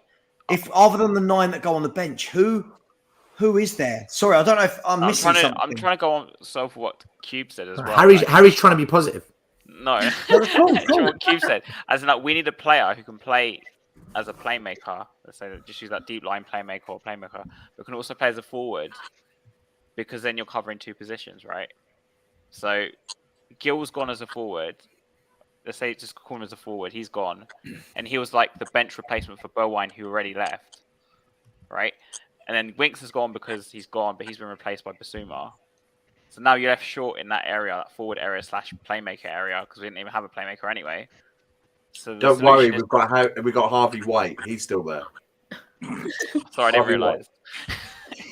But like, yeah, we are leaving ourselves short, if that's what you're trying to say. Just for clarity, because you're just talking about what I was saying. That's not saying what I'm not saying like that's the ideal or what I would want. I'm just saying that that's what I think that they're thinking. Because when we were like looking at players like Zaniolo, right? That was somebody who can play as a forward, but also was like could be creative as well and be more on the creative side. So based off of the players that we were looking at, I was just hypothesizing that that's what, that's what like Paratici was looking for, but ideally we would have more. As of right now, Conte has said he wants 2 in every position, right? So right now, based off of numbers, we do have 2 in every position except for the forwards, because Richie, technically by a number standpoint, Sorry, Cubed, we've got 2 in every position in the back 3. Yeah, we do right now. Who? As now, because Tahinga hasn't left, right? So we do have 2 in every position. Yeah. The only Tanganga, one that we Sanchez, don't have 2 in is the forward line, Marin. because Long Richie, leg. by a numbers perspective, Long leg Davies. replaced Stevie. Style.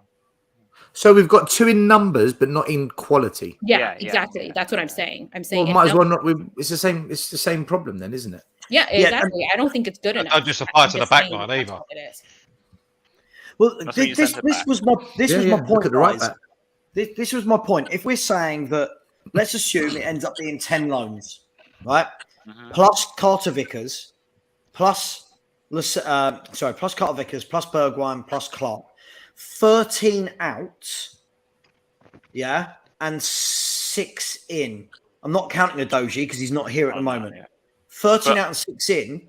I'm just looking at the squad depth and going, is it there? And I'm not being negative. I'm just asking, is it there? Because let's assume Liverpool currently have 10 of their squad injured. When I looked at the list today of their injured players, it's ridiculous.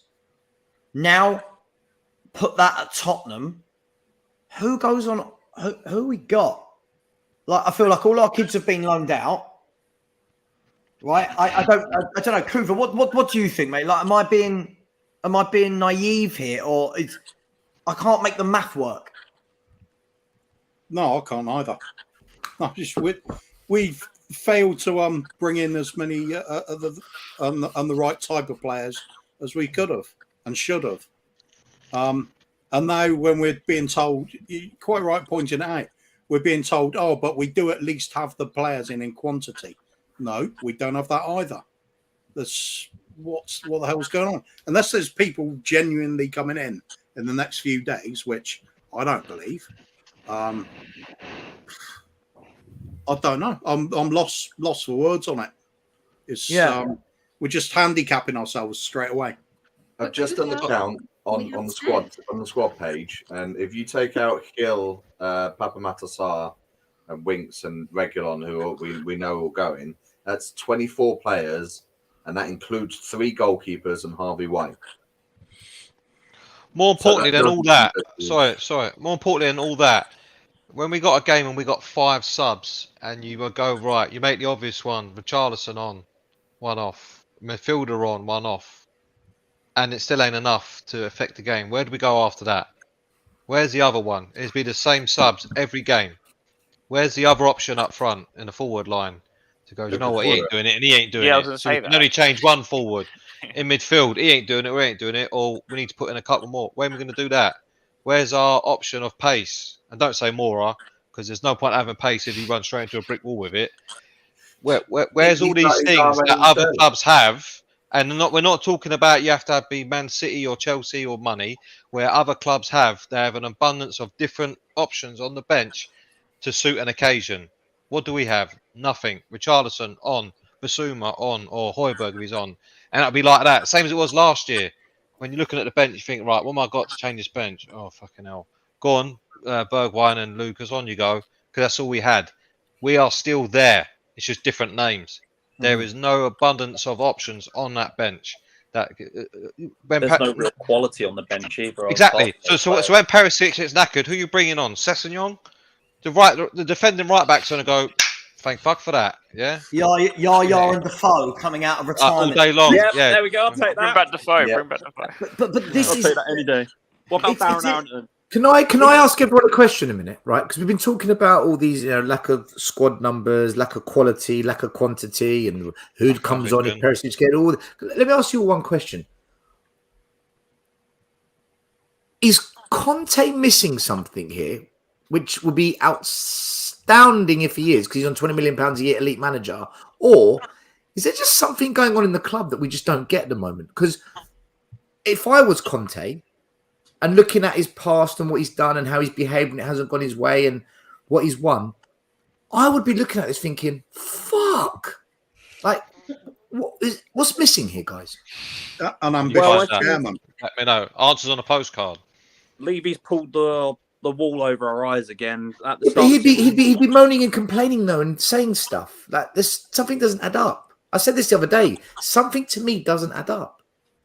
He signed an NDA. Yeah, I said the same. Is he just going to shut up and collect his last 20 million and then piss off at the end of the year? Go and forget that. Yeah, because at the moment he's in a great position. There's 20 million reasons why he ain't going to throw a fit.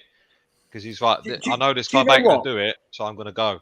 I'll just see out my contract. What? Where this came from was I was speaking to some people on Instagram earlier, and when they were saying about squad depth, and it didn't really hit me until today.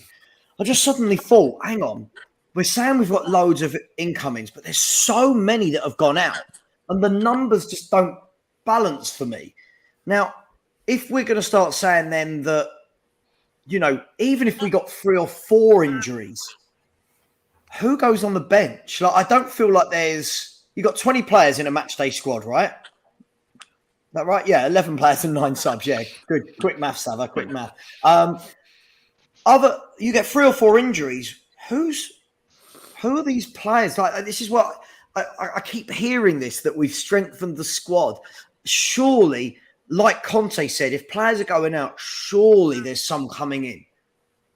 So let me get a question out of this. So if we get to Thursday and Brian Hiller's gone, Sarr's gone, Reggie, who they're drawing up contracts right now, Fabrizio Romano's just said with Atletico, Winks is going to Sampdoria. All of these players have gone on loan. Isn't that really, really unprofessional of us to leave a squad that size for 4 competitions? That leaves us really short in all departments. And the best case we can hope for, which what normally happens, the players that come in will be as equally as quality as the ones that went out, i.e. shit. Because they can buy better players, are they? They're not doing it. Yeah, it'd be Levy pulling the strings on all the transfers after this. Sorry, I think the problem is more the quality than quantity. They did replace Winks and Reggie, because I think that in their mind, Perisic replaced Reggie, right, and Basuma replaced Winks.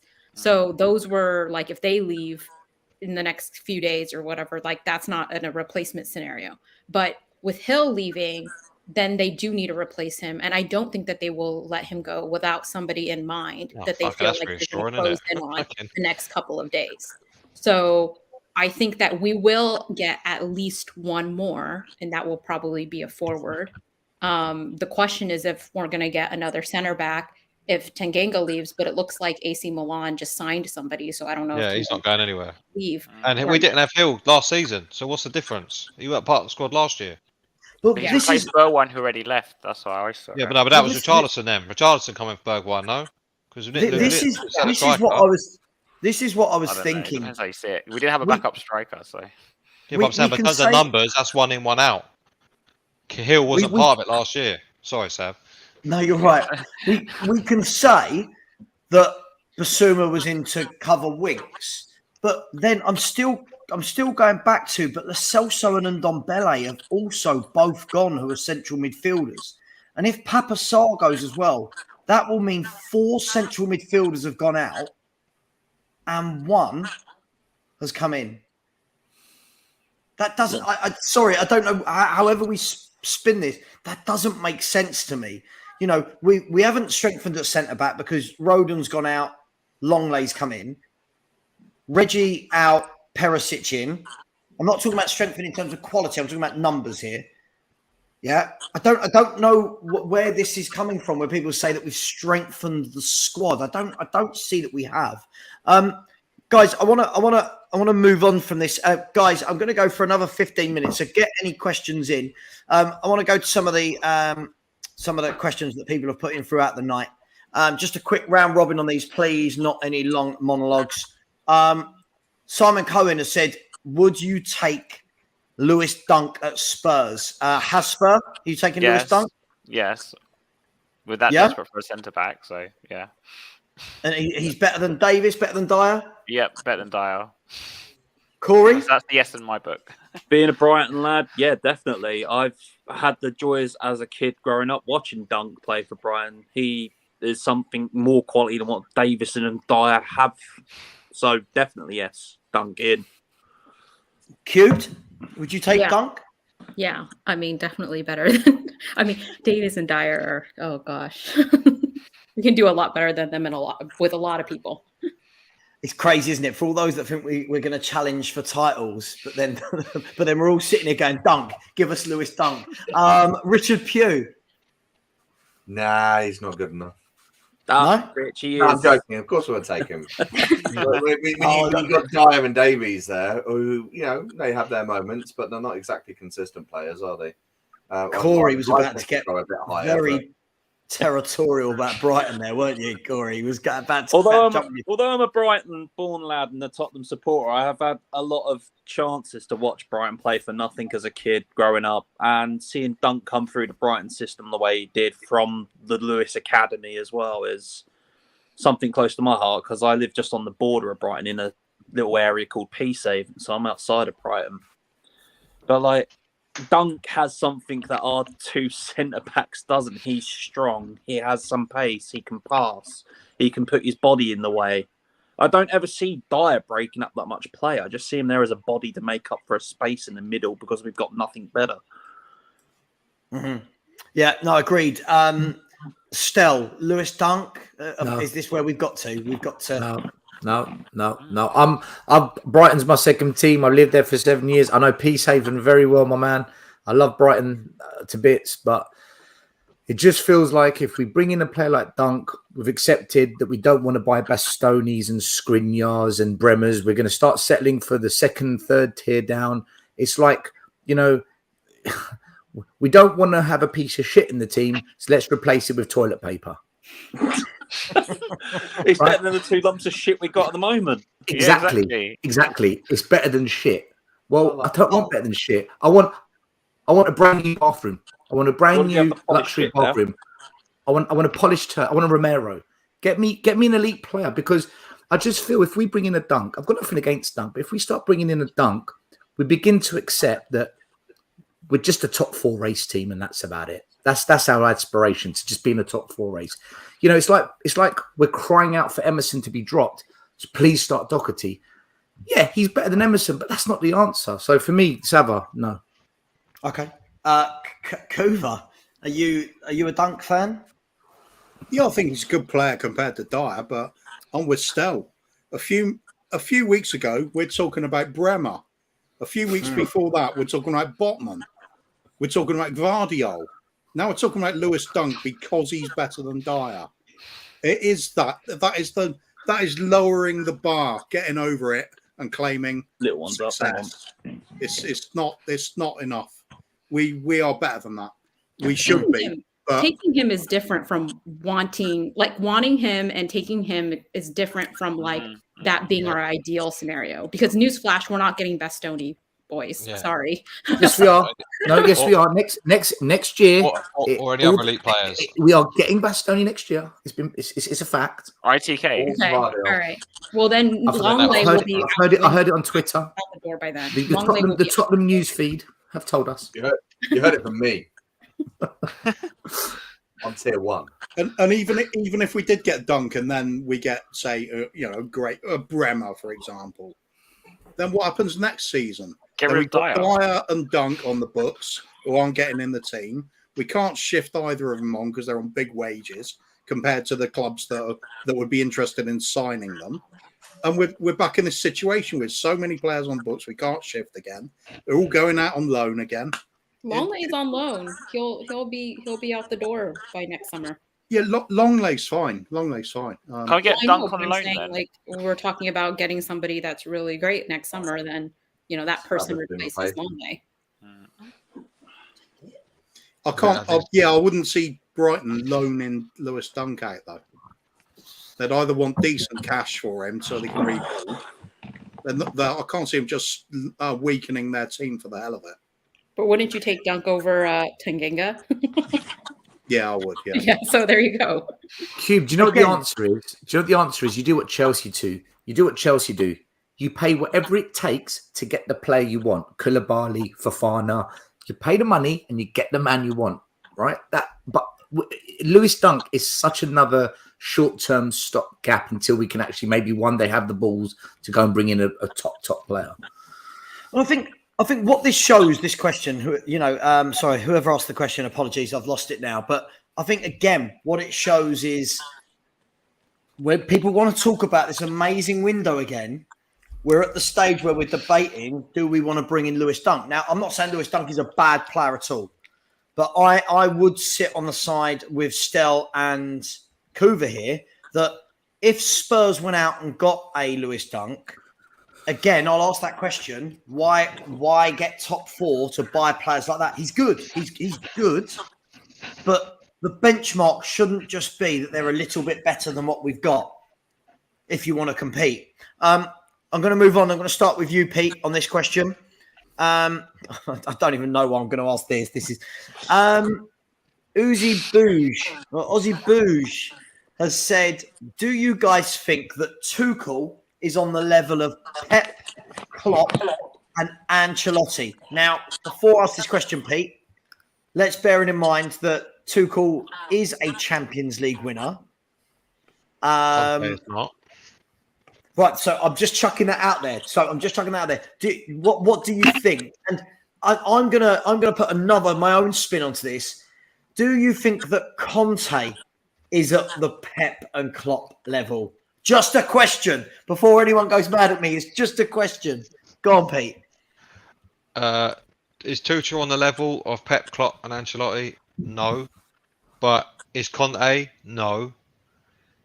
Conte's won a few leagues, but he's not. Is serial winner? I think that's a bit. He doesn't do well in cups. He doesn't do well in the Champions League. Pep, Klopp, Ancelotti have all won the Champions League. The elite of the league competition, they've won it. Ancelotti's won it multiple times. So has Pep, and Klopp nearly has. That's the reality where we are. So no. Big up Danny the Bun, Kiriakou. And I just want to say a personal thank you to Danny for all the shit I've been getting the last 2 days for some reason on Twitter. I'm not even on there. And Danny was the one person in there backing me. So I appreciate that, my friend. Anything you ever need, you just ask. Corey, is he on the level? Is he on the level with those guys? He is and he isn't, in my opinion. Like Kuva said, the other three have done it multiple times and gone off and won Club World Cups. Conte, again, is just a league. He's a fantastic manager. Don't get me wrong, Conte, yeah. He's not on the level of Klopp, Pep and Guardiola. Oh, sorry, Pep, Ancelotti, sorry. Tuchel, for me, it's just a whiny little git when things don't go his way, if you mind my language on that one. Just look at the suspension that he got. Why am I getting suspended and not Conte? Well, mate, you were the aggressor. So people like that, for me, when they have an aggressive streak in them, aren't, for me, in that top bracket. But then putting alongside that with other managers like Thurgy, he was top class. Wenger, I'm going to hate saying this, he was a top class manager. Oh, God. He was, yeah. Of course That's a bitter pill to swallow as a Spurs fan, saying as an Arsenal manager's top class. It's just, But also never won a Champions League, did he? Yeah, but he still managed to turn teams around and always put his spin season after season on a club, whereas Chelsea just have money, and then they're just like Man City. They'll go out and address a problem, go and spend 50, 60, 70 million on one player. I think you got to look at what managers set standards as well. Pep set standards that others aspire to follow. Klopp started to do it. To be honest, Wenger did it in the Premier League. Look what he did. He brought in all the science and everything else. He has never won a Champions League, but look at what he did for the Premier League. He introduced all that. Sports science, everything. Yeah, it's fantastic. Everything. He was doing the scouting, getting the boys from France and all that. Then everyone jumped on a bandwagon. Pep does it with his football that people can't replicate. Klopp's got his style, which other teams try to replicate. Ancelotti just wins wherever he goes. He's done it. He's a season winner, isn't he? He's a veteran. Can you say that about the others? Does Conte set standards that others want to aspire to? Not really. People do it better than him. Same with Tuchel. But Tuchel has won a Champions League, so he's got that under his belt. Okay, yeah, he's got that under his belt, but again, Conte could do it. Whether it's with us or Madrid or Barcelona or anywhere like that, wherever Conte ends up after us, at the moment he's getting paid handsomely to do the job for us, and he's not getting back the way I feel like he should be. Can't say that. We'll come to that. We'll come to that in a minute, guys. Anyone else? Anyone arguing that? Let's make this easier. Is anyone going to put an argument for that Tuchel is in that level with those guys? The only thing I would add is that Klopp, Ancelotti especially, and Pep have been in the game as professional managers longer than Conte and Tuchel. I think it's better to judge if they've all done 20 years in the business than judge them, because I'd put Mourinho in that bracket, because for me, other than Ancelotti, I think Mourinho's better than all of them. If you look at what he's done. No, I agree. Mourinho should be in that list, definitely. He's won everything everywhere. And Ferguson.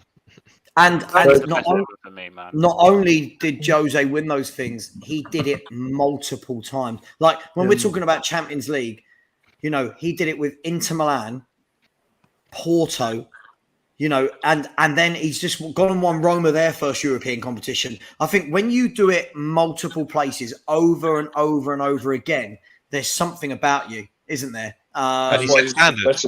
He set a point standard, 95. It's only recently just been beaten. Before that, no one ever got near it. He set standards. Listen, I watched Chelsea today, and Leicester, who are awful, outplayed Chelsea today. Didn't Chelsea have 10 men for an hour still? They did, but that's because Leicester put the pressure on them, and Chelsea crumbled in those moments, man. I couldn't believe what I was watching, Savva. I couldn't believe what I was watching. It's just like 10 men. Yeah, but that's their fault. Yeah, but that's neither here nor there. If you've got 10 men for an hour, I would expect most Premier League teams would then have the advantage. Unless we're talking about if it's a Man City, you would expect Leicester to have the lion's share of the game and the chances, wouldn't you? You would. Leicester are terrible, man. They're so bad. Madison didn't even play either. Fofana didn't play. They look all over the shop. But I'm saying they didn't play. They don't. But when you're playing 10 men for an hour, it kind of gives you the upper hand, right?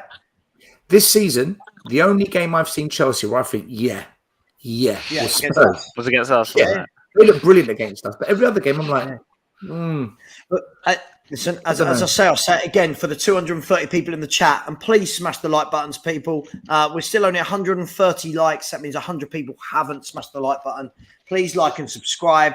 I'm 5 away from 1,850. So if 5 of you could subscribe, that would be appreciated. The thing with them, for me still, with Chelsea, is I look at it that even now, in this last week of the window, they are pushing at signing top players. Yeah, you know what I mean? Yeah, they are. It's like we're done. As far as I'm concerned, we're done. I'm looking at Chelsea, and last week it was Fofana. You know they're going to get Aubameyang over the line. And there's even talks that they're going to get Frankie de Jong. I mean, if you go and if you keep buying players like that, it will eventually click, right? Because they're buying good footballers, very good footballers. What I will say actually about Tuchel though versus like Conte and Pep and Klopp and stuff is that, when you're talking about buying these really great players, yeah, I'm jelly too about the fact that Conte is Hold that one, Savva, please. Hold that one. yeah, Sorry. Go on. that Chelsea is buying all these great like ready-made players because we should, but why Conte hold is that. a different level from Tuchel is because Conte, like Klopp, like Pep, he makes players better. And Tuchel doesn't necessarily make players better. He buys ready-made players and he does something with them, but he doesn't necessarily like make them better. He showed that already with Lukaku, and he couldn't make that work. And so I think that what is a trait of a really great manager is someone who can make like the players that they have better. And then if they get really high quality players, they get even better. Right. And so that's what I think is one of the traits of a really, really good manager, along with if they have like a signature kind of like system. So Conte has his system, right? He has the Conte system. I feel like Tuchel, even though he did do a great job tactically in the Chelsea game against us, like he doesn't necessarily have this signature sort of system that everybody recognizes that people even like, mimic or are inspired by. So I think that like Chelsea will just end up buying like a bunch of high quality players, but and they might do really well with it. But I think that Tuchel will always struggle a little bit because he's just not as good a manager as Conte and some of these other managers that are within the top four. I agree with you. We know, everyone knew what Jose's style was. Everyone knew what Wenger's style was. Ferguson.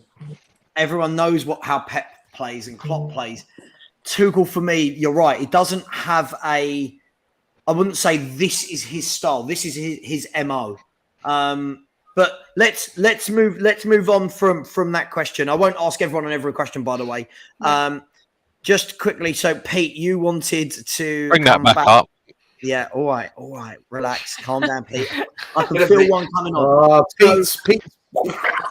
Here we go.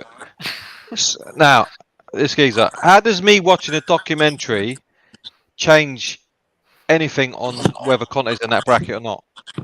It doesn't check. Did he win something in that documentary that I missed? That it was only in a documentary. Because you watch his methods, I can understand that. But you can watch. That's like someone getting excited over Mikel Arteta pulling a light bulb out of a fucking suitcase and getting the speakers out at the training. Does that make him an elite level in someone else's opinion? Do you know what I mean? He either is or he isn't. What he's done in these competitions answers that question compared to the other three. I think the key thing here is, again, this conversation is almost like the world-class conversation with footballers, right? It can mean different things to different people.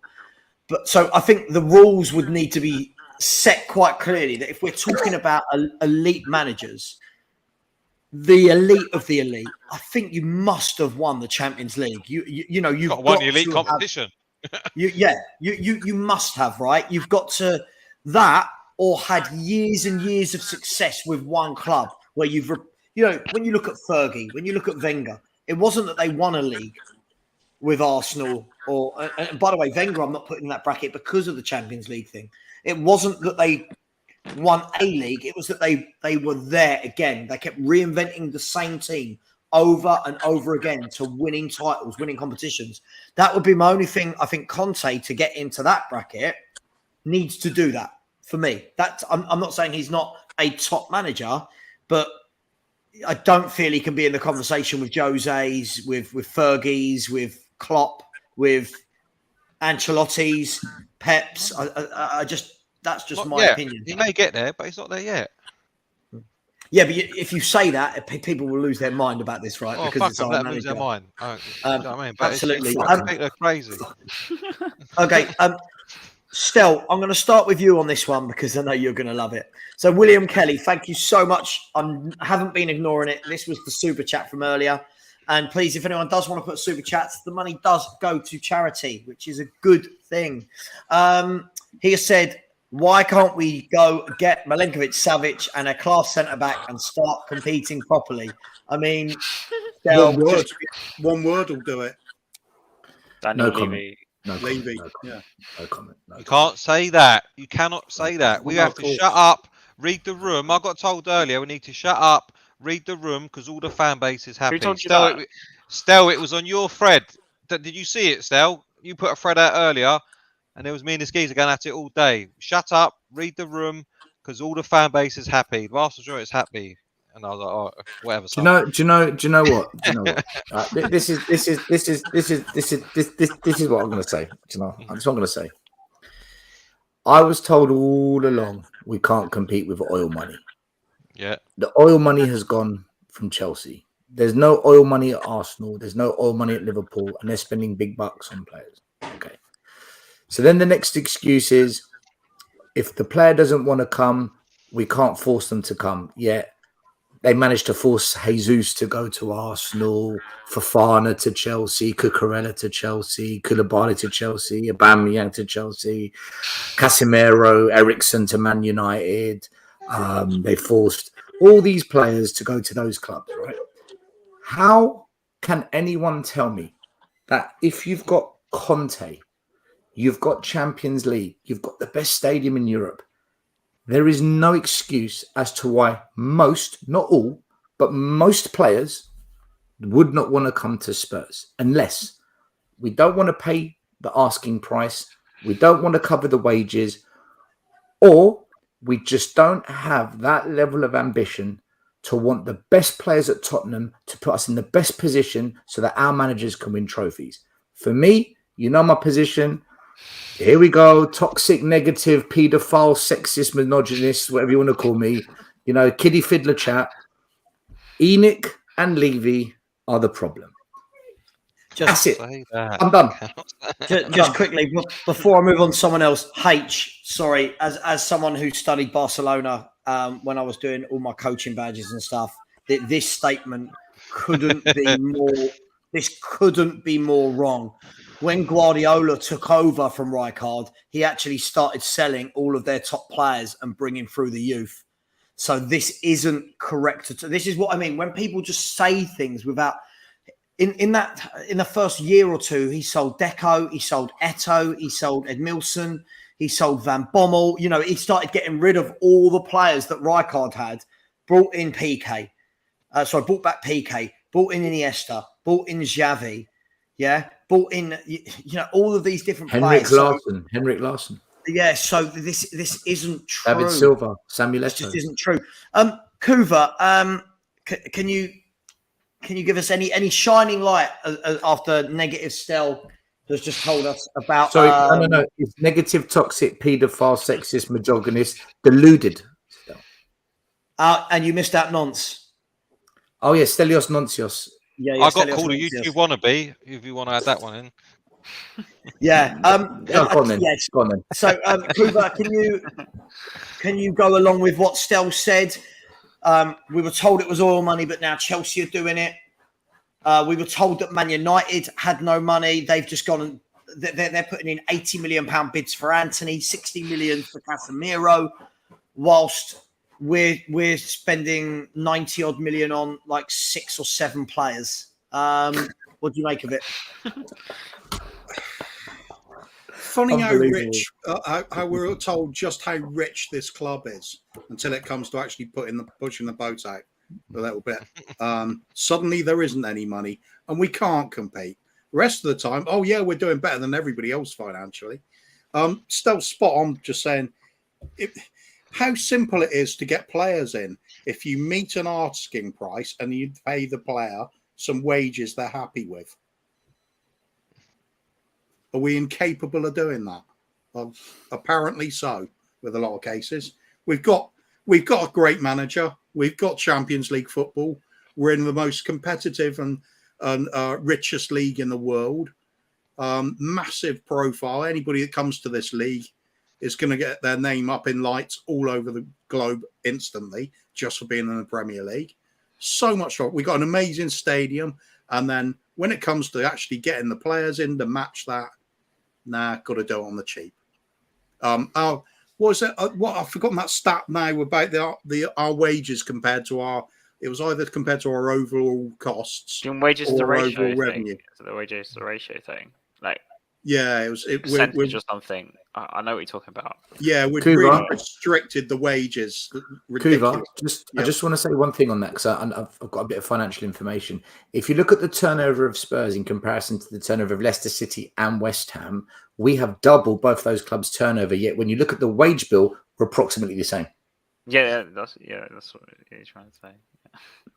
It's total bollocks. If I speak. I'll do it for you. Don't worry, son. So, end of the day, no, I can't. There's no shining light. Guys, we're not doing what we can do. Yeah, I think this is where I feel that if you don't think the window's been amazing, it's that automatically, you're negative, right? And I feel we really need to change the narrative on this story. Look, I don't mind saying this yet. In the last 24 hours, right, I've had so much abuse on Twitter, even though I'm not on that platform, that it's mad. And I feel that so much of it is aimed without people actually listening to what's being said. They just hear one thing and run with it. So my question is this, right? Why does everyone big up a window like this, where essentially we've already said tonight that there's a case for Basuma not starting, the Charlton's not starting, Longley's not started a game, Spence isn't ready for the Premier League, Forster's never going to get a game. So why is it negative to want better than that, guys? So I'm just why is that? And the funniest thing I heard, Stel, today was in this great big thread. I think I sent you some of it. This great big thread I saw on Twitter was brilliant. It was all these YouTubers. It said all of them, not just me. All these YouTubers. Oh, okay. We want Spurs to lose because apparently Spurs losing drives revenue, and apparently Spurs losing means we can come on and go, I told you so. Now, I just don't understand why anybody would start a YouTube channel if they want their beloved team. My channel grew more. My channel grew more in the history we've ever run it in the last month when Conte got us top 4. Fact. We were winning and the channel grew. So that's bollocks. It's just crazy. So guys, what do we need? What do we need to do? Why is this fan base? I'm changing the subject completely. Why is this fan base so split? You'll have fans like me who are called negative. Then you'll have other fans that are just super positive about everything. Why are we so far apart on our beliefs of this club? Why is that? Is this a historic thing? Is this lack of winning? Is this delusion? Is it belief? Is it negativity? Toxicity? Richard Pugh, you're a level-headed guy. Why? You know, don't laugh. I mean it. Why is there such a split? Why can't we all live in this nice bubble together and be nice to each other? Why is it so toxic? Reality. It's simple as that. Like, I honestly believe, and I'm in this category as well, that games like Football Manager have warped people's minds about what real football's like. I think at the beginning, I thought we had a great window. We're up there 8 out of 10. Few things come in, and it would have been absolutely cracking. Now I think it's more around 4 or 6 out of 10 because we've just not pushed on from what we needed to push on for. But most people don't live in reality anymore. They live in their opinion, and their opinion is fact to them. When an opinion is not fact, it's an opinion. Facts are facts, and people have forgotten that. They think that their opinion is all that matters. It's just simply not. Okay. Cubed. Obviously, I've never had this chat with you. This is the first time we're properly speaking, as opposed to in the comments. Why are we so split? Why is there so many people that are disappointed in the window, and then the complete opposite? There's so many that think it's been a brilliant window. Surely there's a middle ground. Surely it can't be two ends of this spectrum, can there? Sorry, Savva, has someone got the TV on in the background? Just turn it down or mute your mic. That's probably me. There's an argument going on outside my flat, so I'll just mute. Just mute. Yeah, mute. Tell them to shut up. So I was saying that I don't actually think we're that unique from other fan bases because I mean we saw that Arsenal fans are like super split, like they were very split last season, and they went from you got the very toxic, positive, delusional, all the way to like the people that they're calling super negative, like a Lee Gunner. So I mean they have like very extreme polarizing fan base as well. So I don't actually think that we are particularly unique in that regard. I think that exists in every fan base. That being said, I do think that right now, in regards to our transfer window specifically, and just kind of what's been happening with us lately, it has been polarizing because I think that we are having a little bit of an identity crisis right now. We haven't really been in a situation like this in a really long time, if ever, right? Where we have really good momentum, we're feeling excited, but then we're also like, is this enough?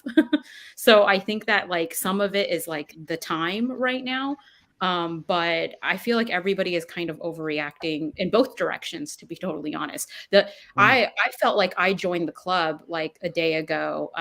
Stell knows, like a day or so ago, I was like, it was the first time I was ever called negative in the chat. And I was like, wow, I feel like I've joined the club. And I was so proud of you. So proud. I know. The thing is, Cubed. They said Cubed is regurgitating the negativity of Savva and Stell. And I was like, I've never even had a conversation directly with Savva before. It was like, I guess it's by association. My progeny. The problem with it, Cubed, is this, right? Is literally, I could open my mouth for a month and say, I genuinely believe we're going to win the league. But people have already got a preconceived idea and wouldn't say that. They just say, oh, Savva's negative. So, for example, the fact that I've said, I think we'll finish fourth, but I think we'll finish third if Chelsea don't get a striker. That essentially is my opinion on this club this season. But that is now negative. To say Spurs will finish third, I'm being called negative. That is what absolutely drives me crazy. Yeah. Somebody's got to finish first and second, right? Just because I don't think it's us, I'm negative, right? Stell is negative, right? The problem is most of the time, the things we've said in the last few years, it always comes true. Like when people are telling me, oh, Savva, we're going to win the league. No, we're not. We're not winning a league. Oh, but you're negative for that. I feel like fans don't want to actually have football debates, yeah, because it's their club. So if we're talking Cubed, if I was going to sit here and ask you a bunch of questions about Aston Villa, right?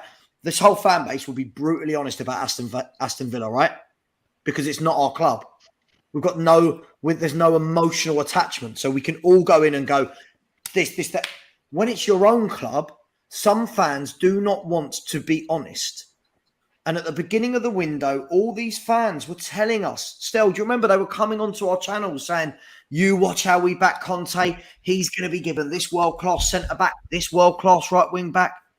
Now that's not happened, and we're reminding people of that. It's, well, he's got what he wanted. Well, you weren't saying that at the beginning. So did you see what I mean, Cubed? It's all really subjective.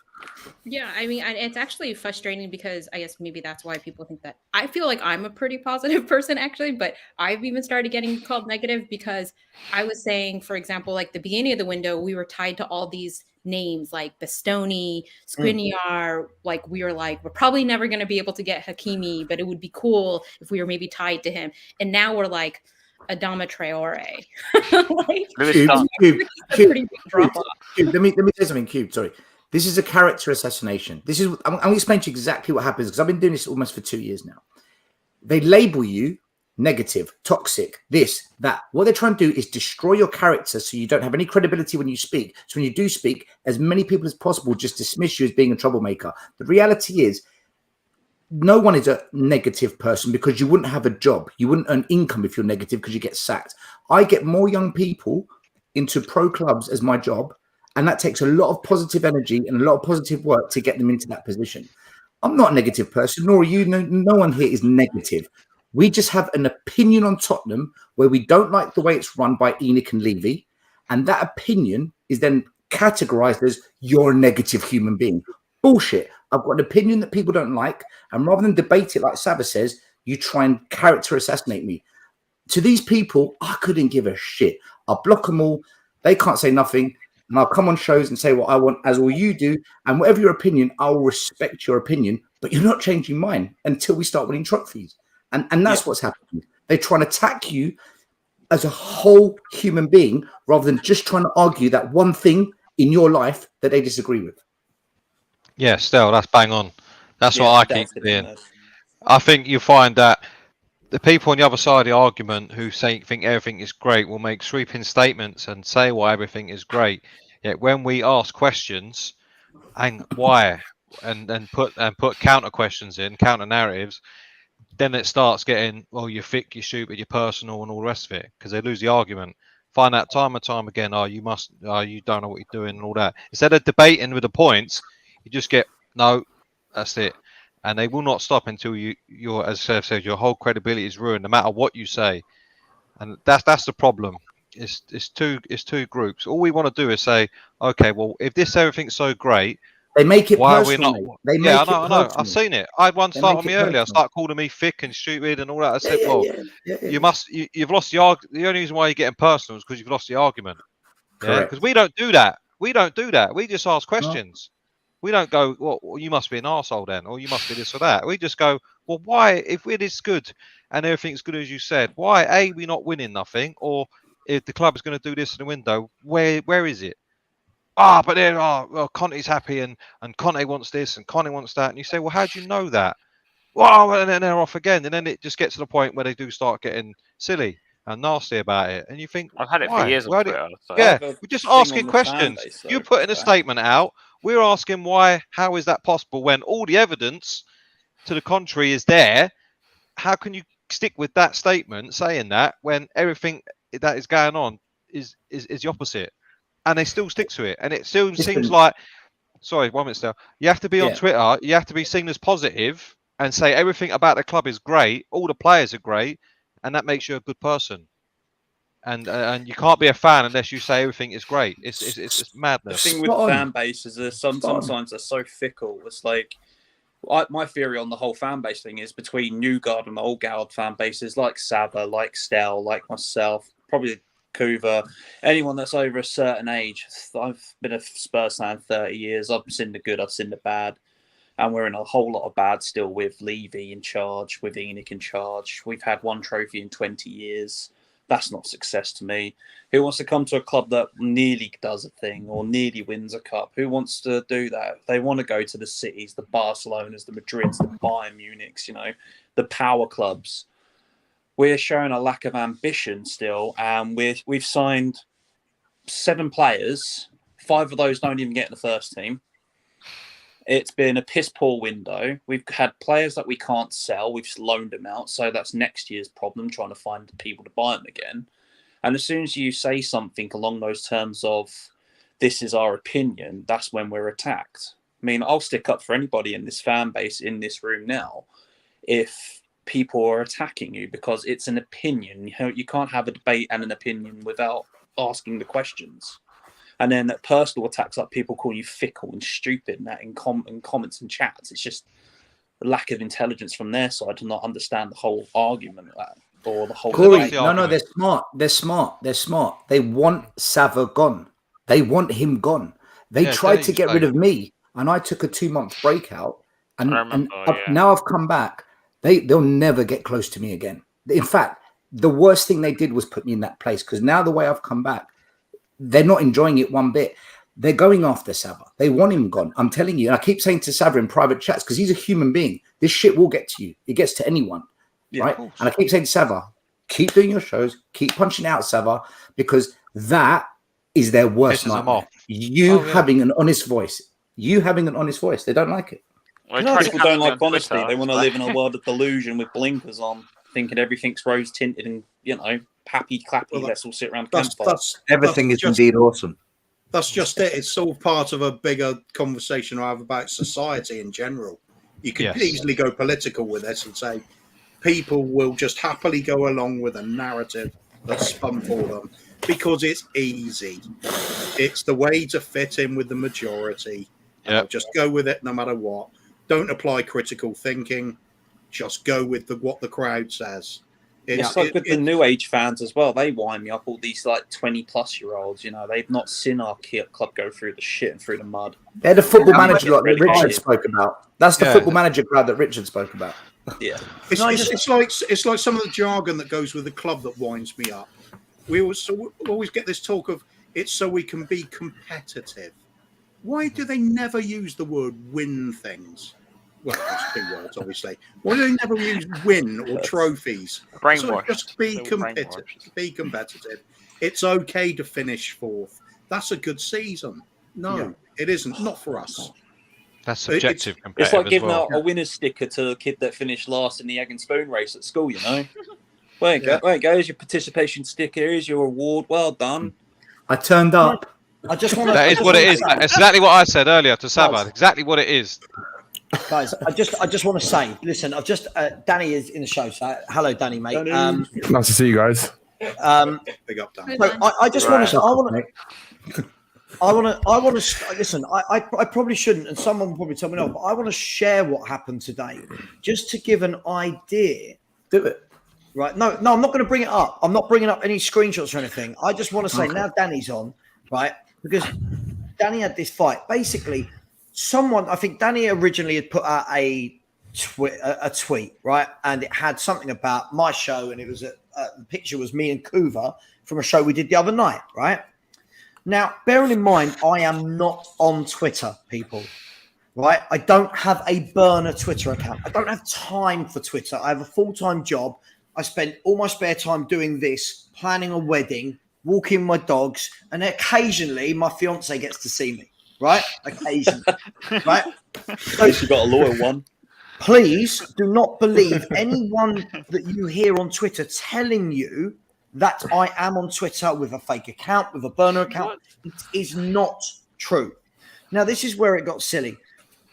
Danny put a post up, and the first person posted and said, somebody that hated me from Twitter from years ago, and said, "Oh, I see Savva, I automatically turn off." Yeah, I remember that. Because he's negative. Then what happens with that is you get all their little followers that can't have their own opinion that all jump on and go, "Oh, I bet that's a shit podcast. I bet that's negative, negative, negative, negative, negative." Now, everybody that likes that and everybody that comments it, their followers all see this as well. Now, Danny, you will back me up on this, right? Before you do so, I just want to say I've never seen such a fucking bunch of negative fans. All of you lot are not Spurs fans. You should all support a fucking different club. I'm a and don't secret watch Tottenham. gooner. Yeah, secret gooner. All of you Well, don't love Spurs. As simple as that. None of you love Spurs. None of you pay money to go and watch Spurs. You don't follow them. You don't give a shit about them. Danny. Just all of you should just fucking stop right now. Danny, Right. I'm a single dad with no job at the moment, wanting a job, and I want to watch Spurs. I would give up my kidney today to go and watch a match. I really would.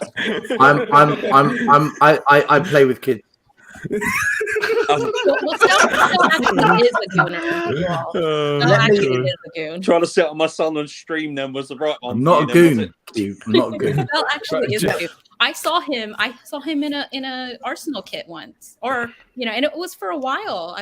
Aren't you? I think you like the color. C red. cubed stands for Chelsea cubed. Hang on. I didn't know that. Guys, I want to get to the point of this because this is really, really important to me, right? And especially as most of the people in here will be the people that have been loyal to me, people in the chat, people in the comments, right? Is unfortunately, Joel Stevens, it's not mostly young kids online. Danny has been having a debate with about 25 to 30 people that were all my age and above. Yeah, grown men. One person started saying things. The next thing, Danny, weren't they like rats? They just came. Mate, do you know what the worst thing is, Savva? Do you know what the worst thing is? It's been going on for like 5-6 days now. And Right. one of the thing is, yeah, one of the guys was like, oh, we're all friends in real life, in personally. So it's okay for all of you to gang up on someone because you don't like their opinion. And every time I question them and ask them to debate me about the football, they just deviate from the point. So then I have to then attack them because they're personally attacking me, right? And there's like 8-9 of them doing it, and then their friends jump in. It's just ridiculous. And what Stell said earlier is absolutely spot on. It's character assassination because they do not like what you're saying, right? And because you're not one of these people who says, and one of the guys said to me, I trust the club. I said, okay, so you trust the club, right? I don't trust the club because I don't trust what they've done in the last 22 years. We've won one trophy, right? Exactly. My opinion is they have their goals are to earn money first and foremost, rather than win trophies, which is why I want to win. And then they're like, oh, you're deluded, and it just goes on and on and on. And no matter what you say, you're always wrong. They're always right. You're the idiot. And then it's literally ridiculous. Like, I've never met such a bunch of. And the worst thing is, yeah, one of them was like to me, oh, you're a middle-aged man having a middle-aged crisis. I said, I'm 30 years old. And I said, how old are you? He goes, oh, don't worry about it. This guy was in his 50s. You can see a picture of him. Honestly, it's mind-blowing. I want to bring just soccer account, mate. Yeah, that's one of them. Yeah. That's one. So, my last closing point on this, I don't want to bring this up ever again, right, is please, whatever you people read on Twitter about me, please do not just take this as gospel. Today, I've been called unimaginable things.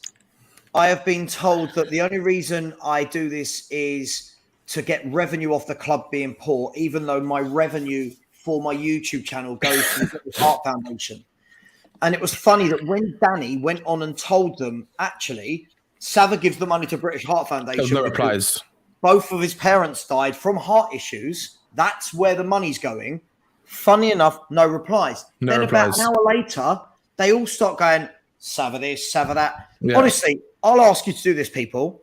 If you go onto Twitter, I'm not on it, right? And type in my name in the search bar, just Savva, and see how many of them have been talking about me for no reason. I'm not on there. Just go on to, not even that stuff. Just go on to, everything's on that thread. That one tweet that I sent out that literally was stating, all I was stating was the targets that Man United were targeting, right? And the targets that we were targeting at the time, those targets came out about Dan James and Traore. And I said, it's a small club mentality. The amount of people that got absolutely rattled and were taking it personally, it was ridiculous. Honestly, I've never seen anything like it. And I understand what you and Stell and other people might have gone through, because it's like they attack you because they just do not like your opinion, rather than actually argue the opinion. And every time you say that, they just deviate from it, and then they just make up loads of bullshit. They get personal.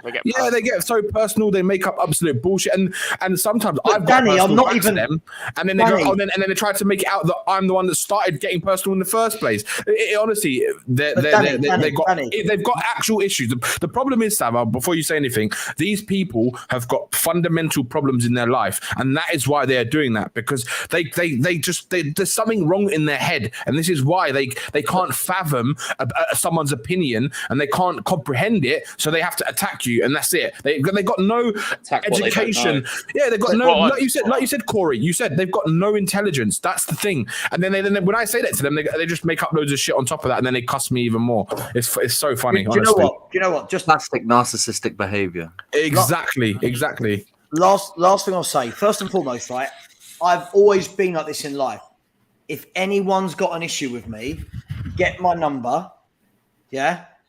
Message me on Instagram. We will have a phone call and have a chat. Stell and I have fallen out.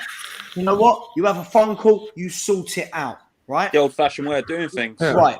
But what these people have done, what I hate about it more than anything, is that it's on a platform I'm not even on. Yeah. So they're all sitting around bitching. Now, what they'll do is they'll say, you're negative, you're a bully, you're this, you're that. And I'm thinking, there are about 20 adults over the age of 30 sitting around and talking about someone. People have mental health. People are human beings. Think about that before you all sit around in a group. Now, the last thing I will say is this has made me today. I have my moments. Kuva will tell you.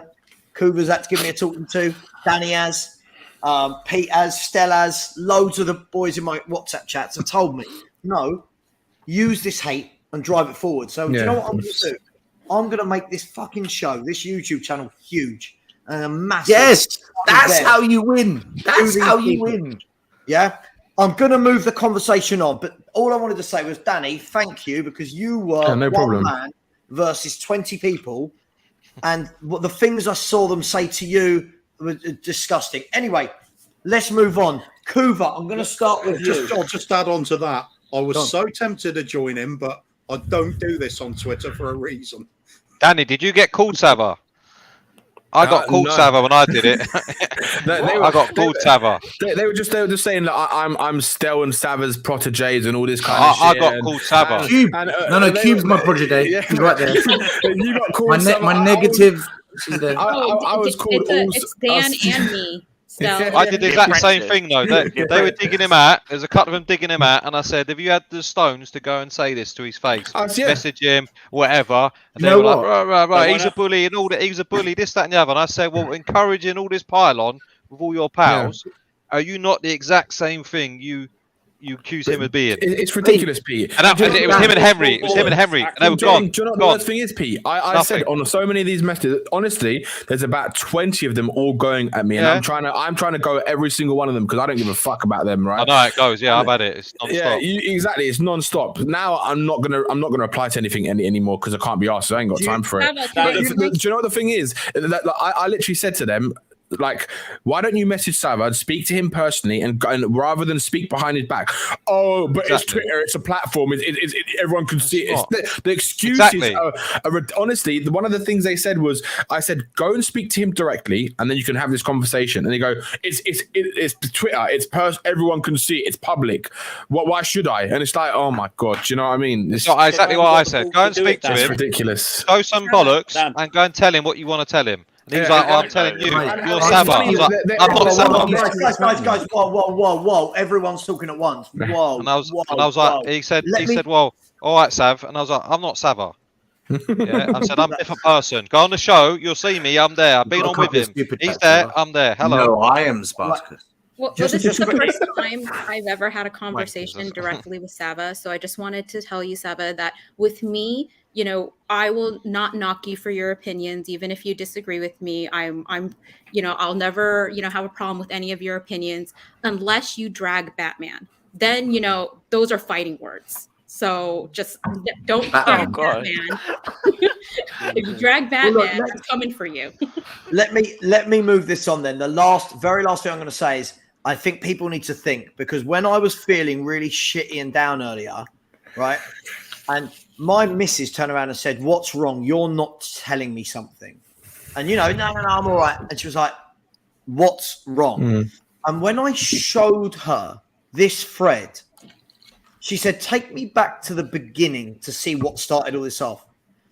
I'm not on Twitter. It wasn't even about me. She couldn't understand how that many adults are sitting around calling me. They said I'm like DT. They said I'm like DT. Right? They said that I do this purely for money. They said that I'm not a real fan. They said that I think one of them, God, what did it say still? I'm a forest fire of a person. I'm toxic. I'm negative. Right? My missus is reading all of that going, this isn't the bloke I know. Why do you know what I mean? And I've got the very last thing. I just didn't have any way, and Kuva, you know how frustrated I was. I didn't have any way to fight it. That's what frustrated me. I'll say to anyone, this is the very last thing. If you have a problem, message me or come on my show and we'll talk. Let's move this on. I want to move this on. I had to get that in there because I will not tolerate that kind of bullying. I will not. Well done, mate. Stand your ground. You have to. Mate, I always will. Let's go to some of these questions. Where are we? You've got 2 super chats you missed, Savva. Yeah. No, I know, mate. I need to. I can't find them now. 1207. 1207. Yeah, Yeah. George Panel. said enjoyed the show. Big up panel. Thank you very much, George. Much appreciated. And thank you. That's very much appreciated. It does all go to charity, so thank you for that. And there was one. What time, Stel? Clarence 12:07. Seedorf or something. 12:07. 12:07. Yeah. It's like Clarence something. Wasn't it? No, it's Roxy. It's my Yeah, man, that's it, that my one. man, Rixie Pop. How you doing, mate? Clarence Skipdorf. He's talking about Oliver Skip. He's clear of all the City midfielders. Clarence Skipdorf. Oh my God, I've heard Yes, it all. he is. Yes, he is. God, Virgil van Dyer and Clarence Skipdorf. Virgil van Dyer. That's a good one, actually. We've gone for 4 hours and 15 minutes. I'm just debating whether or not to bring in Mr. Box Office Alex himself. You can't not bring him in, man. He's gonna. He'll Tell you what, you do that. I'm gonna drop out. I'm gonna call it a night. So I'll make space. Ladies and Okay, gentlemen. mate. Pete, it's See been you an absolute pleasure. Take care, man. Big up. Yeah, Take thank care, you Pete. very much. Good chat. Good chat. You can I'll tell see my it. missus is staying at her mum's tonight because Yeah. So you had a fun Probably time. watching. You knew that right, 2 Alex. hours ago, yeah. Alex, you have the link. Guys, let's bring this back Catch to you football. soon. See you later. Cheers, Pete. Take care. Take care. Cheers, Pete. Much love, brother. Let's bring this back to football and get rid of all them Twitter idiots. Realistically, from what we've seen from Tottenham in the first 3 games, does anyone genuinely believe? Yeah, does anyone genuinely believe that we are a good team to watch? This is a controversial one. No. No, We're it's not different for a everybody. good team So- to watch.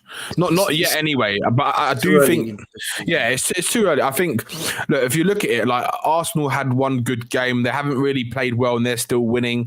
Man United have had 2 absolute shockers. They had a brilliant performance against Liverpool. Liverpool obviously haven't played well until today where they won their first game. They were phenomenal today. So it's like everyone's kind of trying to find their kind of rhythm, their groove. And some people are not performing as good as they could be. Man City, they weren't playing really the greatest, and now look today they come back from 2-0 down. We're still we still haven't lost. So that's a positive for us, and yeah, I think it's just a matter of time. I think once we start, I think when we're going to really see how everyone does is once the fixtures start piling up, when they start rotating the players, then we can really judge where we are and how we're going. Because every team's going to have to do it, and obviously the biggest teams are going to do it better than others because they've got deeper squads. But it's teams like us, Arsenal, Man United, you could say. Where when they start having to rotate the players, we see how they do. So yeah, it's too early yet. Okay, I agree with you. The only thing I disagree with, I think Arsenal are playing very good football at the moment. Okay. I think they've got a really nice style. Stel, again, football. It's all down to football preference. Most people will say the only thing that matters is result. As somebody with a season ticket, Stel, do you enjoy the way Conte's team is playing? Is it enjoyable? No, I don't really enjoy watching Tottenham play. The people that I go with actually complain that I'm on the phone too much during the game. But I'm just trying to listen. I coach football and I know how I like the game played. I also appreciate that sometimes you can't play pretty. You've got to adapt in certain games. But in general, I feel we have exciting moments as opposed to really enjoyable games to watch. And yeah, like C-Cube, you know nothing about football. You're a woman. I agree. Yeah, you don't C-Cube. Sorry. But You've got more football intelligence for them. I also think, despite of who the manager is and what tactics and how you set out to play, I am a firm believer that if you put quality players together, they will also naturally play a game of football that is better on the eye naturally. Yeah, they might not play football.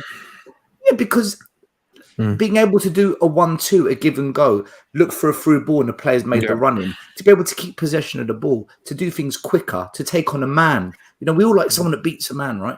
So I feel a lack of quality also hinders our ability to play good football. So, Stel, just starting with you, just Bob Spur, as always, what a gent this man is. I need everyone to give an yeah. Starting with Stel, moving around to Kuva. Come on, Stel, give me an yeah for Bob. No, you can't. No, stop. Right. Oh, yeah, it has to be earned. Kuba's right. Kuba's right. Has to be earned. All right. Okay. I can only recall one because that's the only one I remember doing, but it's a little bit earlier. And it went unnoticed. So bollocks to you all. Jesus, Kuba, you're so hard, Kuba, aren't you? You're so hard. That's an yeah. Calm down, Dad. Calm down. Yeah. Calm down. Thank you, Bob. Has again. This is off the. I saw this poll on Instagram earlier asking this question. It wasn't me. And and it was. I think there was something like 700 votes, and I think, don't quote me, but it was like 75% said that they enjoy the way we play. I just thought it was an interesting conversation. What do you reckon? Are we talking like in general, or just the first 3 games that we played this season? I mean, in general, are we good to watch? I'll start from just Spurs in general. Aesthetically, the best I think I've seen us play in terms of just watching us play was under Redknapp for me. I agree. But that's because we had the creative players to play that way. Yep. If you look at the team we have now, we've been crying out for a creative midfielder to replace Ericsson for what, like 3 years now? Something like that. Yeah, it must be coming up for 4 years. Yeah. 4 years. Yeah. So we can't exactly play this possession-based game, this free-flowing football, because we don't have someone to pull the team together in that sense. So we're going to have to play the counter-attacking style under Conte because we don't have a choice in some ways. I don't mind the counter-attacking style. I actually don't mind it. I think the day we sold Dembele, our football slowly began to deteriorate. But Dembele's knees were going on him. He couldn't run. So replace him. Injured. Replace him then. Replace him. That would have been the good shout to do. But at the time there was no one really wanting to join us when Dembele was coming to the end of his tenure, wasn't it? We were mid-table-ish around that time. Dembele was starting to come off the. No, we were top 4. We were top 4. That's the year we got to the Champions League final. We were third in the table at the time, or really close to Man City? I can't remember who it was. We were really close to someone who's at top of the table. It's the year we got to the Champions League final. Yeah, and then it was literally in January where our football just completely just went downhill. Ericsson, Vertonghen. There were 2 big misses from when we were technical players, Kuva. Technical players. Yeah. That's what I mentioned Modric and Van der Vaart, because during that team, we had 2 players like that, right? In this team, we don't. Do you know what I feel? Like, I think even Conte said it himself recently. He when I think in that tactic video, he was saying that he obviously he plays to the player's ability in a sense. Yeah, so he obviously the way he plays is to suit the players that we have. Shit. Which obviously what he's but what that tells you, Stel, what that tells me, right, is that he can't play maybe the way he wants to play, but he's getting the best out of the players we have, which obviously tells you we don't have the quality. I've always argued on all the channels I go, Conte will play based on the players he's got. Yeah. That's what top 100%, managers do. 100%. No question of a doubt. Yeah, do you think he's accepting this. But Conte's accepting this, though. He's accepting this. Just quickly, otherwise I don't get to super chats. George has come back in again. Thank you very much. Very kind of you. Saying he loves watching Christian smash them up. I don't know what that means. Romero. Oh, Romero. Okay. But thank you very much, George. Let me ask you then, Richard, because I think you try to err on the more positive side. I think a lot of people, in my opinion, I think a lot of people get confused with scoring a lot of goals and good football. I think we will always score a lot of goals purely because we have got that lethal front three. But do you think that could be misconstrued as playing good football because we score a lot of goals? It depends on what you think is good football. There are some people out there that think winning 1-0, giving up all possession and just hitting on the counter-attack is good football. The best football that we played under Harry was counter-attacking football. You know, it's true. On your idea of what you want as good football. to me, good football would be your Man City, your Liverpool, your Chelsea, Prime Poch here. dominate the ball, and playing through teams, but at pace. We're not doing any of that. Quite a lot of the time, we get lucky because we have very talented players. Some ricochets fall in our way, and we get a goal or two. But I think when we're flying, we play great football. But at the moment, we're flying.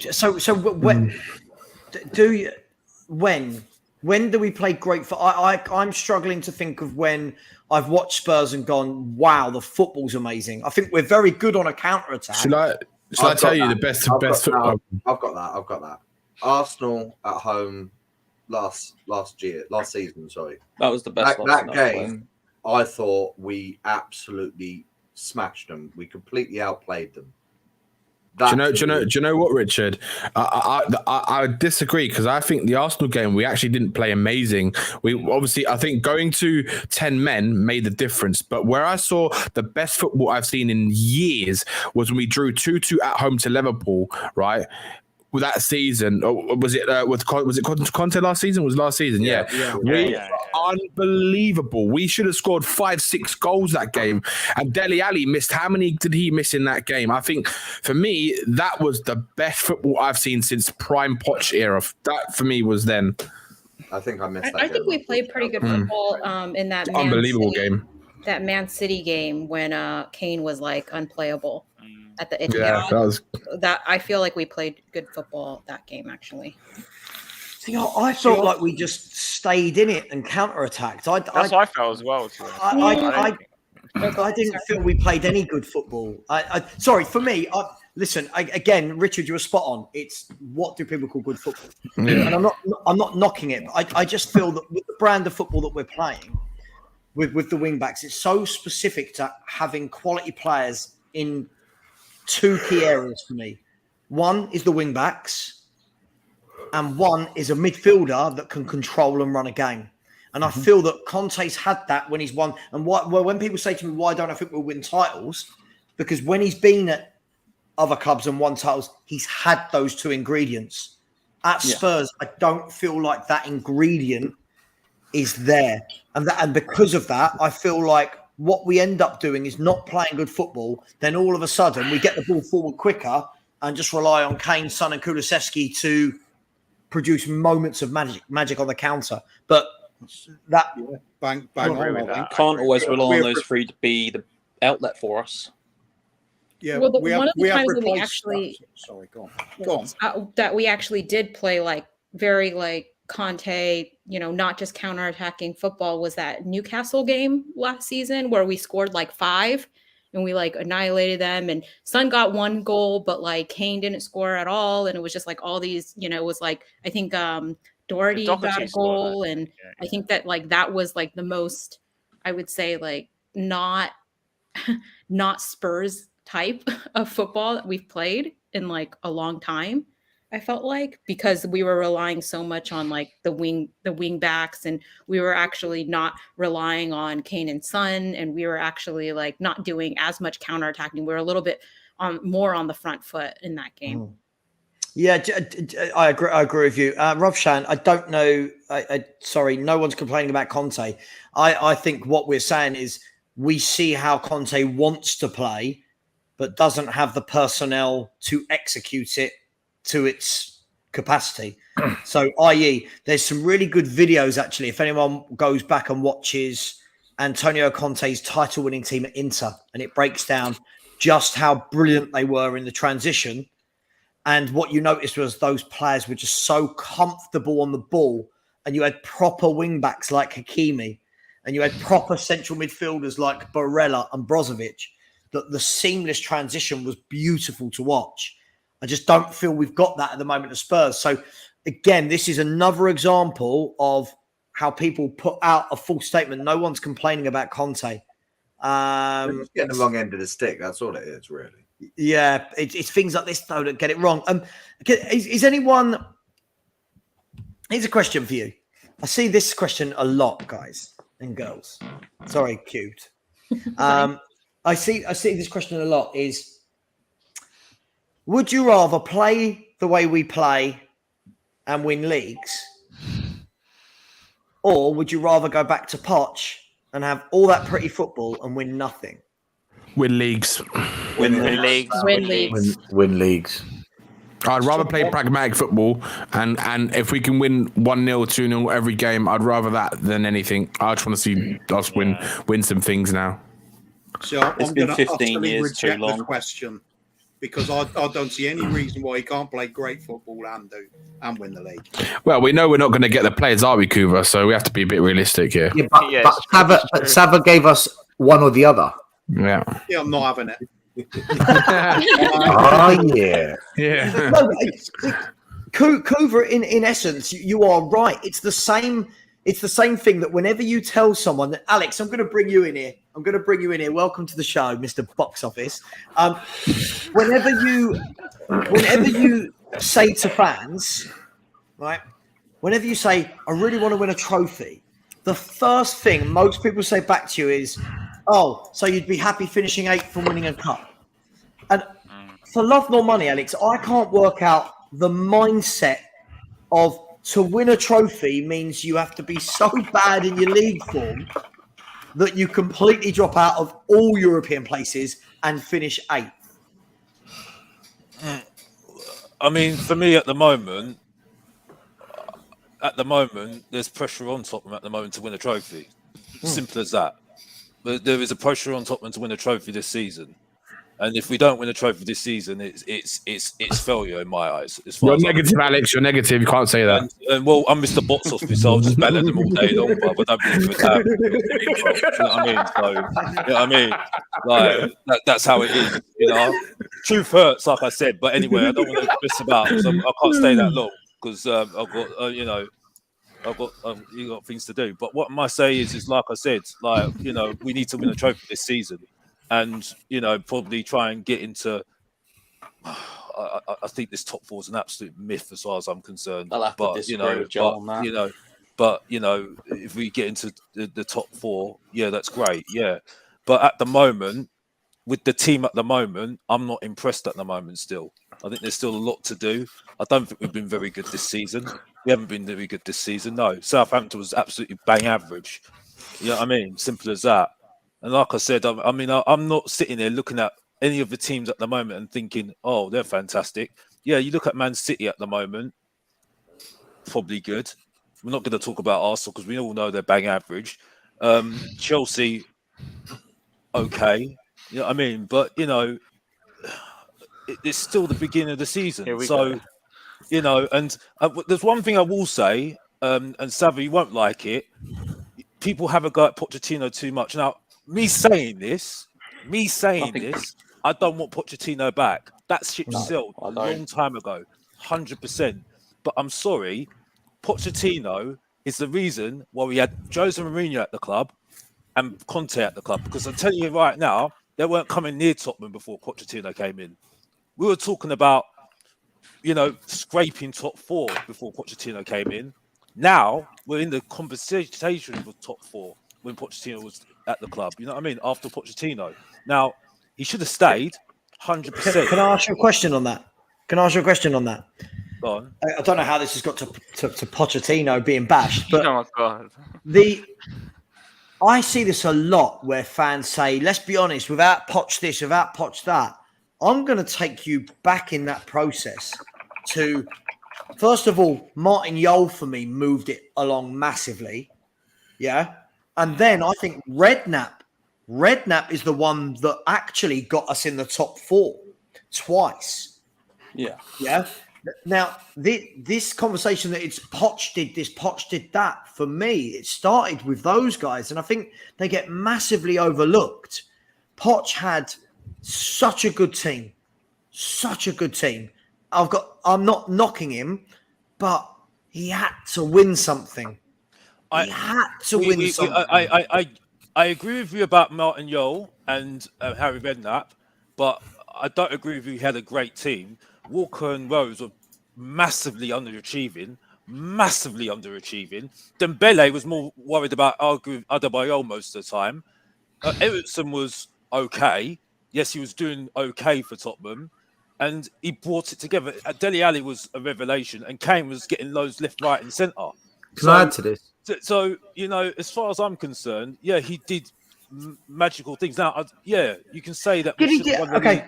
Did he do magical things? Because my point is this. Don't get me wrong. I think Pochettino is a brilliant coach for up and coming players. He's not the man I'd want to manage loads of egos. He's the man I'd want if I had loads and loads of 20, 21-year-olds that all need to go to their next level and you're not expecting to win trophies. What I would say is that the players, the mainstay of his team, were here before he was. He galvanised them. He put them into a team, but they were here. 7 of his famous 11 were at the football club already.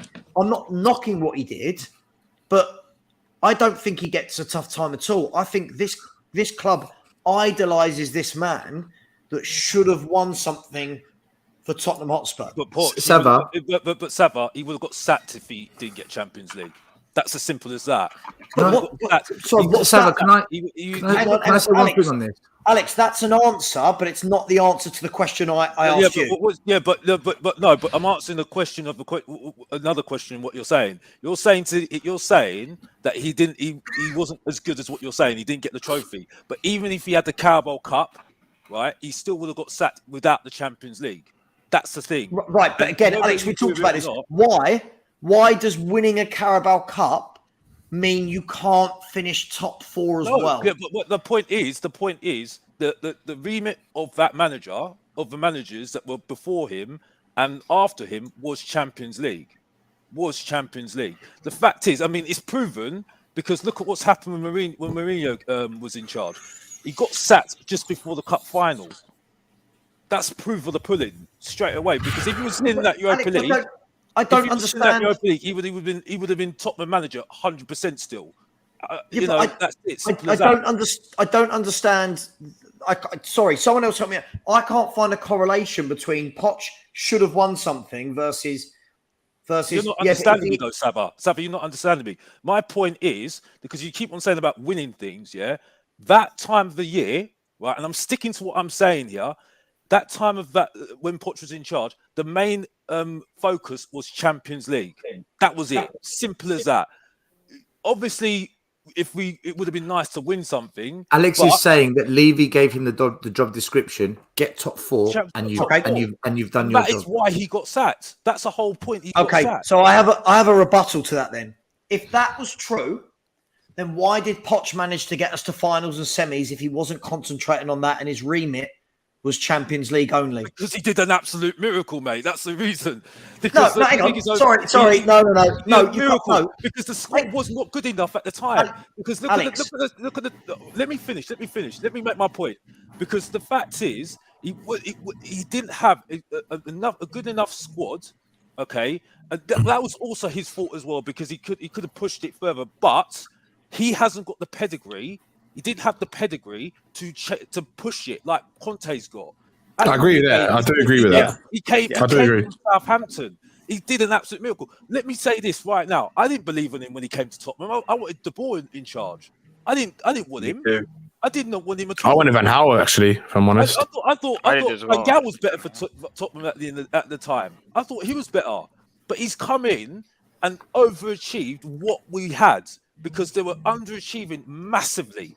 Massively. You had Harry Redknapp, you had Martin Yole, but he massively underachieved and he should have stayed 100%. You should have sacked him either after the Champions League. Whose fault was that, Alex? It was a bit of both, basically, because he did make mistakes, Pochettino, yes, but I'm sorry, the wall was pulled under him. Paul Mitchell, that was okay. All right. Okay, hang on. But this is where the excuse runs thin, right? If Pochettino had got knocked out in the first rounds of Carabao Cups and FA Cups, and we made top 4, I go, yeah, your answer is spot on. But it can't be that he managed to get to all these semis and finals, but because he didn't win, he didn't manage to get those one game over the line because he was concentrating on Champions League. Once you get to that stage, you have to win something. Yeah. but You simply have to. If you're in, it's not easy to just win a cup, really. At the end of the day, it's luck as well as well. Like you said, like I said, you can see it with other teams. Look at West Ham, not for instance. luck. I was Alex, it's worried not we're going to luck. win It's Europa not- I'm League not last having that. season. That's not luck. I know you're not going to agree. We're not going to agree on this. We are not going to agree on this. 100%. but I listen. But Like, I'm going to stick to my opinion on this one. okay, but I think for me at the moment, and like I said before, he's a very, very good coach. But I think he was very, very unlucky. It wasn't unlucky. And also I have to say this as well. He kept us going when we were at Wembley as well, which was a very, very difficult time at the time as well. To be honest with you, which I don't think any other manager would have put Alex, up. all right, Alex. No one's knocking that he kept us going, but you can't have it both ways. It can't be that you get to the semis and finals of all these competitions, but then the reason why he didn't win any of them is because his remit was just Champions League. That's not right. If you are in that many semis and finals and you fail at each one, that is not now about Daniel Levy. That is now about you've got yourself in that position. He wasn't good enough to get us over that line in all those semis and finals. That's fact. Look at the Savva, can I add to this a minute, right? Go for it. Because I agree with Alex, but not his reasoning. I don't agree with his reasoning, right? I absolutely loved Pochettino. I've never been as excited supporting Spurs in the Premier League than when Poch was manager. I loved the football we played. I felt so confident that we were going to beat whoever came to White Hart Lane. So did I. I feared nobody at White Hart Lane. Even when we went away, I always thought we're going to do something here. And for me, you're right. He made mistakes and he should have won something. But the one thing I would have liked to have seen, is just one window where we bought 3 or 4 players he wanted. So that in these key games, when he looked at the bench, it wasn't Winks, it wasn't Sanchez, it wasn't whoever was coming on. It was Perisic, it was Bissouma. It was. I would have liked one season where this board actually said, "You motherfucker, you Poch, you are saving our asses. You are fucking saving our asses. We're going to look after you for one." And I don't think he ever got that. I'll take that. Sorry, I could take that a step further as well. The 15-16 season when Leicester won it, and we were chasing them. You should have won that one. There was a period there in April where we went to Anfield and got a point. We smashed United 3-0 at home, and then we went to Stoke and we won 4-0. I remember it so well because at the end of that evening when we'd beaten Stoke, I was sat there for the first time in my life thinking, my God, Spurs can win the league. I know, man. I know. There was nobody has managed that. For me, it was after Man City away. After Man City away, I thought we were going to win the league after that. But guys, please don't get me wrong. I'm seeing lots of people in the chat saying he wasn't backed. Listen, the reason I hate Levy and want Enoch out is for moments like that. All I'm saying is if the man is good enough to get us to finals, what we can't do is say he was amazing, got us to finals, but then when he loses those finals, is say, oh, well, it was because he wasn't backed. We can't have it both ways. If he wasn't backed, he made mistakes, Savva. He made mistakes. Yes, There's no doubt about it. He made mistakes, but Klopp's made mistakes as well. My point is that at the time, we should have never have sacked him at the time. Levy made the mistake of sacking him and bringing in Mourinho. He should have. He had to be sacked. The point I make is the time was terrible. That was the first thing, and secondly, the manager was wrong as well at the time because he should have got somebody similar to Poch to move on the football. You see what I'm saying? The similar sort of football as well, and that was the problem. And that's where my issue is at the moment. You see what I'm saying? Because I'm looking at Tottenham at the moment. I'm looking at Tottenham at the moment. I don't believe in strategy because they keep on calling him a Don, who's not a Don, by the way. Because look at how he was last year, and look how he was at Juventus as well when he got bantered last time when his right hand man left, and that's it, right? Can we just say when he left? when Conte leaves, we'll see how good Prati is with the strategy and stuff like that. Because I don't believe in him, and that's all I need to say. I think Paratici. Go. Yeah, I agree. I'm going to move away from Poch just to say, Scott, again, this is one of them ones you're so invested in Poch. You can't see. Sorry, he made so many bad manager decisions in big games, dropping Walker and Lloris for an FA Cup semi-final. On a left wing back, wasn't it? Right. Hang on. He had Walker, and 1 year it was Walker and Lloris dropped in an FA Cup semi-final. The next year it was playing Son at left wing back. Yeah. Then it was things like in the North London derby, you dropping Toby Alderweireld to put in 1/4, and we conceded 4. So there were. Sorry, this is what makes me laugh. Is we've got to be objective with this, right? Yes, Poch did a great job for a period of time, but when people are saying he shouldn't have been sacked, here's my question to you lot: if we'd seen Arsenal, a manager, have the last year that Poch had overall, I'm not just talking about the Champions League run, but the last year overall, with 26 points from 25 games, which is relegation form, no away wins for 10 months, and losing the most amount of games in 2019, we would be laughing at that manager, i.e. an Arteta, saying, let's hope they stay, look at the bad job, right? Any manager of any club that's got Lloris, Rose, Alderweireld, Vertonghen, Dembele, Eriksen, Ali, Kane, Son, Dyer should not be not winning away for 10 months and taking 26 points from 25 games. He had to be sacked. The problem is, though, Savva, that season, our bench was awful. And I have to say, that Champions League final season, that was the season Liverpool signed Alisson and Van Dijk. We signed nobody. Yeah. We signed nobody. I agree, but how bad does it have to get before you say, that manager should be sacked? Can I say Phil P's comment earlier? I think this is a really good response. It was at 12:44. He put Poch lacked the experience to demand more experienced players to get over the line. Yeah, I agree with that. But he hasn't got the pedigree. He didn't have the pedigree, Stelios. That's the problem. Because look at what the you way can still have the balls to say, listen. But Stelios, he's at a good club in his eyes. Okay, he's sitting there thinking until I get the. He feared calling out the board. He feared calling them out. Yeah. Because the thing is, though, when you like Antonio Conte. He's sitting there saying, "Well, if you're not listening to me, I can just leave because I've got my record." Yeah. Fair enough. Scott, that's it. You know what I mean? It's Scott. I just read you out the facts. Listen, this is the thing. The Champions League run for me masked what was a very, very bad second half of the season. We did the first half of that season. We were excellent, and it set us up to finish fourth. We were excellent. Yeah. The second half of the season, we were dog shit. We were awful, whilst we were going on this Champions League run.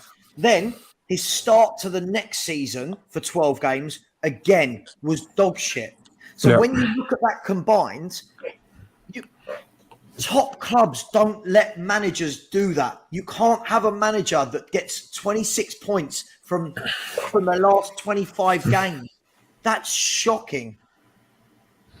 Come on, surely that makes sense. But then Jose came in. Jose came in, and we finished 7th. Yeah, but he took over a team that were 14th still. He took over. I think he was on a winner when he came in anyway. Regardless, we also lost Eriksen in January as well. And I need to say this as well. He was completely the wrong manager, regardless whether what he said was right and whatever he said and everything else as well. He was completely. He was the right manager, wrong club. Right manager, wrong club. Wrong manager, and that is solely down. That was solely down to Daniel Levy. That was solely down to Daniel Levy, and that's it. There's little points to pick out in that as well. Like mentioning about Sonny playing at left back when he had played him at left wing back. Yeah, it was a gamble. Who was the alternative at the time, and why did he do it? It's because Ben Davies was the alternative. And he's worried about the lack of pace of Ben Davies. How about if we'd had another wing back at that point that was quick enough? That's not on Poch to me. That's him trying to adapt and getting the wrong call on a Boys, situation that's been created by the club, not having a good squad. yeah, but the fact that Poch cried to getting to the final, just like not winning, but getting to the final, I feel like says it all. You know, if you're going to cry at, you know, when you win. But the I think fact that's that a bit he harsh. cried before even winning, I feel like that says it all. I mean, he that's drank the champagne too soon. I That's think like that's that's a like bit loser harsh. mentality. I think that's a bit harsh. I think we need to look at it like this. When you put all that effort in as a coach and all that stress and everything else with everything's going on behind the scenes, it's gonna all come down to like emotion's gonna come out of you. You know what I mean? So I think we've got to look at it in context. I've got to be honest. I think it's a bit harsh to say, well, he's crying and just getting to a final. That was a lot of work from not a very, some players that are going above their ability. If you want to see, you see what I'm saying? Because but he's the manager. He's the leader. They are looking for him to lead them and looking for him to be the strength. And but the point before he even gets to the final. Yeah, but the point is, when you're putting all that effort in, which he did do, and I will say that 100%, when you're playing with players like Sissoko, Kane was injured most of the season as well. Throughout that time. But then you can blame that a lot on the training and cry at the end. The fact that he was crying at that point in time meant that he felt like he was pretty much over, or like the finish line. I think that's a very, very harsh statement, because I think you've got to understand, as a coach, when you're going through all that effort and everything else, I can completely understand why it went through. And the thing is, though, you've shown what happened, why it was so emotional, because what happened during the summer. He was not happy. He was not happy in that previous season as well, because he wanted things to happen. You see what I'm saying? Because he could see this team was going down. You had the excuses from Levy saying that we're not spending, we're saving the money for the stadium. Exactly. And he playing at Wembley for the second year.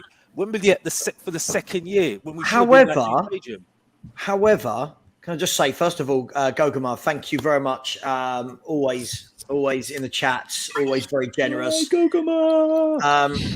You said, big up Savva panel, 4 hours now. Wow. I hope our team have as much stamina and passion as all you for the game. Then we will win 9-0. Love you, QB. Listen, thank you very much. Much appreciated. Listen, for me, fundamentally, it boils down to this, right? Is he had multiple chances to win and didn't. Yeah. And I want us to look at the mentality that I don't want to be happy with getting to finals. This club has celebrated getting to a Champions League final 4 years on. I still see it being used as a benchmark for success. It's not success. Yeah. It's not success. It was an achievement. It was an achievement. But 4 years later, as a club, we're talking about losing a final. Yeah. Top clubs don't talk about losing the final. They go, we want to win it the next year, right? Yeah. No problem with Poch. Poch was a very good manager until he wasn't. And I think it's shown where he's moved on since that, again, those characteristics have bitten him in the backside. Look at PSG. The PSG fans said that the football they played last year was some of the worst they'd seen because he couldn't get the best out of players with ego. Also, people at Southampton will tell you he didn't want a big squad ever. He liked having his 12 to 15 players that he used. And lots of people will tell you, and this is where I'm going to sound like a Levy sympathiser, and you know what, I'm not. Lots of people will tell you that he actually said he didn't want many players. Yeah, that is true. And that he actually turned down players at the time. He turned down Tielemans on loan. Yeah, I remember. Yeah, he did. Yeah. He wanted Dele Alli. Yeah, he wanted Harry Winks to come through, didn't he? So when everyone was saying, oh, well, we had to play with Sissoko in midfield, he turned down Tielemans on loan that year, and Tielemans went to Leicester and had a really good end to the season, and then they bought him. So there's it's never black or white, right? There's always a grey area in the middle. He did well, then he didn't. And for me, you run your course 6 years with him. It was starting to get stale. Whether that's the board, whether that's him, it was stale. I don't know why he gets glorified like he's Birkinshaw or Savva, I'll tell you what it like is. that. Savva, I'll tell you what it is. The reason I think he gets glorified is because from the day he left to now, until Conte came, the football has been absolutely fucking diabolical compared to what we were used to. I know the last 3 months of Poch, the football was going downhill anyway, but it really went. The football was going downhill.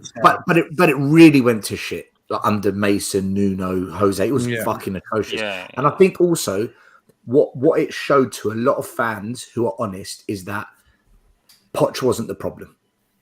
It was the club. It was the investment. It was the plan. I'm not saying Poch is not partly could have done better. We know that, but I think for Jose to fail was a real fucking wow. To sack him before the cup final was a real smack in the face. Even these are the problems. Even to the Ely Kinlock, and what's you pipe that up? They sacked him. And the players Jose said get out. Conte removed them. So I think what it showed us was, you motherfucker Levy, you got rid of Poch when you were the fucking problem. Yeah, that's what happened, and I think that's why Poch gets a bit of a buy. Yeah. Let me say this, and I do apologise to CQ because I get what you're coming from, where you're coming from. That he did cry and stuff, but where I will agree with you there, the attitude needs to change 100% now because we've got Conte in the building at the moment. Yeah, it's not good enough anymore when you've got somebody that's won all that he's won and accepting just fourth. You know what I mean? That's not good enough. We need to see more elite, big club mentality now, because that's what we got Antonio Conte for. You know what I mean? We need to start changing narrative a little bit about Tottenham. That's what I'm saying. I'm not shitting on the contribution that Poch made, and I think that he didn't. I don't think he was backed, and I think that he had a lot of unfortunate things that have happened to him. But at the end of the day, he did bottle the final, and I'm also not giving him shit for, like, in a general sense, crying. I mean, you can cry, like, men can be emotional, but the fact that he cried to getting to the final, I feel like shows his mentality, which I think is a small club. But it's like Gaza crying at the World Cup mentality. Because I can't imagine Conte doing that. Conte would be like, I'm getting to the end. Like, I'm getting to the end. I'm going to that final. I'm continuing to fight. He shows that when he plays the games that he plays with us right now. He shows that he forces our team to continue to fight all the way until the final whistle. He said, it is not done until it is done. Let's see what happens when the injuries kick in and the bench is weak. Yeah, but I mean, just quickly, guys, I've got to do these super chats. Because I'm getting behind. So, first of all, Tom Markinen, I will ask this question in a minute, but thank you. He's saying to the panel, Inter are as good now as under Antonio Conte? Question mark. We'll discuss that next. So please don't answer that now, anyone. We'll discuss that next. So thank you very much. There was also a super chat from where are we? From Pete, who's just jumped off the channel, has said Poch, the club and fans treated getting to the final like it was the crowning achievement when it was still to be played. Fans still clinging to that. I'll come back to that point because I think there's a lot to be said. Desperate. Hang on, guys, please. And Phil P has said, thank you very much, Phil, has said, winners find a way. Let's use losses as fuel. So I think there's a lot to be said there. When Liverpool lose a Champions League final, I don't see their fans crowing about it as success. Now, don't forget the woo. You've got a woo. Oh, sorry. Woo! It's the Ric Flair woo. Now, if we look at this, now I think a lot of this is true. For me, it's kind of bittersweet because we'd never been to a Champions League final before, and that almost felt like the celebration of the semi-final almost made the final irrelevant for some fans. It was almost like it didn't matter what happened. We got there. And I think that I don't think that would happen if Conte did it, for example. I think if Conte was taking us to a Champions League semi-final, I think he would calm everyone the fuck down and make everyone realise Nothing's Do been you done. know yet. what, Savva? Do you know what's funny? It's like I do agree with what Cuba's saying to the extent about how it was a mentality thing for Poch, because the stuff that I heard, right, was with Poch. I mean, look, we all heard what he was saying in the build-up to that Champions League final, right? He was talking like he wasn't even going to be, he might not even be at the club anymore.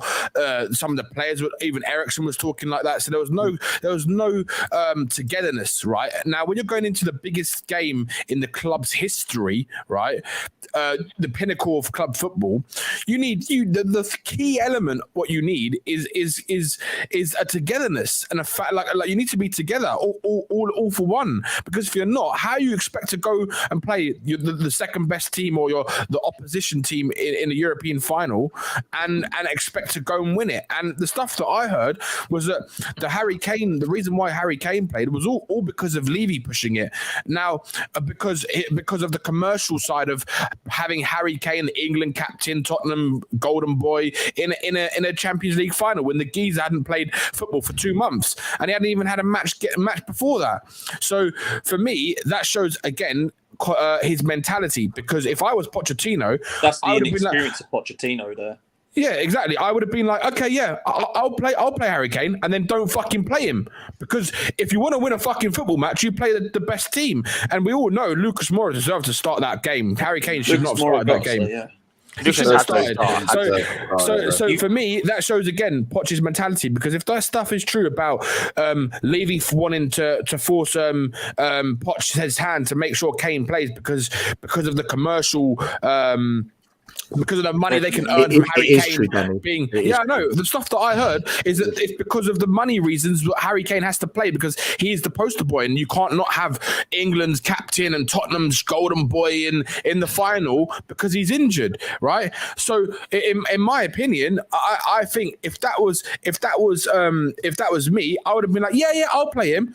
And fucking play Lucas Moura. And if you get sacked because of that decision, at least you've given your best go in the Champions League final. Do you know what I mean? Okay, just quickly, Scott, mate, listen, I love you to bits, man, but just calm down with that. You're getting way too emotional about this subject. At the end of the day, for me, I want to move on to the Inter Milan question, but for me, I hate that it was Scott's alluded anyway. We all know that. Hang on, guys. Guys. I hate that it was Kane or Lucas in the final. For me, that shouldn't have been the question. The question for me was, did Lucas Moura do enough to be the first name or the second name on the team sheet for that final? Yeah. Would he have been absolutely buzzing off of what he'd done in the Champions League semi? For me, that goes down as a really, really poor decision not to play him. Yeah. Now, I'm not saying Lucas Moura is a great player, and I'm not saying Lucas should have started over Kane, but to not have him in that team after what he did in the semi, for me, was awful management. I'm sorry. That was really, really poor management. And if I was Lucas Moura, I'd be going into the manager's office and going, are you kidding me? Like, did you see what I did to get you here? Because we didn't win the semi-final both legs. We didn't win the semi-final because Pop set us up really well. No, we were crap in both legs. Lucas Moura's brilliant. That's it. Lucas Moura got a hat trick out of nowhere. And what would have happened in the final if he did start Lucas Moura and he does what he usually does when he starts games and is really poor? Why the hell did you have Kane? The only thing is, right, you have to when I look at this decision that he did, that a player needs match fitness, right? Kane had been injured for 2 months and he hadn't even had one match to get match fit, right? So you now come into a game to start the biggest game in the club's history and you're not even match fit, right? For me, I was in Singapore when I was watching this, right? And I said to people I went to a Spurs, but the official Spurs bar to go and watch the game. And I said to people in there, if I see Harry Kane start, this final's done. And as soon as I saw him on that team sheet, I knew instantly we weren't winning that game. I fucking knew it because it just wasn't the right thing to do. You don't, like Savva said, you cannot put a player who literally performed his best ever game in a Spurs shirt, an absolute masterclass to get you into that final. And okay, if you want to play Kane, play him, but you play Lucas Moura as well, because what that did to him, it finished his career at Spurs, in my opinion. Comments like this. Do you think we would have won if that had happened? No, Can I give you a much better chance? Can I give you a really good coach's answer here? Let me give you a really good coach's answer. Not my answer, a coach's answer. Kuva's right. We don't know what would have happened if Moore started. But what we do know is Scott, I'm kicking you, mate. And we Sorry, I'm kicking Scott. Sorry, mate. Don't listen. You're swearing a lot, and now you're saying listening to this garbage is bad enough. Mate, chill out. Ignore Scott. Yeah, Scott's just delulu. We all know that. That's fine. You're a grown man. Calm down. It's an opinion about Pochettino. Calm down. He's fine. What we know is the fact is right. The fact is he didn't start, and we did lose. Yeah. So the question is, if he started, would we have won? We don't know, but because that question exists, that as a fact, we would have wanted to have seen it because we had lost. Yeah, and do you know what, Stel, with that as well, we don't know what would have happened. We know what does happen if we don't play him, and that was lost.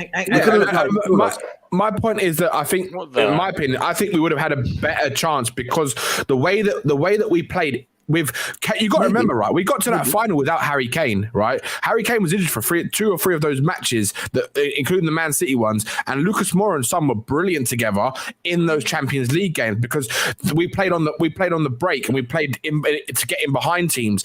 And them two together, when they were playing up top, they were intertwining and they were very quick. They were doing good in that campaign, right? In the Champions League, and the way Liverpool had set up, it was perfect for Tottenham to have 2 really fast, quick players. We did kill the momentum. We did kill the momentum. Yeah, we killed the momentum. Yeah, that's another thing.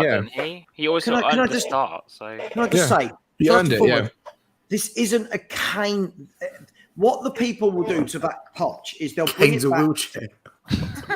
They'll bring it back to Kane versus Lucas. I'm not saying Kane shouldn't have started. But the point was, he started Kane, and there was one other who was just coming back from injury. I think it was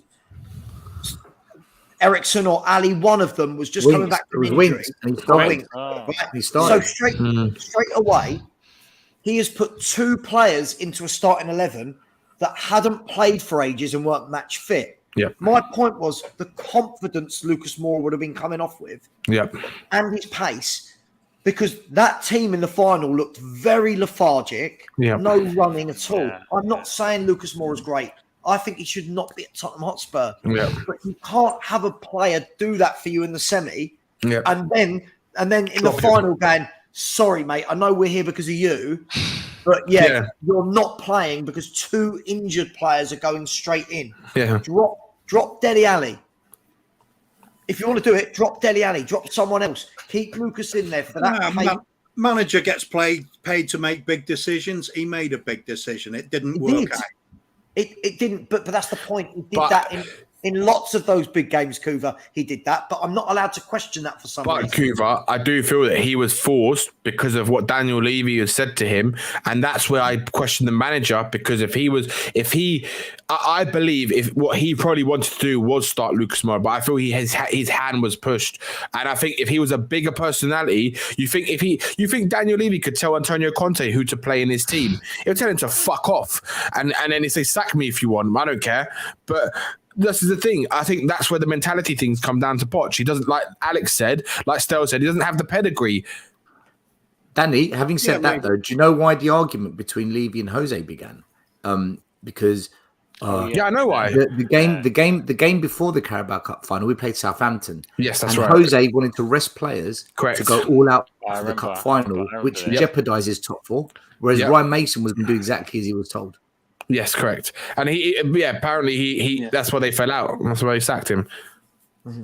Also apparently after that conversation, Jose had told him a lot of home truths. He didn't like it. Yeah, like he's a cunt. Yeah, basically, Well, he is. So. just quickly, guys. I'm back in a second. Guys, I've got a super chat.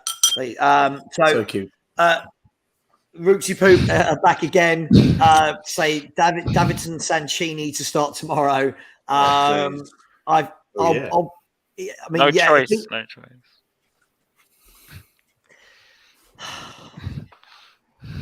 I'm gonna end the show in a minute. I'm getting too tired for this. I keep trying to talk and everyone's just talking over, and it's just really annoying now.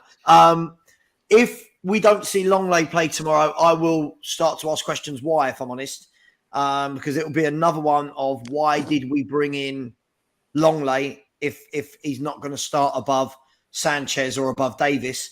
But thank you very much for the super chat. I want to go back to this super chat, and this is going to be the last chat of the evening. I suppose this depends on how much people watch Italian football. But are Inter Milan as good now as they were under Antonio Conte? I mean, it would suggest that they're not because they didn't win the league last year. But does anyone watch Inter Milan religiously? I watch a lot of bit of different Italian football. Go on, Corey. Inter are probably still where they were when Conte left. It's just the fact the rest of the league has evolved now and it's got better and a lot stronger. Okay, yeah. So we're saying they're probably the same as when he left. Yeah, minus 2 or 3 players that have probably left, like Hakimi and players like that. But Inter are still a formidable team in Italy, and they still have pretty much most of the players there that Conte and Paratici brought in to Inter. Okay. Anyone else think are they as good? Are they not better? I mean, it's subjective this again, isn't it? Because every other team. A very, very important and poignant thing to say. I don't care. It's Inter Milan. Why would we care about Inter Milan? Listen, Richard, yeah, but listen, somebody's put in a super chat and asked a question. So do you know? Just to add to that, and I will answer your question. Just to add to that, guys, with that Inter question, the one thing I've noticed, I don't watch them religiously, but I do watch Italian. I try to watch as much football as possible. With Inter, what I noticed with their manager now, they seem to play better football than what they did under Conte, but they're more open. So they're not as solid as they were under Conte. So they don't win as much as they used to under Conte. And I think that's the difference. It's like kind of like having a Poch, like where they play better football, but they're not as resilient in a sense. If that makes sense, because Conte was obviously his teams are built on resiliency, and that's what he likes. That's his fundamental. If you can't win, don't lose, sort of thing. And I think they're a bit more open. So that's maybe why they're not as. They're still a very good team. Don't get me wrong. It's just I don't think they're as resilient as they were under Conte. Okay, guys, listen. I am going to wrap the show up there. Just before I do. I must read out. Gogama has come in again with another super sticker. You're relentless and we love you for it. So thank you very much. And there is a super chat from H who has said, big up Savva, great show as usual. Love the fact that us regular fans, mate, listen, I'm a regular fan. Everyone's a regular fan. Regular fans are able to come on your show and say what we feel. No, Savva, we're not Spurs fans, man. We're not. Big up I'm secretly a Brighton fan. Big up Stell in the panel. Listen, I will always do this. I think it's really important that anyone who wants to come on has a platform to speak. So rather than bitching about people behind their back, come on the show, chat. So I'm going to say, Cubed, thank you very much for coming on. I've really enjoyed your input. Thank you. Thank you for letting me crash your party. No.